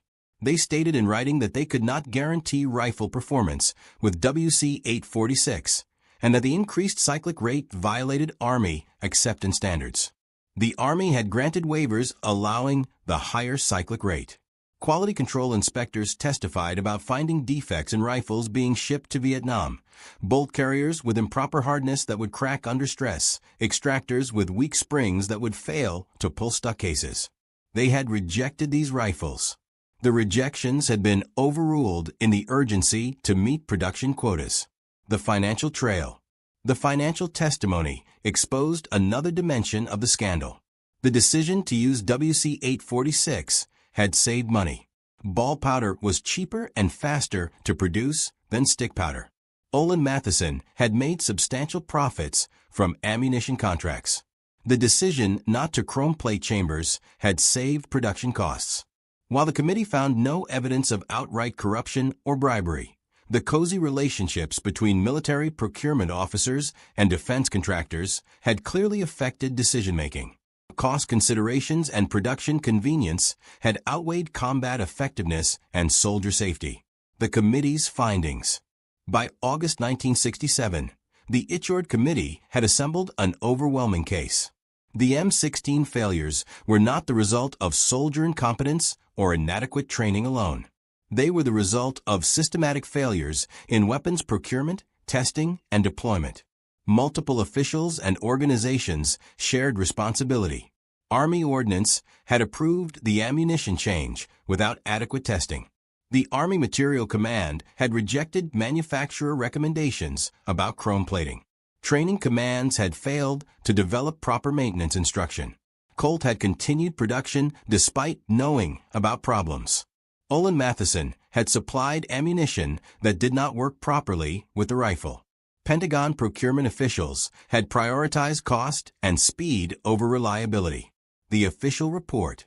The committee's formal report, released on October 19, 1967, contained extensive findings and recommendations. The switch to ball powder ammunition was identified as the primary cause of malfunctions. The lack of chrome plating in the chamber was the secondary cause. The failure to provide adequate cleaning equipment and training was the tertiary cause. The report recommended immediate action. Chrome plate all M16 chambers and bores develop improved ammunition with reduced fouling characteristics. Provide extensive cleaning kits to all troops carrying M16s. Implement comprehensive training programs on proper maintenance. Modify the rifle to reduce the cyclic rate. Establish better quality control in production. Create accountability for procurement decisions that affected soldier safety. The response. The investigation generated enough political pressure that the Army could not continue its previous course. Changes began immediately, even before the final report was released. The Army had already begun standardizing the improved XM16E1 as the M16A1.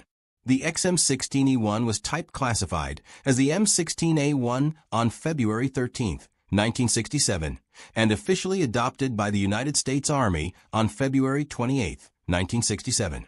Production of the improved rifle ramped up rapidly throughout the spring and summer. The M16A1 solution. Critical modifications. The M16A1 incorporated critical modifications that addressed every major failure point. Chrome plating implementation. The chamber and bore were chrome plated, eliminating the corrosion problems that caused cases to stick. The chrome plating process added several manufacturing steps, but proved essential. Each chamber was carefully prepared, cleaned, and then electroplated with a thin layer of hard chromium. The chrome created a smooth, corrosion-resistant surface.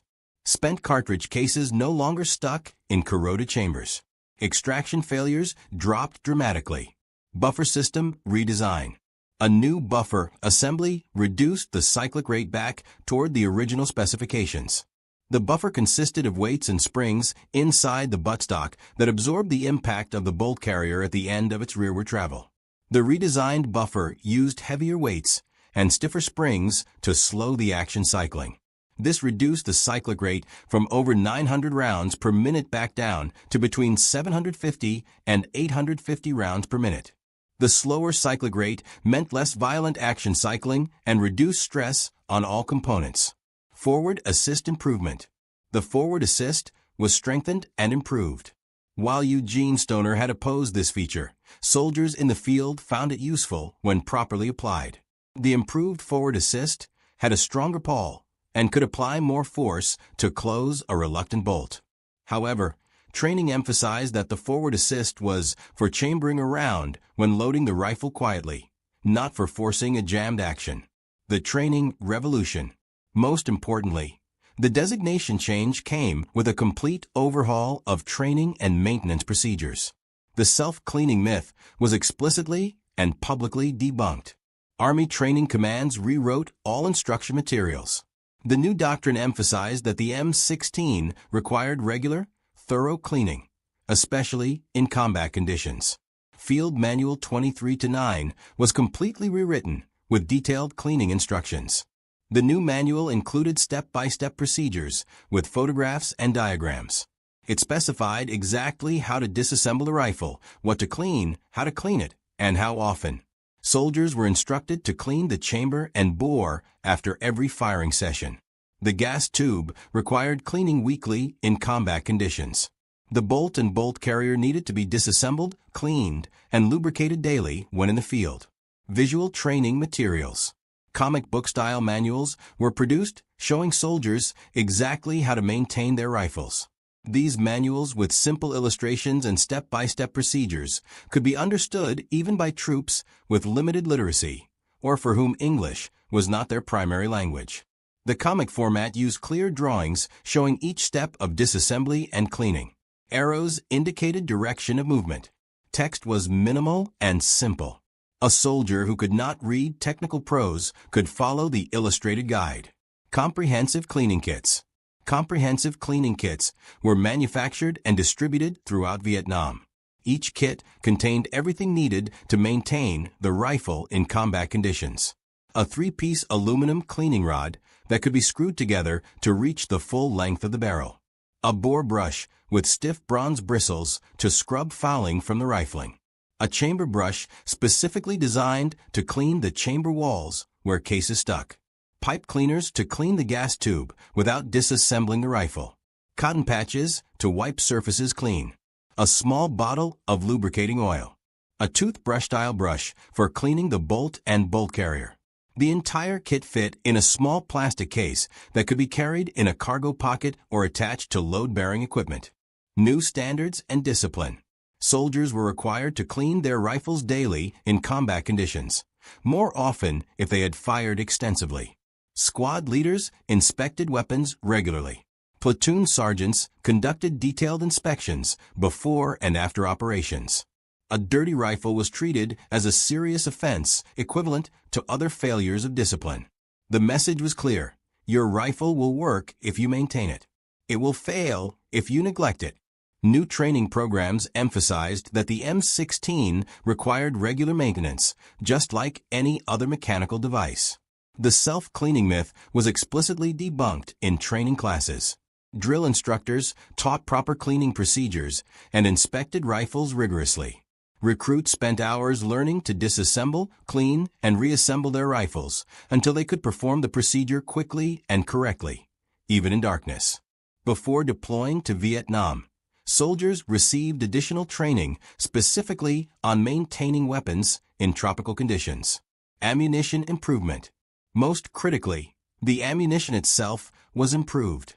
In 1970, a new powder designated WC-844 replaced WC-846 for 5.56 millimeters ammunition. WC-844 had reduced calcium carbonate content, producing significantly less fouling. The combination of chrome plating and cleaner ammunition solved the extraction problem that had killed so many soldiers. Dramatic results. The results were dramatic. By late 1967 and early 1968, units equipped with M16A1S, proper cleaning equipment, and adequate training reported substantial improvements in reliability. Malfunction rates dropped to levels comparable to or better than other military rifles. The extraction failures that had plagued the original M16 became rare. Soldiers who had despised and feared the M16 began to trust it. The rifle's inherent advantages could finally be realized without the crippling reliability problems. The lightweight meant soldiers could carry more ammunition or reduce the burden of their combat load. The high-capacity 30-round magazine gave sustained firepower in contact. The controllability in full automatic fire allowed accurate suppressive fire. The devastating terminal ballistics of the high-velocity 5.56 millimeters round at close range proved highly effective in jungle combat. Measuring success and calculating cost. Soldier surveys. In early 1968, the Army conducted comprehensive surveys of troops in Vietnam. The surveys were designed to measure soldier confidence in the improved rifle and identify any remaining problems. Results showed overwhelming satisfaction. The exact percentages varied depending on how questions were phrased, but approval ranged from 85% to 98% across different surveys. The February 1968 Department of Defense survey provided the most detailed data. 2,100 soldiers and Marines were surveyed about their combat experience with the M16A1. Only 38 individuals, less than 2%, stated they wanted to replace the M16 with a different weapon. The vast majority reported the rifle functioned reliably in combat. Most soldiers reported no significant malfunctions during the previous month of operations. When malfunctions did occur, they were typically minor feeding issues that could be cleared quickly, not the catastrophic extraction failures that had killed men a year earlier. An August to September 1967 survey conducted while improvements were being implemented found that 85% of respondents reported the M16 performed well in combat. 87% said they liked the weapon. A January to February 1968 survey found that 85% of troops wanted either the M16 or the XM177, a carbine version of the M16, for combat operations. The remaining 15% preferred other weapons, but this was considered normal variation.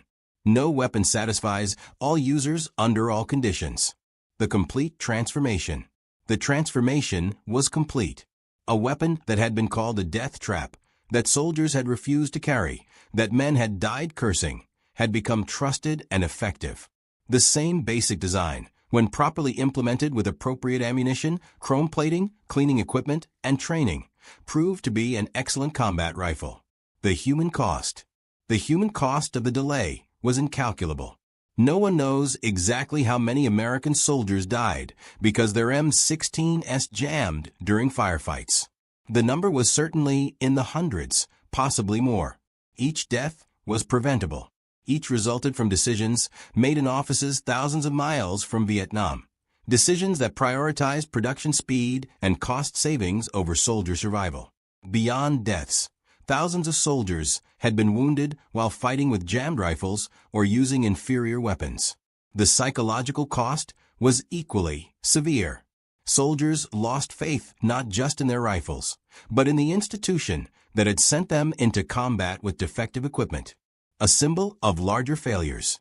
The damage extended beyond individual tragedies. The M16 scandal became a symbol of everything wrong with the Vietnam War. Hasty decisions, inadequate testing, prioritization of systems and statistics over human realities, disconnect between leadership and troops in the field. For many Americans, the story of soldiers dying with jammed rifles epitomized the war's larger failures. The weapon that was supposed to give American troops a technological advantage had instead become a liability. The rifle that promised revolutionary firepower had delivered death to those who carried it. Continuing evolution. The story did not end in 1967. The M16A1 served throughout the remainder of the Vietnam War with increasing success. As soldiers learned proper maintenance and the weapon's quirks became familiar, the rifle evolved from liability to legend. By the 1970s, veterans who had cursed the early M16S praised the M16A1. The rifle continued to evolve through the M16A2, A3, A4, and eventually the M4 carbine, serving American forces for over 50 years and equipping armies around the world. The transformation happened because the problems were identified, investigated publicly, and corrected systematically. Reshaping military procurement. The legacy of the M16 crisis shaped military procurement for decades. The Untold Committee's investigation established precedents for congressional oversight of weapons programs that continue today. Before the M16 scandal, weapons procurement had been largely an internal military matter.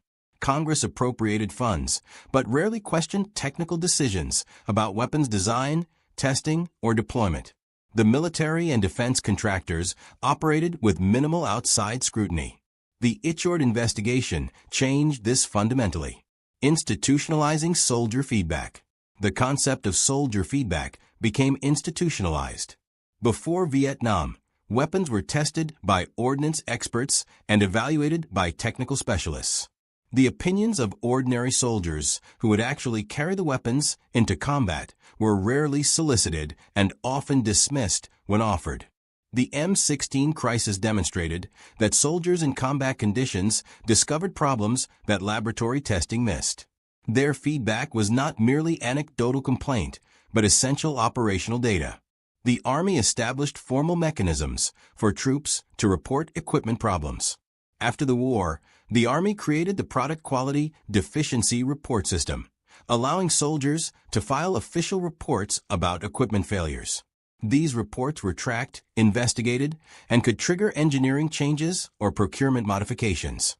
Similar systems were established for all services. The voice of the soldier in the field gained authority it had never possessed before. Mandatory operational testing. Operational testing in combat conditions became mandatory before full-scale deployment of new weapons. The practice of adopting a weapon based solely on laboratory testing and limited field trials ended. New rifles, machine guns, and other individual weapons now undergo extensive operational testing by combat units in realistic conditions. Test units file detailed reports on reliability, maintainability, and combat effectiveness. Procurement decisions cannot proceed without positive operational test results. Tighter procurement controls. Procurement regulations were tightened to prevent the kinds of waivers and shortcuts that had caused the M16 disaster. The practice of granting waivers that allowed weapons to be fielded despite failing to meet specifications came under intense scrutiny. New regulations required that any waiver to acceptance standards be documented, justified in writing, and approved at high levels of authority.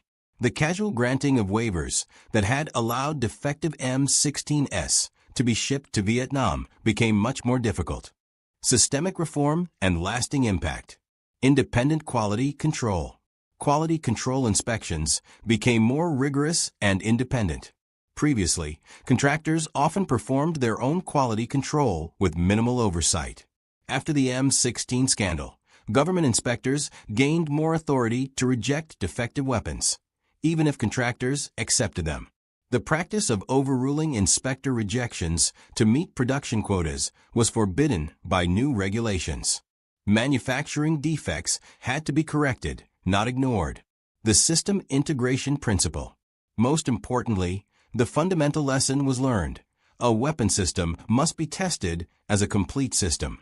Changing one component affects the entire system. Cost savings that compromise reliability are not savings at all when measured in lives lost. Contractor recommendations about their own products should be heeded, not dismissed for convenience. Soldier complaints from the field should be investigated immediately, not buried in bureaucracy. Veterans, remember. In 1985, 20 years after Ia Drang, veterans of the 1st Cavalry Division held a reunion in Texas. Many brought their families to show them where their service had begun. Among the attendees were men who had fought with the original M16s at Ia Drang and men who had struggled with jammed rifles in later battles. Former Staff Sergeant Michael Torres, who had carried an M16 through 13 months in Vietnam from 1967 to 1968, spoke about the experience. The early M16 was a death trap. We knew it. We reported it. Nothing happened for a year. Men died while bureaucrats argued about powder specifications and chrome plating costs. But the M16A1, once they fixed it, that was a different weapon. Best rifle I ever carried. Light, accurate, reliable when you maintained it. It's what the original should have been. A new era of oversight. The lessons learned shaped not just rifles, but the entire military procurement system. Independent testing by soldiers in realistic conditions became standard. Congressional oversight of major weapons programs became routine. Contractor claims were verified rather than accepted. Today, the M16 is gradually being replaced by newer rifles, but the M16 family will remain in service for years. The rifle that nearly became America's worst procurement disaster instead became its most successful, precisely because the disaster was investigated, publicized, and corrected. Enduring truths about military procurement. The M16 crisis demonstrated several truths about military procurement and warfare that remain relevant today. There are no shortcuts to reliability. A weapon that works 80% of the time is a weapon that fails when you need it most. In combat, reliability is not a luxury. It is a necessity that determines whether soldiers live or die. Soldier feedback must be acted upon immediately. The men and women who carry weapons into combat are not complainers or malingerers. They are the primary source of operational intelligence about equipment performance. Their voices must be heard and their concerns must be addressed with urgency. Transparency and accountability drive improvement. The M16 crisis was solved not through internal military channels, but through public investigation and congressional oversight. Sunlight proved to be the best disinfectant for a procurement system that had prioritized cost and convenience over soldier safety. Good design can be ruined by bad implementation. Eugene Stoner created an excellent rifle. The decisions made during procurement and production transformed it into a death trap. Design excellence means nothing if implementation is flawed. Problems can be fixed if there is will to fix them. The same rifle that failed catastrophically in 1966 performed excellently in 1968. The design had not changed fundamentally. What changed was the willingness to acknowledge problems, investigate them thoroughly, and implement comprehensive solutions.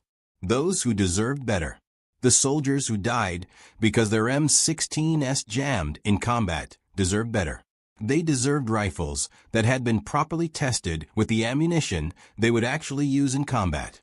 They deserved ammunition that worked with their weapons rather than ammunition selected for cost and production convenience. They deserved chrome-plated chambers that would not corrode in tropical humidity. They deserved cleaning equipment and proper training in maintenance procedures. They deserved leaders who would listen to their complaints and act immediately rather than dismissing their concerns or burying them in bureaucracy. The fact that later soldiers received all these things does not diminish the tragedy of those who died before the fixes were implemented. Every death was preventable. Every casualty resulted from decisions that could have been made differently. A story of redemption. The M16 story became one of redemption because the rifle that soldiers called a death trap in 1966 became the rifle they praised in 1970 and beyond. The weapon that symbolized Pentagon incompetence and bureaucratic indifference became proof that accountability and transparency could force improvement even in the face of institutional resistance. But redemption never erases the original sin. The men who died with jammed M16s bought that redemption with their lives. Their deaths sparked an investigation that reformed an entire system. Their sacrifice purchased improvements that saved countless lives in the decades that followed.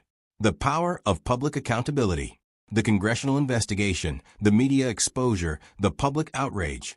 These forces drove change more effectively than any internal military review could have accomplished. They transformed a failing rifle into a reliable weapon. They reformed procurement procedures that had prioritized cost over effectiveness. They established accountability for equipment decisions that affected soldier safety. When soldiers were dying with jammed rifles and the military bureaucracy was slow to respond, it took Congress and the press to force action.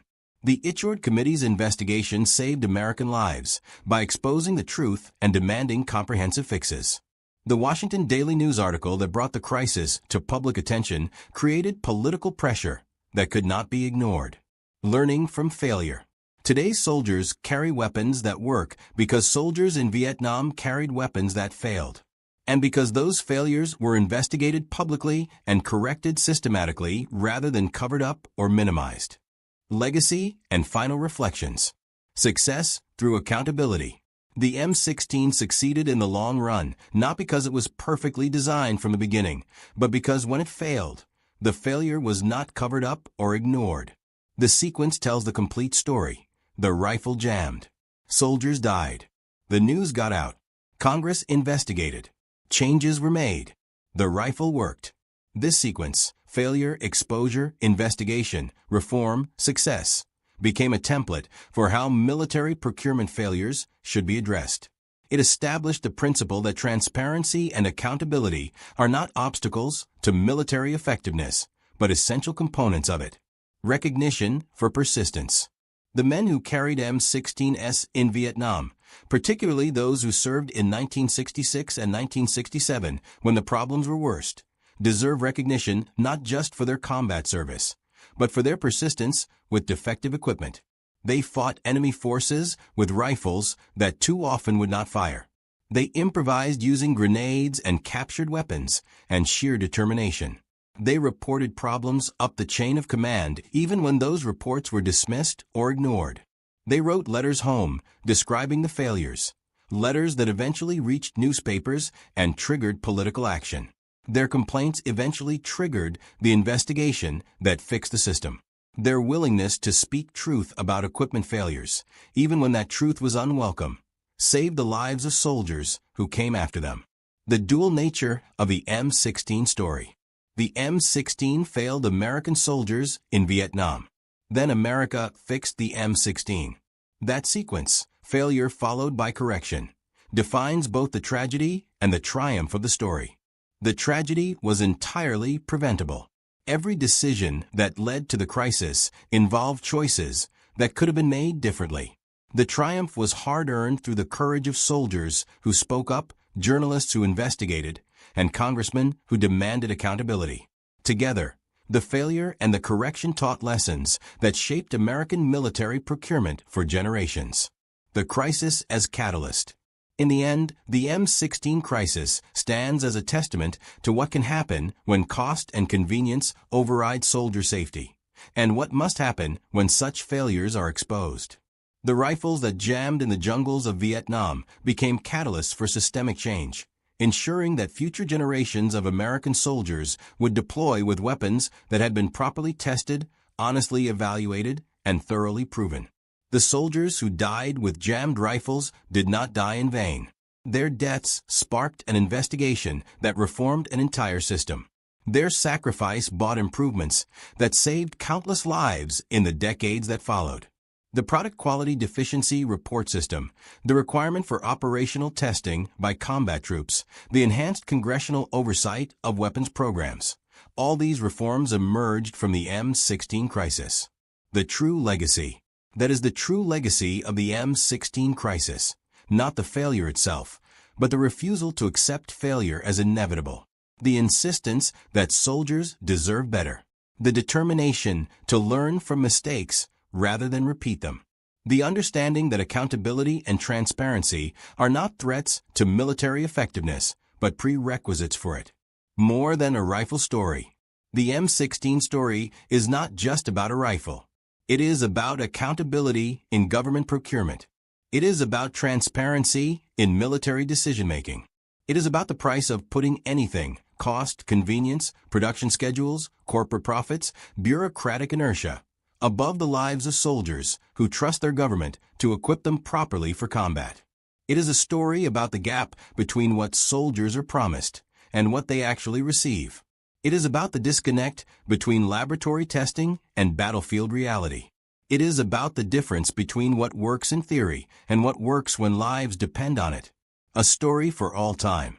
It is a story that should never be forgotten because the temptations that led to the M16 crisis, the temptation to cut costs, to rush production, to grant waivers to failing standards, to ignore warnings, to dismiss soldier complaints, these temptations are eternal.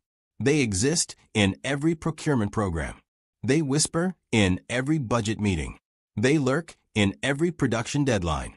The M16 crisis teaches that yielding to these temptations has consequences measured in American lives. It teaches that soldier safety must be the paramount concern in weapons procurement, not an afterthought or a variable to be balanced against cost and schedule. The responsibility of leadership. The crisis also teaches uncomfortable truths about leadership and responsibility. The soldiers who died with jammed M16s were failed by leaders at every level.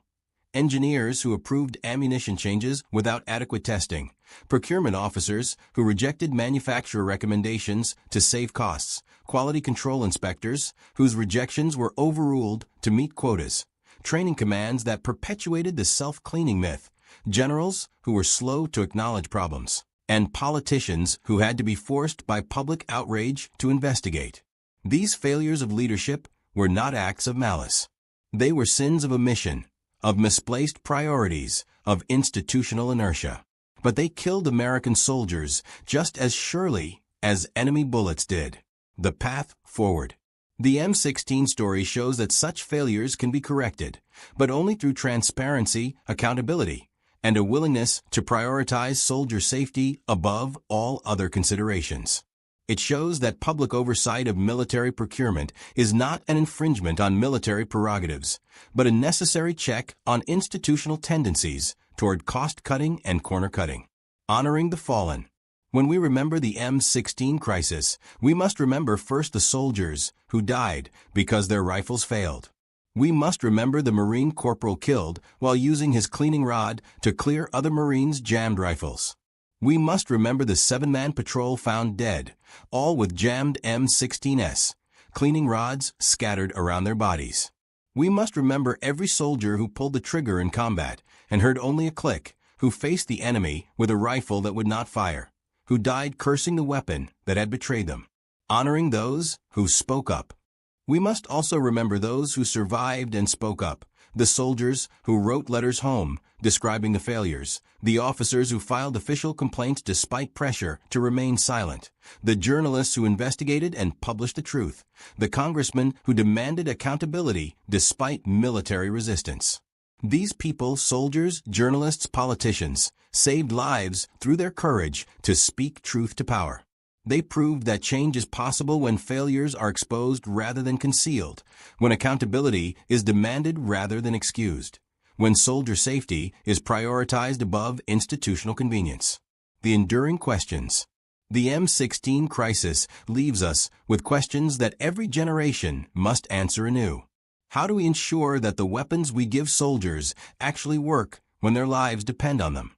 How do we create procurement systems that prioritize effectiveness over cost? How do we ensure that soldier feedback is heard and acted upon? How do we maintain transparency and accountability in military decision-making? How do we prevent the same mistakes from being repeated with new weapons and new technologies? The final lesson. The final lesson of the M16 crisis is simple but profound. When soldiers trust their government to equip them properly for combat, that trust must be honored. When that trust is betrayed, whether through malice or incompetence, through cost-cutting or corner-cutting, the betrayal must be exposed and corrected. The M16 crisis was a betrayal of that trust. The Untold Committee investigation and the reforms that followed were the correction. The soldiers who died bought that correction with their lives. Their sacrifice must never be forgotten, and the lessons learned from their deaths must never be ignored. That is how we honor them. That is how we ensure they did not die in vain. That is how we prevent future soldiers from facing the same betrayal. The M16 failed. America fixed it. And in doing so, America recommitted itself to the principle that soldiers deserve weapons that work, leaders who listen, and a procurement system that puts their safety first. That commitment, born from tragedy and purchased with American lives, is the true legacy of the M16 crisis. The metallic echo penetrated through the water like a ghostly whisper. Lieutenant Commander Means Johnston clutched his headphones tighter aboard the destroyer escort Shatala, filtering out every extraneous sound to focus on that single, crucial ping. June 4, 1944, approximately 800 yards west of Rio de Oro in French West Africa. The moment was 11:09 in the morning. What Johnston heard in those depths would ignite a chain of events unprecedented in modern naval warfare, a sequence that would simultaneously earn the Navy's highest commendations and provoke threats of criminal prosecution from the service's most powerful admiral. The sonar contact sat impossibly near. Standard operating procedures were unambiguous. Depth charges required specific distances to arm before detonation. At 800 yards, they would strike their target before becoming lethal. Johnston understood his training perfectly. Naval doctrine throughout the entire war had followed an unwavering pattern. Locate the enemy submarine, attack with overwhelming force, confirm its destruction. No exceptions, no hesitation, no alternatives. But Captain Daniel Vincent Gallery had spent 3 intensive weeks preparing his crews for something radically different. Something that contradicted every established protocol the United States Navy had developed for undersea combat. Standing on Guadalcanal's bridge, the escort carrier that formed Task Group 22.3 centerpiece. Gallery watched the tactical situation unfold. At 42 years old, this former Olympic wrestler from Chicago had already sent 3 German U-boats to the ocean floor during the previous 4 months. Yet destroying submarines had begun to feel like squandered opportunities. The turning point had come on April 9th, when his task group had successfully attacked U-515. Gallery had observed the enemy submarine surface, watched its crew scramble overboard as their vessel slowly surrendered to the Atlantic's embrace. In those final moments, something profound had troubled him. The enemy sailors were drowning, certainly, but so was intelligence. Code books, cipher machines, tactical charts, operational documents, all vanishing forever into the depths. That night, Gallery conceived a plan so bold that it would either revolutionize naval operations or terminate his career in disgrace. He would capture the next submarine intact. Not sink it, not destroy it. Capture it completely functional. When Gallery first presented this concept to his destroyer captains, they assumed he was joking. No American naval force had successfully boarded and seized an enemy vessel at sea since the War of 1812. More than 130 years earlier. The dangers were staggering. German submarines carried multiple scuttling charges, specifically designed to obliterate the vessel completely if capture appeared imminent.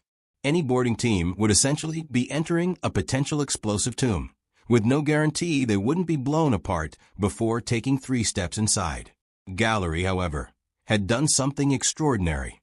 He had secretly assembled specialized boarding parties from volunteers throughout his task group. These men had trained relentlessly for weeks, studying captured German technical manuals, learning to identify critical valves and electrical systems, memorizing the precise locations of scuttling charges.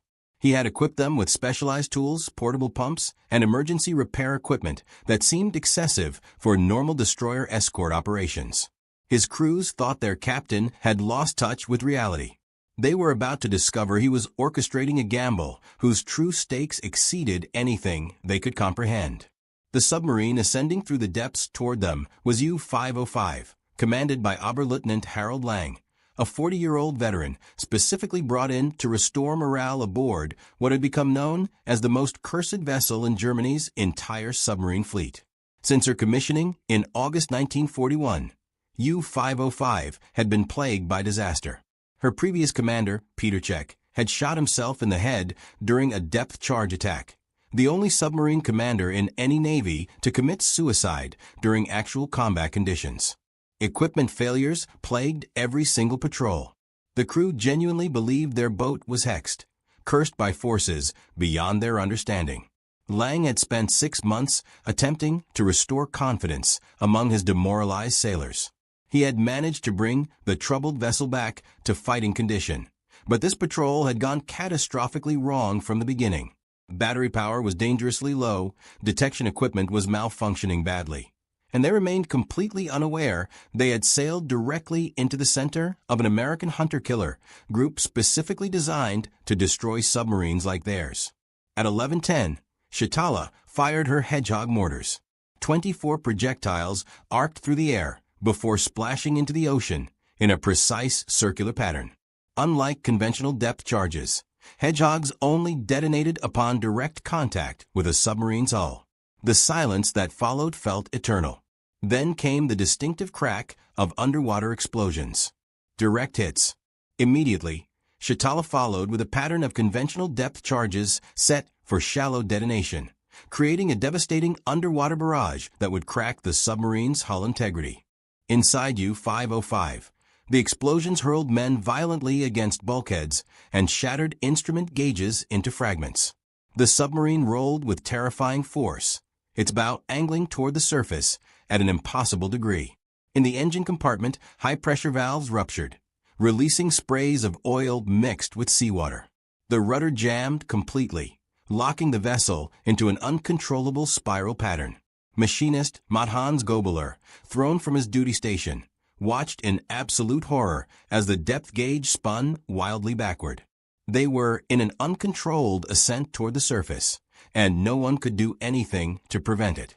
Lang ordered the ballast tanks blown, accepting the inevitable reality. They would have to surface in full view of the enemy. As U-505 broke through the waves at 11:16, positioned less than 600 yards from Shitala, Lang made a fateful decision that would haunt him for the remainder of his life.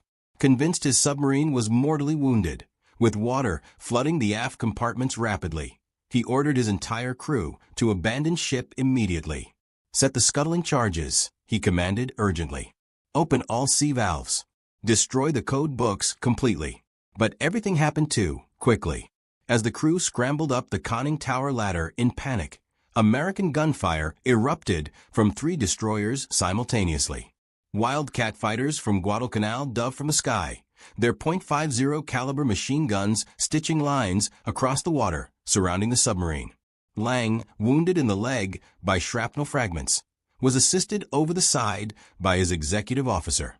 In the chaos and terror of abandonment, with bullets cracking overhead and aircraft roaring past at low altitude, the demolition procedures were only partially completed. Some charges were set, but not properly armed. Sea valves were opened, but not locked in position. Code books were thrown overboard, but the most secret materials remained below in their storage compartments. This was precisely the moment Gallery had prepared for relentlessly. From Guadalcanal's bridge, he grabbed the talk-between-ships radio and spoke words that hadn't been uttered by an American naval commander in over a century. "Away, all boarding parties. I say again, away, all boarding parties. Board and take that submarine." On the destroyer escort Pillsbury, Lieutenant Junior Grade Albert Leroy David assembled his 8-man boarding team rapidly. David was no ordinary officer. At 42, he had served in the Navy since 1919, rising from enlisted ranks through sheer determination and exceptional competence. He understood completely that this mission was likely suicide.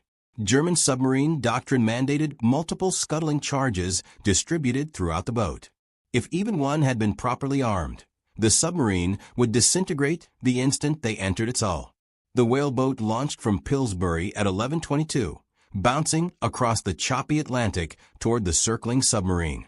U-505 was still making 5 or 6 knots forward, her jammed rudder forcing her into wide circles, with water sloshing over her foredeck continuously. David's team had to time their approach with perfect precision, coming alongside a moving submarine with no crew available to throw the mooring lines, no one to shut down the still-running engines. As they bumped against the steel hull, David made a decision that would later earn him the Medal of Honor. Without any hesitation, he leaped onto the slippery deck and sprinted toward the conning tower hatch. Behind him, Radioman Second Class Stanley Wodowick and Torpedo Man's Mate Third Class Arthur Nispel followed immediately, while the rest of the boarding party struggled desperately to secure their boat to the circling submarine. David plunged through the conning tower hatch into complete darkness. The emergency lighting had completely failed. Water sloshed ankle-deep through the control room, and the submarine's severe inclination made every movement treacherous. The smell assaulted him immediately, a nauseating mixture of diesel oil, battery acid, human sweat accumulated over months, and the metallic tang of fear. Temperature inside exceeded 95 degrees Fahrenheit. The air was thick with humidity from the flooded compartments, making every breath feel like drowning. What David didn't know was that he had an unlikely ally in this desperate moment. Ewald Felix, a German sailor who had been slow to abandon ship during the chaos, had made a crucial decision that would never appear in any official report. In the moments before escaping through the hatch, Felix had quietly closed several critical valves, actions that prevented the submarine from sinking immediately. David's flashlight beam cut through the darkness, illuminating a scene from nightmares. Water spurted from dozens of ruptures throughout the pressure hull. The hum of electrical motors mixed with the sinister hiss of escaping air. Somewhere in this maze of pipes, valves, and machinery, 14 demolition charges waited to explode. David had absolutely no way of knowing that only one charge remained properly armed, or that it would be discovered days later still live, its timer mechanism having mysteriously failed to detonate.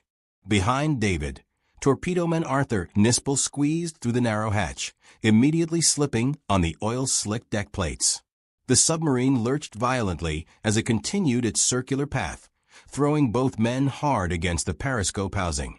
Through the open hatch above them, they could hear their boat crew shouting desperately that they were drifting away, unable to maintain position alongside the moving submarine. David faced an impossible choice: return to safety or continue deeper into what might become a death trap. He chose to go deeper into the unknown. Moving forward through the control room carefully, David encountered his first major obstacle. The watertight door leading to the forward compartments was sealed shut. If the compartments beyond were completely flooded, opening this door would sink the submarine instantly. David pressed his ear against the cold steel, listening intently for any sound of rushing water. Nothing. Silence. He spun the wheel mechanism, muscles straining against the significant pressure differential. The door opened with a metallic groan that echoed through the submarine, revealing the officers' quarters beyond. The first priority was stopping the flooding immediately. David located the main sea strainer, an 8-inch valve that was allowing thousands of gallons per minute to flood the engine compartments. With Nispel's assistance, he managed to close it completely, watching the flow of water slow to a manageable stream. But this was merely the beginning of their task. Throughout the entire submarine, dozens of smaller valves remained open, each steadily contributing to the slow drowning of U-505. Widowick had found the radio room, and what he discovered there would fundamentally change the course of the entire war. The room was an intelligence treasure trove that German security protocols explicitly demanded should have been destroyed within 30 seconds of the abandoned ship order. But in the absolute chaos of the attack, with the submarine rolling violently and water flooding in rapidly, the radio operator had fled without completing destruction procedures. The Germans had abandoned ship so quickly that they left everything behind intact. The Enigma machine sat on the radio operator's table, its rotors still properly in place, its daily settings completely unchanged. This wasn't just any Enigma cipher machine, but the latest 4-rotor naval version, the M4, which the Allies had struggled desperately to decrypt consistently throughout the war. Around the machine lay code books, some still open to the current date. Complete June 1944 cipher materials, including the special coordinate code that revealed exact locations of U-boat patrol areas across the Atlantic. The officer cipher settings, the short weather code book, the short signal book, and most incredibly, bigram tables not scheduled to come into effect until July and August, materials that would give Allied codebreakers a window into future German communications. Widowick carefully gathered each document, his hands trembling as he realized what he held. A single water-soaked page could contain information worth thousands of Allied lives. He wrapped the materials meticulously in waterproof canvas bags that Gallery had insisted each boarding party carry, despite considerable skepticism from his officers about their necessity. That seemingly paranoid foresight would preserve documents that would help decisively win the Battle of the Atlantic. Meanwhile, gunners Mate First Class Chester Makarsky and motor machinists, Mate First Class Zenon Lukosius, had made their way to the engine room. The scene they encountered was absolutely catastrophic. The diesel engines were still running at full power, their thunderous noise making any communication completely impossible. Water sprayed from ruptured cooling lines, creating a scalding mist that burned any exposed skin. The deck plates were awash with a toxic mixture of diesel fuel, lubricating oil, and seawater that made every single step treacherous and potentially fatal. More boarding parties arrived rapidly from Guadalcanal and the other destroyers in the task group. Commander Earl Trocino, Guadalcanal's chief engineer, brought portable pumps and emergency equipment. Working in the flooded engine room under impossible conditions, Trocino accomplished something that seemed technically impossible. He disconnected U-505's diesel engines from her electric motors, while leaving the motors connected directly to the propeller shafts. As Guadalcanal began towing the submarine, the propellers would spin, turning the motors into generators, charging the batteries that would power the submarine's own internal pumps. It was brilliant engineering executed under impossible circumstances. But Gallery understood completely that the real battle was just beginning. They had to keep this capture absolutely secret from everyone. If Germany learned that U-505 had been captured rather than sunk, they would immediately change all their codes across the entire fleet. The entire ultra-intelligence operation, the Allied ability to read German communications, would collapse catastrophically just days before the crucial Normandy invasion. Gallery ordered the most extreme security measures in naval history. The 3,000 men of Task Group 22.3 were sworn to absolute secrecy under threat of court-martial. All mail was heavily censored. Shore leave was completely canceled, and any mention whatsoever of the capture threatened immediate criminal prosecution. The German prisoners, 58 survivors pulled from the water, were told they were being transported to Casablanca for standard processing. Instead, they would spend the remainder of the war in a special prison camp in Louisiana, held incommunicado in direct violation of the Geneva Convention. Their families would be officially told they were dead, lost at sea with all hands. The tow to Bermuda took 2 grueling weeks and covered 2,500 nautical miles. U-505, painted to resemble an American submarine and temporarily renamed USS Nemo, arrived at the Naval Operating Base on June 19, 1944. The codebooks were immediately flown under armed guard to Bletchley Park in England, where they provided invaluable assistance to Allied codebreakers during the final crucial year of the war. But Gallery's moment of triumph quickly turned into a bureaucratic nightmare when word finally reached Washington. Admiral Ernest Joseph King, Chief of Naval Operations and arguably the most powerful man in the entire United States Navy, was incandescent with rage. Gallery had risked the entire ultra-secret for what King considered nothing more than a reckless publicity stunt. The British, who had carefully concealed their earlier captures of U-110 in 1941 and U-559 in 1942, were equally furious with the Americans. They had deliberately sunk their captured submarines to prevent any German suspicions about code compromise. Gallery had not only kept his prize intact, but was towing it across the Atlantic Ocean in broad daylight, where any German reconnaissance aircraft could potentially spot it. King seriously considered court-martialing Gallery immediately. The charge would have been endangering Allied intelligence operations through reckless grandstanding and disobedience to established naval protocols. Only the successful maintenance of absolute secrecy ultimately saved Gallery from professional disgrace. The Germans never learned of U-505's capture during the war. Her crew was officially listed as missing, presumed dead. The submarine was formally recorded as lost with all hands somewhere in the Atlantic Ocean. German naval records showed no indication that anyone suspected the truth. The intelligence value of the capture exceeded even Gallery's wildest expectations. The coordinate code allowed Allied forces to route convoys away from submarine patrol areas with unprecedented precision, saving countless merchant vessels. The acoustic torpedo, recovered from U-505's deck storage, revealed German advances in weapons technology that prompted the Allies to quickly develop effective countermeasures. The submarine herself became a floating classroom where American engineers studied German technology intensively, learning innovations that would be incorporated into post-war American submarine designs. Lieutenant Albert David received the Medal of Honor, the only one awarded to an Atlantic Fleet sailor during the entire Second World War. But tragically, he would never wear it. On September 17, 1945, just over 1 year after his heroic boarding of U-505, David died suddenly of a heart attack at age 43. President Harry Truman personally presented the medal to his widow the following month. The German crew's ordeal proved equally remarkable and disturbing. Held at Camp Ruston, Louisiana, they were systematically denied Red Cross visits, forbidden all male privileges, and kept in complete isolation from other prisoners. The camp had originally been built to house members of the Women's Army Auxiliary Corps, but had been hastily converted to hold German prisoners from Rommel's Afrika Korps. But the crew of U-505 was fundamentally different. They weren't just prisoners of war.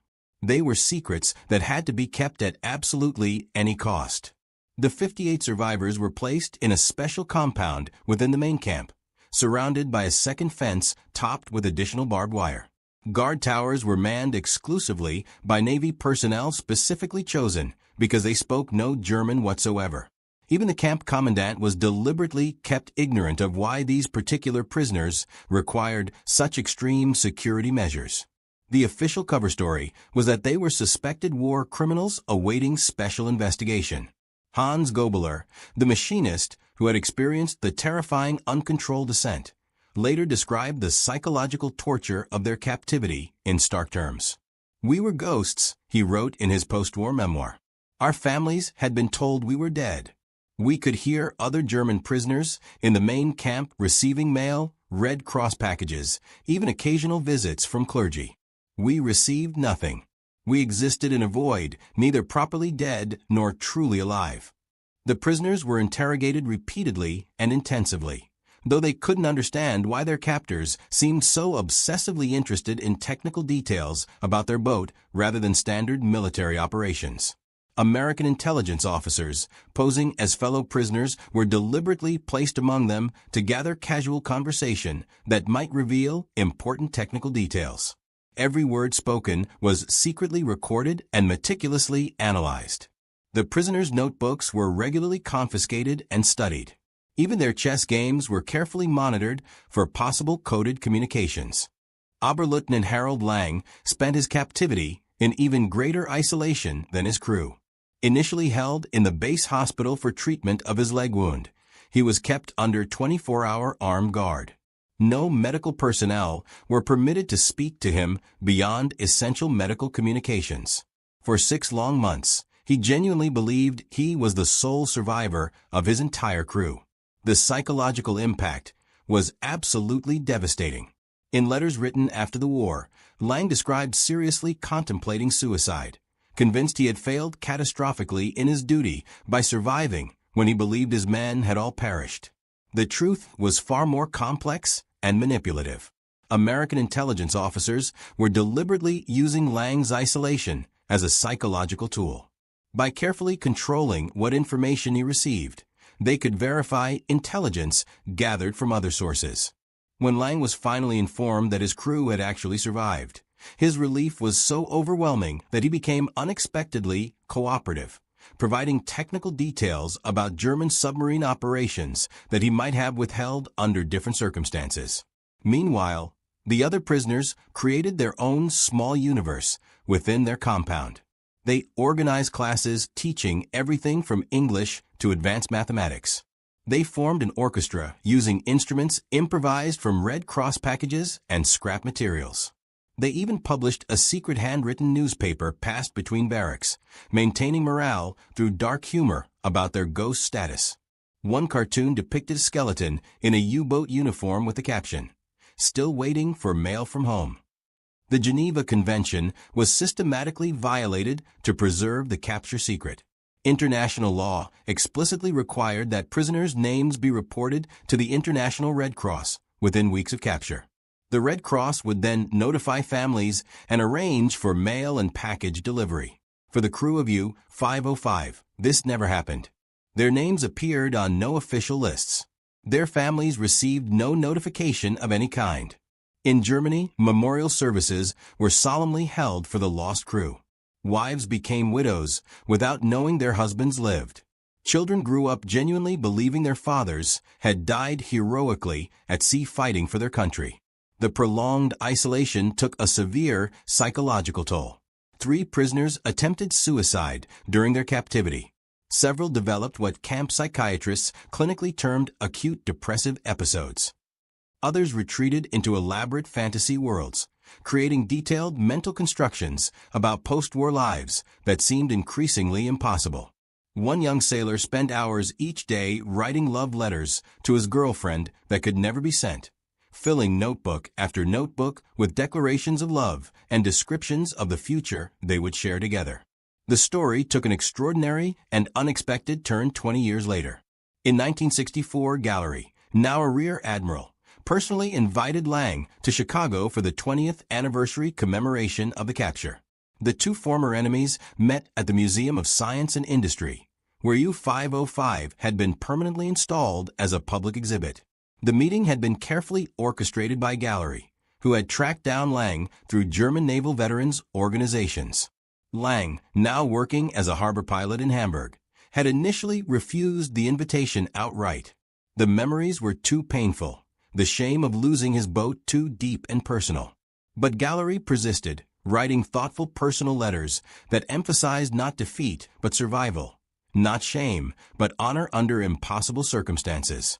When Lang finally agreed to come, he brought with him something remarkable, a detailed account he had written but never published about the final moments aboard U-505. His narrative revealed crucial details that American investigators had never fully understood. The suicide of his predecessor, Peterchek, had traumatized the crew so profoundly that many had officially requested transfers. Those requests were all systematically denied. The crew genuinely believed their boat was cursed, that death was ultimately inevitable. Some had completely stopped writing letters home, convinced they would never return to Germany. Lang's account described the moment of the attack with vivid, haunting clarity. We were at lunch. Potato soup. The same meal we had eaten for 3 consecutive days because our refrigeration unit had failed completely. The first explosion threw the soup pot across the compartment, scalding the cook severely. Men were hurled against equipment with such tremendous force that 3 suffered broken ribs. The boat stood on its nose at a 70-degree angle that sent everything not properly secured flying forward. I watched our spare torpedoes break loose from their restraining chains, 6,000 pounds of steel and high explosives sliding toward the forward bulkhead. The depth charge attack had inflicted far more damage than the Americans initially realized. The main ballast tank vents were jammed permanently open, making it impossible to maintain any depth control. The stern planes were frozen at maximum dive angle. The compass was spinning uselessly. Most critically, the pressure hull had developed a hairline fracture near frame 50, a structural weakness that was allowing water to enter at increasing pressure with each passing second. Lang knew his boat had perhaps mere minutes before catastrophic implosion would kill everyone aboard. His decision to surface and immediately abandon ship, Lang revealed, was not panic but careful calculation. I had 58 men under my command, he told Gallery during their emotional reunion. Boys, really.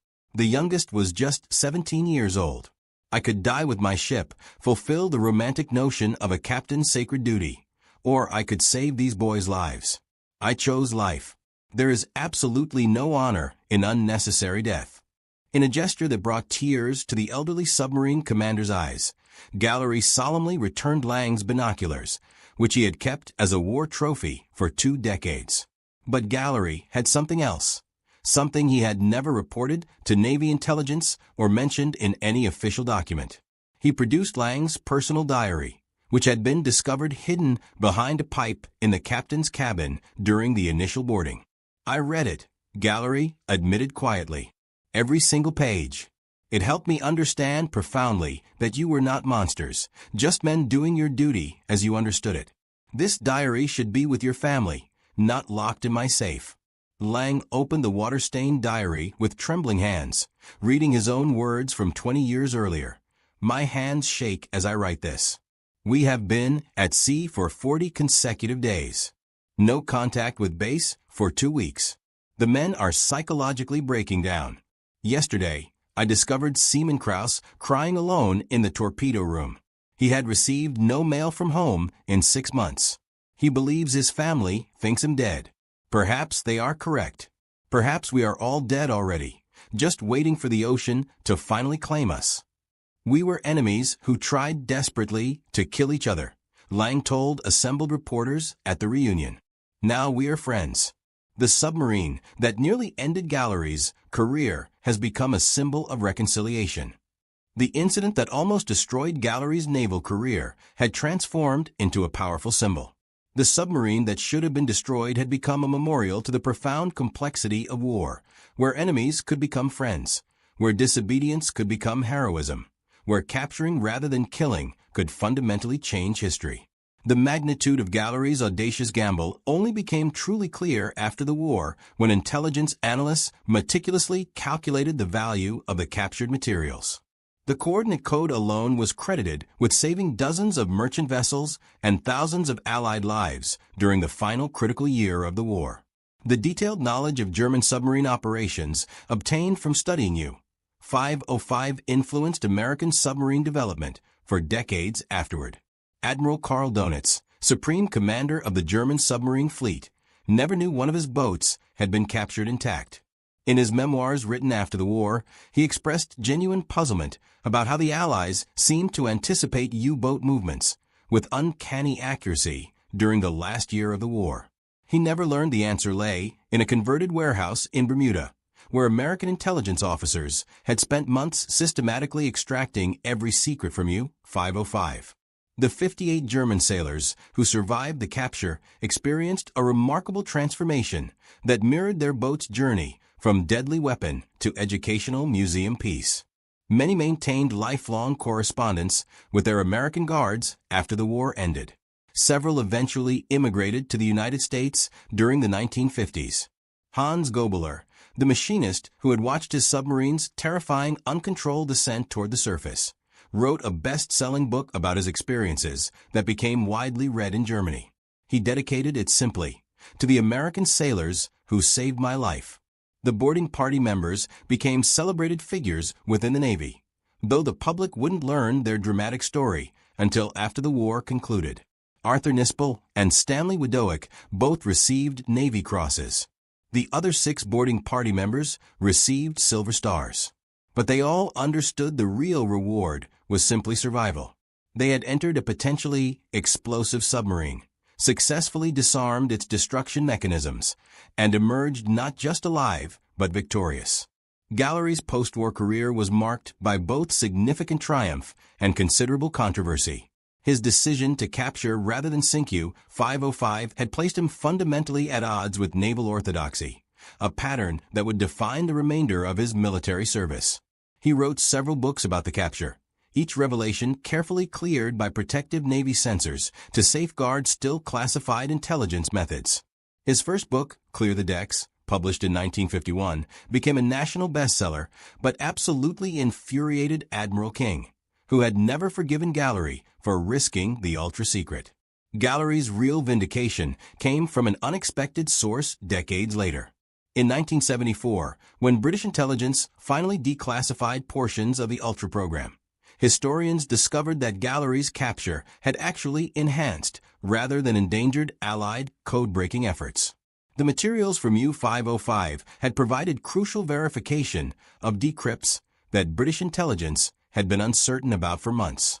Several German naval codes that Bletchley Park had only partially broken were fully understood thanks to U-505's complete code library. Alan Turing himself, the brilliant genius behind much of Britain's code-breaking success, had written in a still classified 1944 memo, "The American capture, while initially quite alarming, has provided invaluable verification of our theoretical work. We now have absolute confirmation of German encoding procedures we had only guessed at through mathematical analysis. The coordinate cipher, particularly, has yielded patterns we would have needed many additional months to discern through cryptanalysis alone." Gallery became a passionate advocate for naval aviation and an outspoken critic of post-war defense cuts, positions that earned him powerful enemies in Washington. His involvement in the revolt of the admirals, a bitter political battle over naval aviation's future, ultimately cost him promotion to vice admiral. When the Secretary of Defense proposed completely eliminating aircraft carriers in favor of long-range strategic bombers, Gallery leaked classified information to journalists proving the vulnerability of bomber formations to submarine-launched guided missiles, technology discovered aboard captured German vessels, including U-505 itself. The leak definitively ended Gallery's career advancement, but ultimately saved naval aviation. President Truman himself acknowledged privately that Gallery's calculated insubordination had prevented a strategic disaster. "You're absolutely right, Dan," Truman told him candidly at a White House reception.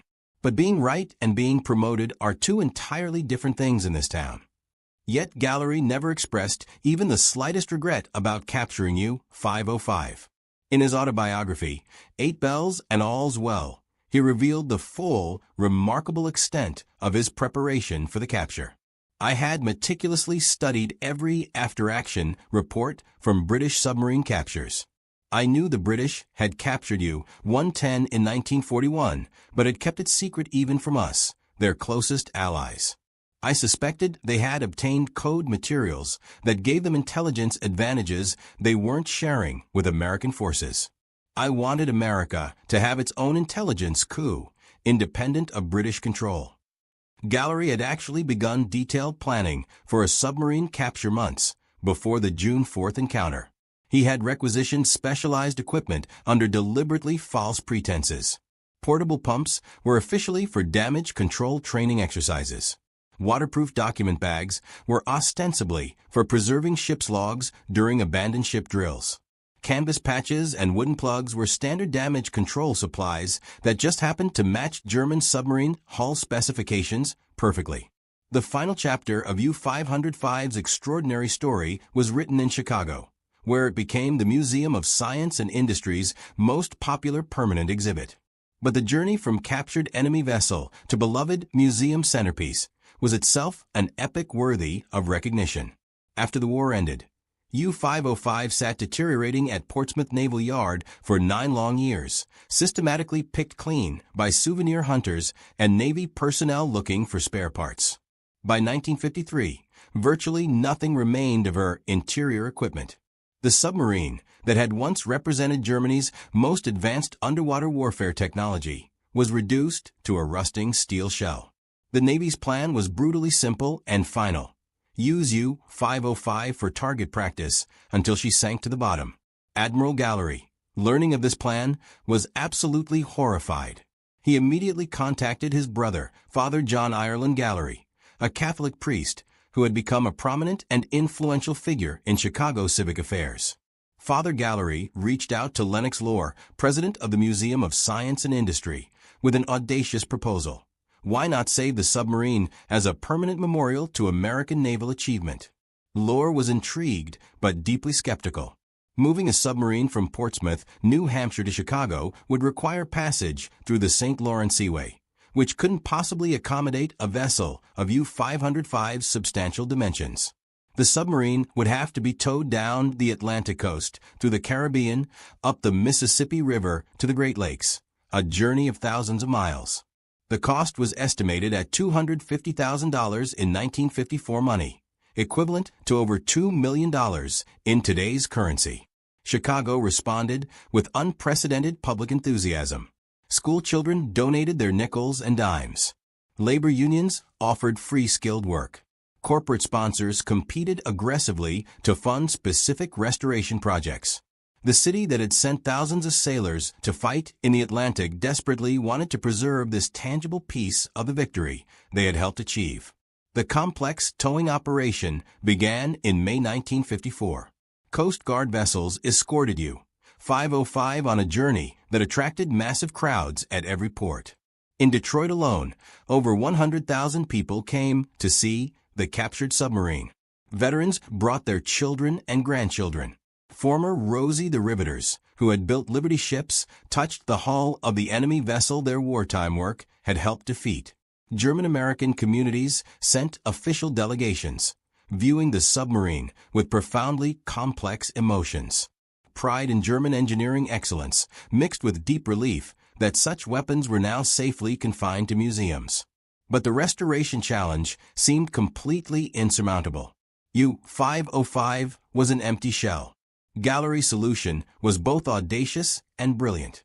He contacted the original German manufacturers who had built U-505's components. His letter to each company was nearly identical. "We have your submarine. It will be displayed for millions to see.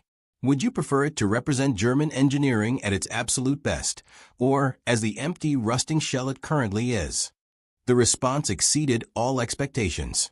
Mannheim Diesel sent complete engine rebuilding specifications and spare parts. Zeiss provided new periscope optics. Siemens contributed electrical components. AEG supplied motor control systems. Every company included essentially the same message: we are sorry you have our submarine, but if she must be displayed there, she should properly represent German technical capability at its finest. Most remarkably, every single contribution came free of charge, a gesture of professional pride that transcended the bitter war that had ended less than a decade earlier. Over 20 million visitors have now walked through the submarine that gallery courageously refused to sink. School children learn about the war in its cramped compartments. Veterans bring their grandchildren to show them where actual history was made. The submarine has hosted thousands of ceremonies, from naturalization services for new Americans to re-enlistment ceremonies for sailors continuing their military service. Each event adds another meaningful layer to the vessel's remarkable transformation from weapon to memorial. In 1989, U-505 was officially designated a National Historic Landmark. The citation noted not merely its significant role in the war, but its unique position as a powerful bridge between former enemies. The submarine that had been built specifically to destroy American shipping had become an American monument. The crew that had served the Nazi regime had become advocates for democracy and peace. The capture that had nearly resulted in court-martial had become a lasting testament to creative courage. The technical innovations discovered aboard U-505 influenced submarine development worldwide for decades. American engineers spent many months meticulously documenting every single system, creating detailed blueprints that would profoundly influence American submarine design for the next 3 decades. The snorkel system, allowing submarines to run diesel engines while remaining submerged, was absolutely revolutionary. American submarines had nothing remotely comparable. The German design could extend to 40 feet above the hull, incorporating float valves that automatically sealed if waves washed over the intake. This technology alone extended underwater endurance from mere hours to multiple days, a game-changing capability. The torpedo data computer found in U-505's conning tower represented another stunning revelation. This sophisticated analog computer could calculate firing solutions for multiple targets simultaneously, accounting for target speed, direction, submarine motion, and even ocean currents. American torpedo fire control systems were primitive by comparison. Within 6 months, American submarines in the Pacific were equipped with dramatically improved fire control systems based directly on German innovations. Perhaps the most significant discovery was the submarine's acoustic dampening technology.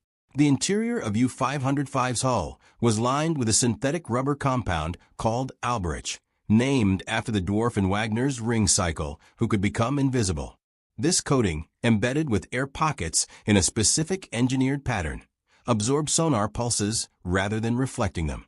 Extensive tests at the Naval Research Laboratory demonstrated it could reduce sonar detection range by an astonishing 60%. The hydraulic torpedo loading systems were meticulously copied and refined. German engineers had developed a system that could reload all 4 forward tubes in less than 10 minutes, exactly half the time required by American systems. The mechanism used a revolutionary hydraulic ram that could function at any depth without the pressure equalization problems that plagued American designs. This single innovation would save countless hours of tactical vulnerability during combat operations. The submarine's battery technology provided equally valuable insights. U-505 carried 2 complete sets of 62 cells each, providing 2,700 horsepower when running submerged. But it was the sophisticated battery maintenance and ventilation systems that truly impressed American engineers. The Germans had developed highly sophisticated hydrogen detection and ventilation systems that prevented the explosive gas buildup that had catastrophically destroyed several American submarines. Every American submarine built after 1945 incorporated German battery safety innovations as standard equipment. The acoustic torpedo retrieved from U-505's deck storage represented a capability America didn't know Germany possessed. The T-5 Zonkenig, or Wren, could home in on the distinctive sound of ship propellers from over 6 miles away. Initial tests showed it could actually differentiate between merchant vessels and warships based solely on propeller cavitation patterns. The Americans had been working on similar technology, but were years behind German development. Within weeks of thoroughly studying the captured torpedo, American scientists had developed effective countermeasures that would save dozens of Allied ships during the war's final months. Intelligence officers discovered that U-505 carried equipment they didn't even recognize initially. A device labeled Courier turned out to be a burst radio transmission system that could compress a lengthy operational message into a transmission lasting less than half a second, too brief for Allied direction-finding equipment to locate successfully. Another mysterious box proved to be an early form of radar detector that could identify specific Allied radar frequencies and warn when the submarine was being actively tracked. The code books revealed German innovations in communication security that dramatically exceeded Allied estimates. The Germans were using an elaborate system of grid references that changed daily, with coordinates encrypted using a special cipher that required both the daily Enigma key and a set of bigram tables. Even with the Enigma machine itself, messages remained meaningless without these additional critical layers. The captured materials from U-505 provided a complete set of these tools, allowing Allied intelligence to read German naval communications in real time for the remainder of the war. Gallery died on January 16, 1977, at age 75. His funeral was attended by former enemies and allies alike, including several of U-505's former crew members who traveled from Germany specifically to pay their respects. Harold Lang sent a wreath with a simple but profound message: to the captain who spared our lives and showed us honor in defeat. The capture of U-505 stands as one of the most extraordinary episodes of the entire Second World War. Not because it represented a great military victory in the traditional sense, but because it embodied a fundamentally different kind of victory. In a war universally characterized by total destruction, Gallery had deliberately chosen capture over annihilation. In a conflict that demanded unquestioning hatred of the enemy, he had demonstrated genuine respect for defeated foes. In a battle where following established orders meant certain tactical success, he had risked absolutely everything on an unprecedented gamble. The 800 tons of steel that comprise U-505 rest now in climate-controlled comfort, meticulously preserved for future generations. Every rivet, valve, and gauge tells a profound story of transformation. Built for destruction, captured through calculated disobedience, preserved through unwavering determination. It stands as living proof that sometimes the greatest victories come not from destroying the enemy, but from genuinely understanding them. Not from blindly following orders, but from recognizing when orders must be courageously challenged.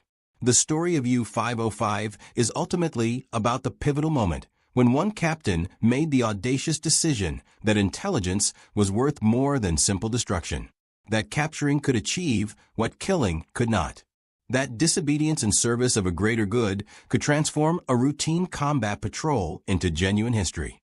Gallery's gamble, David's extraordinary courage, and 58 German sailors' survival created a legacy that profoundly transcends war itself. They proved conclusively that enemies can become friends, that intelligence can triumph over brute force, and that sometimes the boldest possible action is not to destroy, but to preserve. The influence of U-505's capture extended far beyond World War II.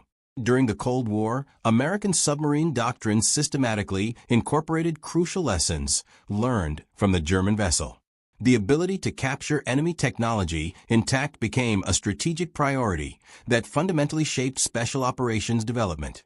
Navy SEAL teams trained specifically for submarine boarding operations using detailed knowledge gained from David's comprehensive after-action reports.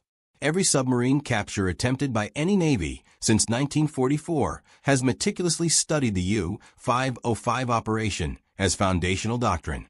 In 1968, when the Soviet submarine K-129 sank in the Pacific Ocean carrying nuclear missiles and code books, the CIA's ambitious operation to recover it, Project Azorian, was directly inspired by Gallery's success. Howard Hughes's specially constructed Glomar Explorer The ship built specifically for the recovery carried equipment designed based explicitly on lessons from U-505. Though only partially successful, the operation recovered crucial intelligence about Soviet nuclear capabilities. The human legacy proved equally enduring and profound. Dozens of U-505's crew members maintained lifelong correspondence with their American captors, transforming enemies into friends. Hans Gobler, who had closed crucial valves during the submarine's death throes, immigrated to America in 1956. He worked at the Museum of Science and Industry, serving as a volunteer guide aboard his former vessel. Visitors were consistently amazed to meet an actual crew member who could describe life aboard the submarine from direct personal experience. In his countless tours, Gobela would stand in the engine room where he had nearly died and tell visitors, "This submarine was built specifically to kill Americans. Now it teaches Americans." That transformation from weapon to teacher, that is the real victory. Not destroying your enemy, but converting them. Not conquering, but understanding. The preservation of U-505 also significantly influenced international maritime law. The 1958 Geneva Convention on the High Seas included specific provisions addressing captured vessels, largely based on complex legal questions raised by U-505's unique status.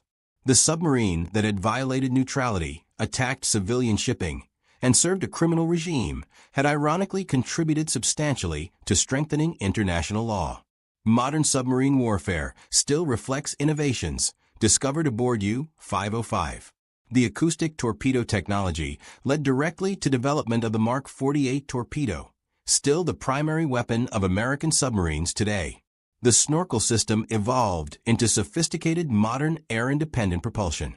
The burst communication system pioneered submarine satellite communication protocols. Every American submarine launched since 1945 carries technological DNA from the captured German vessel. Intelligence professionals worldwide study the U-505 capture as a masterclass in operational security.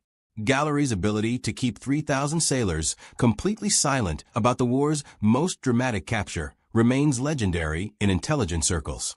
The FBI conducted studies investigating how Gallery achieved this remarkable feat, concluding that his unique combination of patriotic appeal, strict discipline, and personal charismatic leadership created what they termed a culture of tactical silence that became a foundational model for classified operations.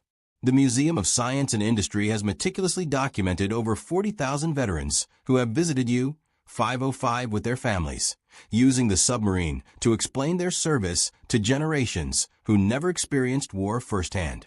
Each generation finds profound relevance in the 70-year-old vessel. In 2004, the museum completed a $35 million comprehensive preservation project that moved U-505 indoors, protecting it permanently from Chicago's harsh weather. The extraordinary engineering challenge of moving an 800-ton submarine 500 feet underground without disassembly required innovative techniques that advanced heavy lifting technology. Even in preservation, U-505 continued contributing to engineering innovation. Today, U-505 stands as the last accessible Type 9C submarine in existence. Its sister ships lie scattered across ocean floors worldwide or were scrapped decades ago. This remarkable survivor, preserved through an act of calculated disobedience, has outlasted the nation that built it, the twisted ideology it served, and most of those who sailed in it or captured it. It remains an enduring testament to the moment when one captain's courageous refusal to follow established orders fundamentally changed history. Gallery died, believing his capture of U-505 was his greatest achievement. History has conclusively proven him right, but not for the reasons he originally imagined. The intelligence value, while genuinely significant, lasted only through war's end. The technical innovations were eventually superseded by newer developments. But the profound human story, the transformation of enemies into friends, the preservation of knowledge over mindless destruction, the courage to disobey wrong orders in service of right action, these lessons remain genuinely timeless. Every visitor who descends into 505 enters a space where history pivoted on individual decisions, where Albert David chose courage over safety, where Harold Lang chose life over death, where Daniel Gallery chose capture over destruction, where 58 German sailors and 3,000 American sailors kept a secret that saved countless lives, where enemies became teachers and weapons became classrooms. The submarine's motto, painted on its conning tower during construction, read Sieg oder Untergang, victory or destruction. Neither prediction proved accurate. Instead, U-505 found a remarkable third path, transformation. From hunter to hunted, from weapon to memorial, from enemy to educator. In that profound transformation lies a message more powerful than any torpedo it ever carried. That understanding conquers hatred, that preservation defeats destruction, and that sometimes the greatest victory is courageously refusing to destroy what others demand you sink. 150 miles southwest of Kagoshima, June 24, 1944. Lieutenant Commander Richard O'Kane stood at the periscope in USS Tang's control room, his pulse racing with controlled anticipation. Through the lens, he observed something extraordinary. 6 massive cargo vessels protected by 16 escort ships. The largest Japanese convoy he'd encountered across 3 war patrols. The merchant ships appeared heavily laden with troops, supplies, and equipment desperately needed for Japan's deteriorating Pacific defenses. Behind O'Kane, his crew maintained tense silence. They'd been tracking this convoy for 4 hours, positioning Tang for the ideal strike. The submarine carried 24 torpedoes, each a 3,000-pound weapon, with warheads capable of snapping a ship in two. O'Kane's mind processed rapid calculations: angle, speed, distance, depth. He'd studied submarine warfare under Commander Dudley Mush Morton aboard USS Wahoo, where boldness and precision created the Pacific's most feared submarine commander. Now commanding Tang, O'Kane was demonstrating he'd exceeded even his legendary mentor's achievements. What Japanese naval intelligence failed to comprehend, despite mounting evidence, was how American submarine warfare had evolved into something their doctrine couldn't counter. The vessels were superior. The torpedoes finally functioned after years of catastrophic malfunctions. Commanders like O'Kane had developed tactics transforming submarines from solitary hunters into convoy annihilators. Japan's defeat was being written not in surface engagements, but in dark depths where silent hunters stalked prey. Tang's journey to this moment began 9 months prior at Mare Island Naval Shipyard, Vallejo, California. Her keel was laid January 15, 1943, as America's industrial machine produced submarines at previously impossible rates. By August 17, she slid into water, a Belau-class submarine measuring 311 feet 10 inches, displacing 1,526 tons surfaced and 2,424 tons submerged. The Belau class represented cutting-edge American submarine design. Stronger hulls using high-tensile steel permitted diving to 438 feet, far deeper than earlier boats. This depth capability gave commanders like O'Kane critical advantages. When Japanese destroyers dropped depth charges, Belau-class submarines could dive below most weapons' effective range. Earlier fleet submarines were limited to 300 feet, leaving them vulnerable to determined escorts. 10 21-inch torpedo tubes, 6 forward, 4 aft, provided devastating firepower. Forward tubes were arranged in 2 tiers, 3 upper, 3 lower, enabling rapid salvo firing. After tubes could engage targets during escape maneuvers, turning retreat into attack. Each torpedo weighed 3,154 pounds and carried a 575-pound Torpex explosive warhead. They could reach targets at ranges exceeding 6,000 yards. The submarine carried 24 torpedoes total, sufficient for multiple attacks before returning to base. Diesel-electric propulsion provided surface speed of 20.25 knots and submerged speed of 8.75 knots. 4 diesel engines powered the boat on the surface, while simultaneously charging massive batteries. Submerged, electric motors drew power from these batteries, allowing silent running at slow speeds for up to 48 hours. This dual propulsion system granted submarines tactical flexibility. They could race ahead of convoys on the surface, dive to avoid detection, attack submerged using silent electric power, then surface to escape at high speed. Most importantly, Belau-class submarines could patrol for 75 days without refueling. This endurance provided range to reach Japanese home waters from Pearl Harbor, patrol for weeks, and return safely. Cruising range of 11,000 miles at 10 knots surfaced meant submarines could operate anywhere in the Pacific.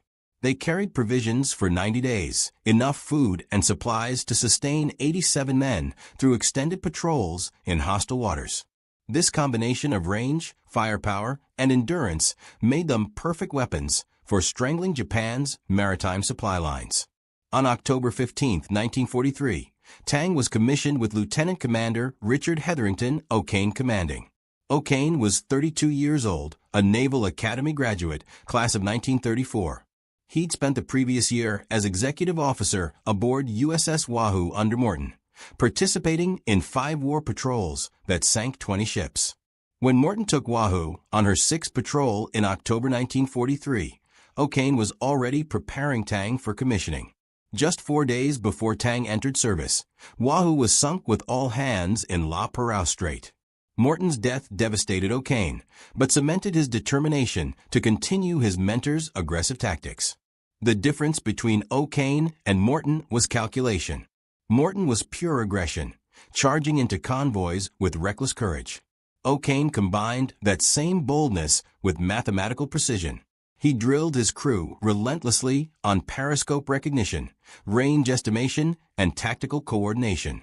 He developed new methods for night surface attacks, understanding that Tang's low profile and dark paint made her nearly invisible on moonless nights. He practiced drifting instead of running engines, which allowed Tang to remain silent while tracking convoys. Every innovation was designed to increase success odds while reducing detection risk. By January 8, 1944, Tang had completed shakedown cruises and training exercises. She arrived at Pearl Harbor combat-ready. The Pacific Submarine Force had finally overcome catastrophic torpedo failures plaguing operations since the war's beginning. This triumph over bureaucratic resistance and flawed design represented one of the Pacific War's most important developments. The Mark 14 torpedo had suffered from 3 separate defects that combined to make it nearly useless in combat. First, the depth control mechanism was miscalibrated, causing torpedoes to run 10 feet deeper than set. Submarine commanders aimed at ships' waterlines, only to have torpedoes pass harmlessly beneath target keels. Second, the contact exploder often failed to detonate on impact. Torpedoes would strike ship hulls and bounce off without exploding, or break apart from impact. Third, the magnetic influence exploder was supposed to detonate beneath the ship's keel, breaking its back, but instead exploded prematurely or not at all due to variations in Earth's magnetic field. These problems plagued American submarines from December 1941 through September 1943.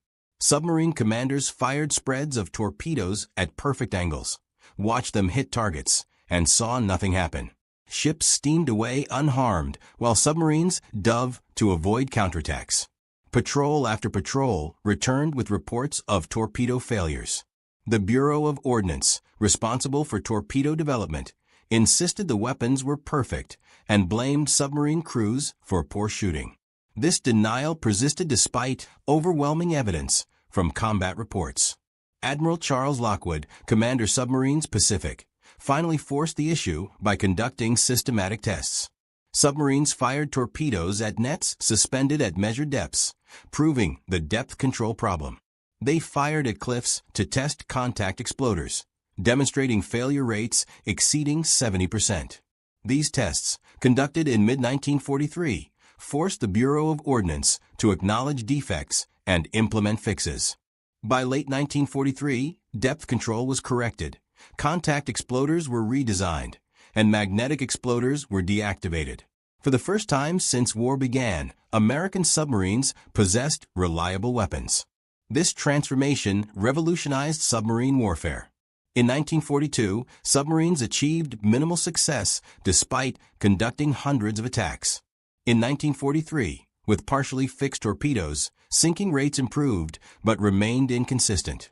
In 1944, with fully functional weapons, American submarines became the most lethal anti-shipping force in history.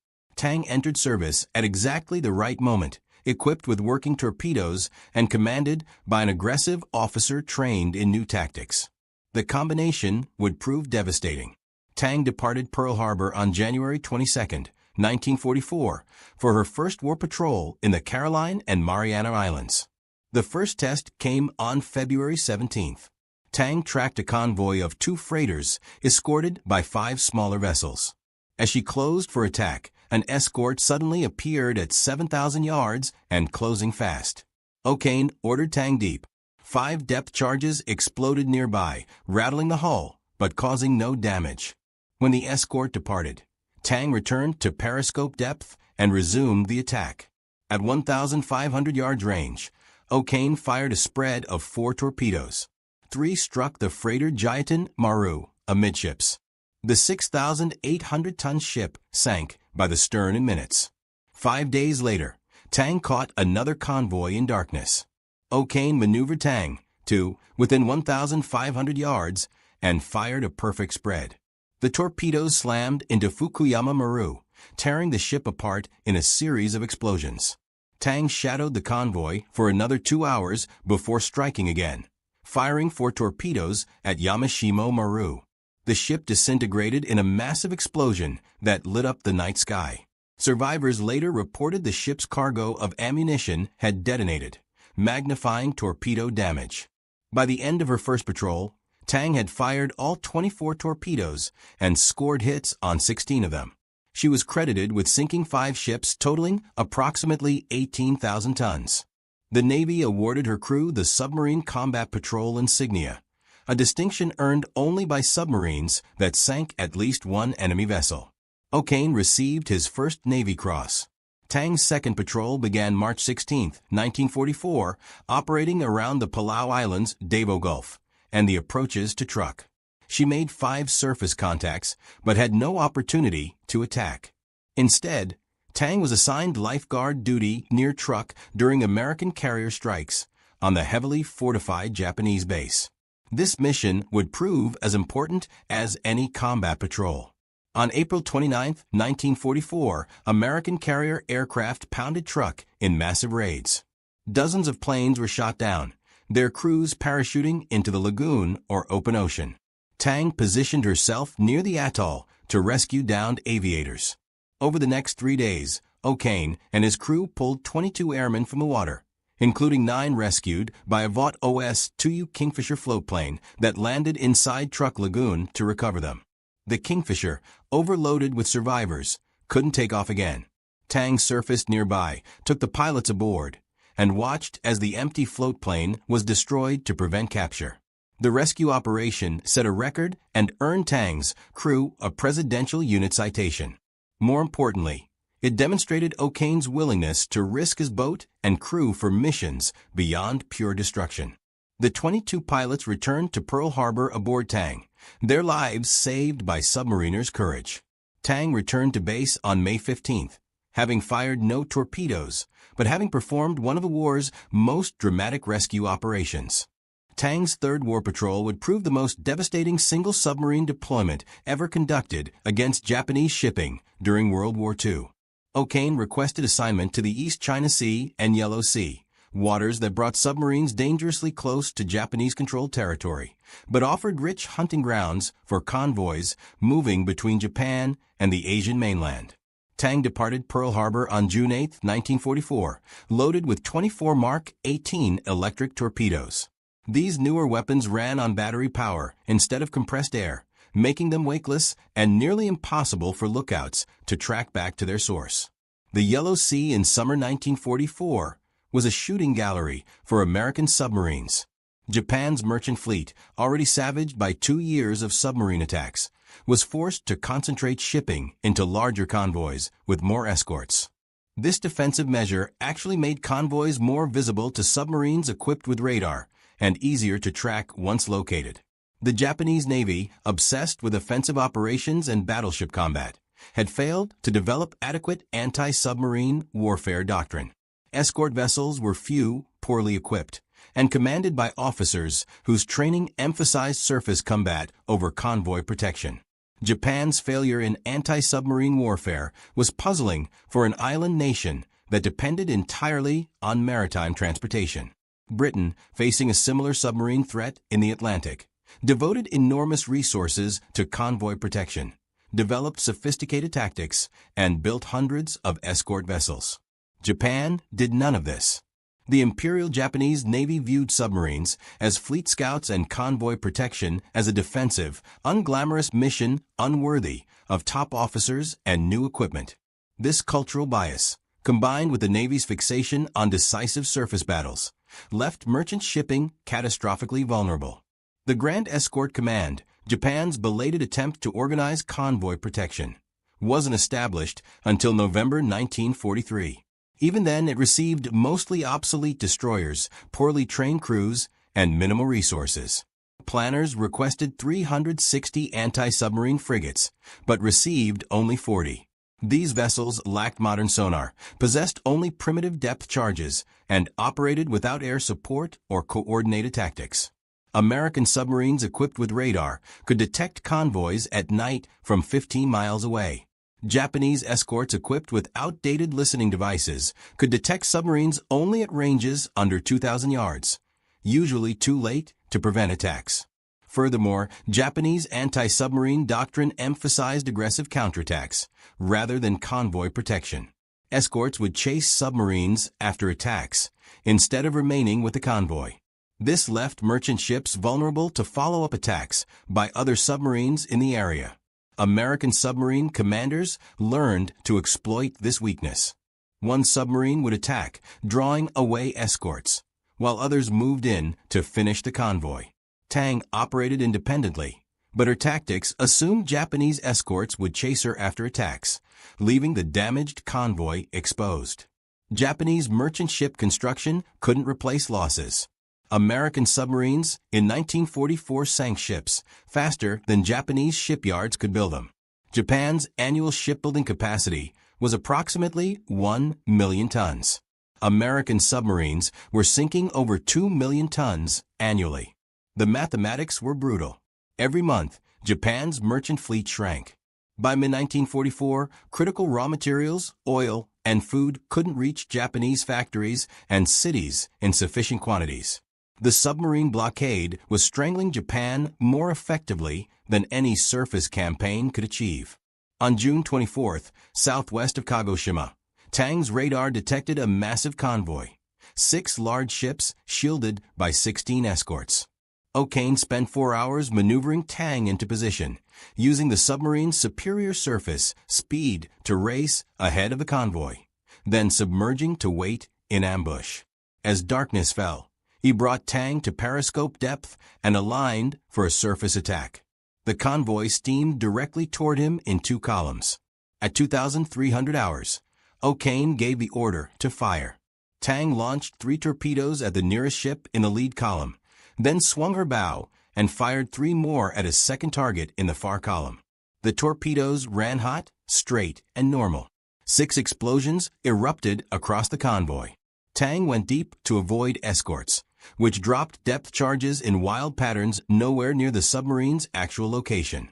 When Tang returned to periscope depth 30 minutes later, O'Kane expected to see 2 ships sinking. Instead, he witnessed chaos, for ships were either burning, sinking, or dead in the water. Post-war examination of Japanese records revealed what had happened. The 3 torpedoes aimed at the far ship had struck 3 different vessels. The convoy's tight formation meant that torpedoes running at 6 feet depth had found multiple targets. Tamahoko Maru, Tainan Maru, Nasusa Maru, and Kenichi Maru, totaling over 16,000 tons, all went to the bottom that night. It was the most successful single attack by an American submarine in the entire war. For ships sunk with 1 torpedo spread, Tang had fired 6 torpedoes and destroyed 4 ships. The mathematics were devastating for Japan. Each of those vessels had taken months to build and carried cargo desperately needed for the war effort. Their loss in minutes demonstrated the stark imbalance between Japanese shipbuilding capacity and American submarine effectiveness.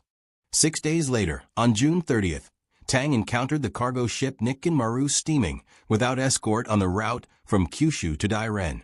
O'Kane surfaced and gave chase, firing 2 torpedoes that both missed. Nikken Maru's captain, realizing he was under attack, began zigzagging and called for air support. Tang went deep to avoid depth charges from a patrolling aircraft, then surfaced after dark and resumed the chase. For 6 hours, Tang pursued the fleeing freighter across the Yellow Sea. At 0200 hours on July 1st, Tang closed to 750 yards range. O'Kane fired a single torpedo from the after tubes. The weapon struck Nikken Maru amidships, breaking the ship in half. The cargo vessel sank in less than 3 minutes. Over 3,000 Japanese soldiers went down with her, trapped below decks, when the torpedo severed the ship's hull. The loss was catastrophic. An entire regiment eliminated in seconds. The next morning, July 1st, Tang's lookout spotted a tanker and a freighter sailing together. O'Kane maneuvered for attack and fired a spread that sank the freighter Tien Maru No. 2. The tanker, Takatori Maru No. 1, fled at maximum speed. Tang pursued throughout the day, tracking the tanker as it zigzagged toward safety. After nightfall, O'Kane brought Tang within range and fired 2 torpedoes. Both struck the tanker, which exploded in a massive fireball as its cargo of aviation fuel ignited. The blaze was visible for 20 miles. Tang celebrated Independence Day, July 4th, with a dawn attack on a freighter hugging the coast near shore. O'Kane brought Tang in submerged, but the water was so shallow that the submarine's keel scraped bottom, with rapidly shoaling water threatening to ground Tang. O'Kane backed off, fired a spread of 3 torpedoes with 2 scoring hits, then surfaced as the 6,886-ton cargo ship Asukawa Maru began sinking. Fishing boats rushed to rescue survivors, while Tang withdrew to deeper water. Over the next 2 days, Tang sank 2 more cargo ships off Dairen, bringing her third patrol total to 10 confirmed sinkings. Japanese records later verified every claim. 10 attacks, 10 ships sunk, 39,161 tons of enemy shipping destroyed. It was the most successful single patrol by any American submarine during World War II. Tang returned to Pearl Harbor on July 14th, having expended all her torpedoes and rewritten the record books.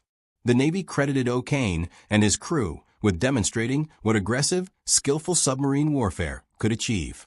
Tang had operated in heavily patrolled waters, penetrated convoy escorts, and sunk ships at a rate that terrified the Japanese merchant marine. Convoy captains who survived Tang's attacks reported a ghost submarine that appeared from nowhere, destroyed multiple ships, and vanished before escorts could respond. Japanese naval intelligence, analyzing shipping losses, identified the Yellow Sea as a death trap but lacked resources to adequately protect convoys transiting those waters. Tang's Fourth War Patrol, conducted from July 31st to September 3, 1944, took her to the most dangerous waters in the Pacific, the coast of Honshu near Tokyo. O'Kane requested this assignment despite knowing Japanese home waters were heavily patrolled by aircraft, surface vessels, and shore-based radar. The risk was enormous, but so was the opportunity. Shipping routes converged near Tokyo Bay, bringing targets directly to Tang's patrol area. On August 10th, Tang attacked a tanker near Omizaki, but missed with all torpedoes due to last-minute maneuvering by the target. The next day, Tang encountered 2 freighters with 2 escorts. O'Kane fired 3 torpedoes at the larger freighter and 2 at the smaller. The larger ship disintegrated, apparently struck in her boilers by a torpedo that caused a catastrophic explosion. As Tang went deep, the crew heard the 4th and 5th torpedoes hit the second ship. A jarring depth charge attack lasted 38 minutes, but Tang survived with only minor damage. On August 14th, Tang engaged a patrol yacht with her 4-inch/50 caliber deck gun, reducing the vessel's superstructure to wreckage with 8 direct hits. 8 days later, she sank a 225-foot patrol boat with gunfire and torpedoes. Tang's 4th Patrol demonstrated O'Kane's tactical flexibility. When torpedoes were inappropriate, he used the deck gun. When convoys had too many escorts, he waited for lone ships. When Japanese aircraft forced him deep, he surfaced at night and resumed hunting. The patrol added 6 more ships to Tang's total, though 3 were small patrol craft rather than cargo vessels. By September 1944, Tang had completed 4 war patrols in 9 months. She was credited with sinking 31 ships, totaling 227,800 tons. Though post-war analysis would revise this to 33 ships, totaling 116,454 tons. Either figure placed Tang first among all American submarines for both number of ships sunk and total tonnage destroyed. O'Kane was the highest-scoring submarine commander in American naval history. His crew was the most decorated and experienced submarine team in the Pacific Fleet. Tang departed Pearl Harbor on September 24, 1944, for her 5th war patrol. O'Kane requested assignment to the Formosa Strait, the narrow waters between Taiwan and mainland China. This was among the most dangerous patrol areas in the Pacific, heavily mined, intensively patrolled, and critical to Japanese supply lines. Commander John Coy, leading a coordinated attack group with submarine Silversides, Trigger, and Salmon, offered O'Kane the option to join the Wolfpack. O'Kane declined. Tang would operate alone. After refueling at Midway Island on September 27, Tang headed for the Formosa Strait. No further contact was made with any American base after Tang left Midway. Her story would be pieced together later from O'Kane's report and survivor testimony. On the night of October 10th to 11th, Tang attacked a Japanese convoy and sank 2 cargo ships, Jashugo and Oitamaru. The submarine continued patrolling until October 23rd, when radar detected a large convoy consisting of 3 tankers, a transport, a freighter, and numerous escorts. O'Kane planned a night surface attack, one of his favorite tactics. Tang's dark paint and low profile made her nearly invisible in darkness. Her radar gave her eyes that Japanese lookouts lacked. At midnight, Tang broke into the middle of the convoy formation. O'Kane fired torpedoes as he closed on the tankers. 2 torpedoes struck the nearest ship under the stack and engine room. A single torpedo hit the stern of the middle tanker. 2 more exploded under the stack and engine space of the farthest tanker. The first torpedoes began exploding before the last was fired. All hit their targets, which were soon either burning or sinking. As Tang prepared to fire at another tanker crossing her stern, lookouts sighted the transport bearing down in an attempt to ram. O'Kane ordered emergency speed and maneuvered Tang between the transport and a burning tanker. The 2 Japanese ships collided with each other in the confusion. Tang fired 4 stern torpedoes as she escaped, sinking both vessels. The chaos was complete. Ships burning, escorts dropping depth charges randomly, convoys breaking formation in panic.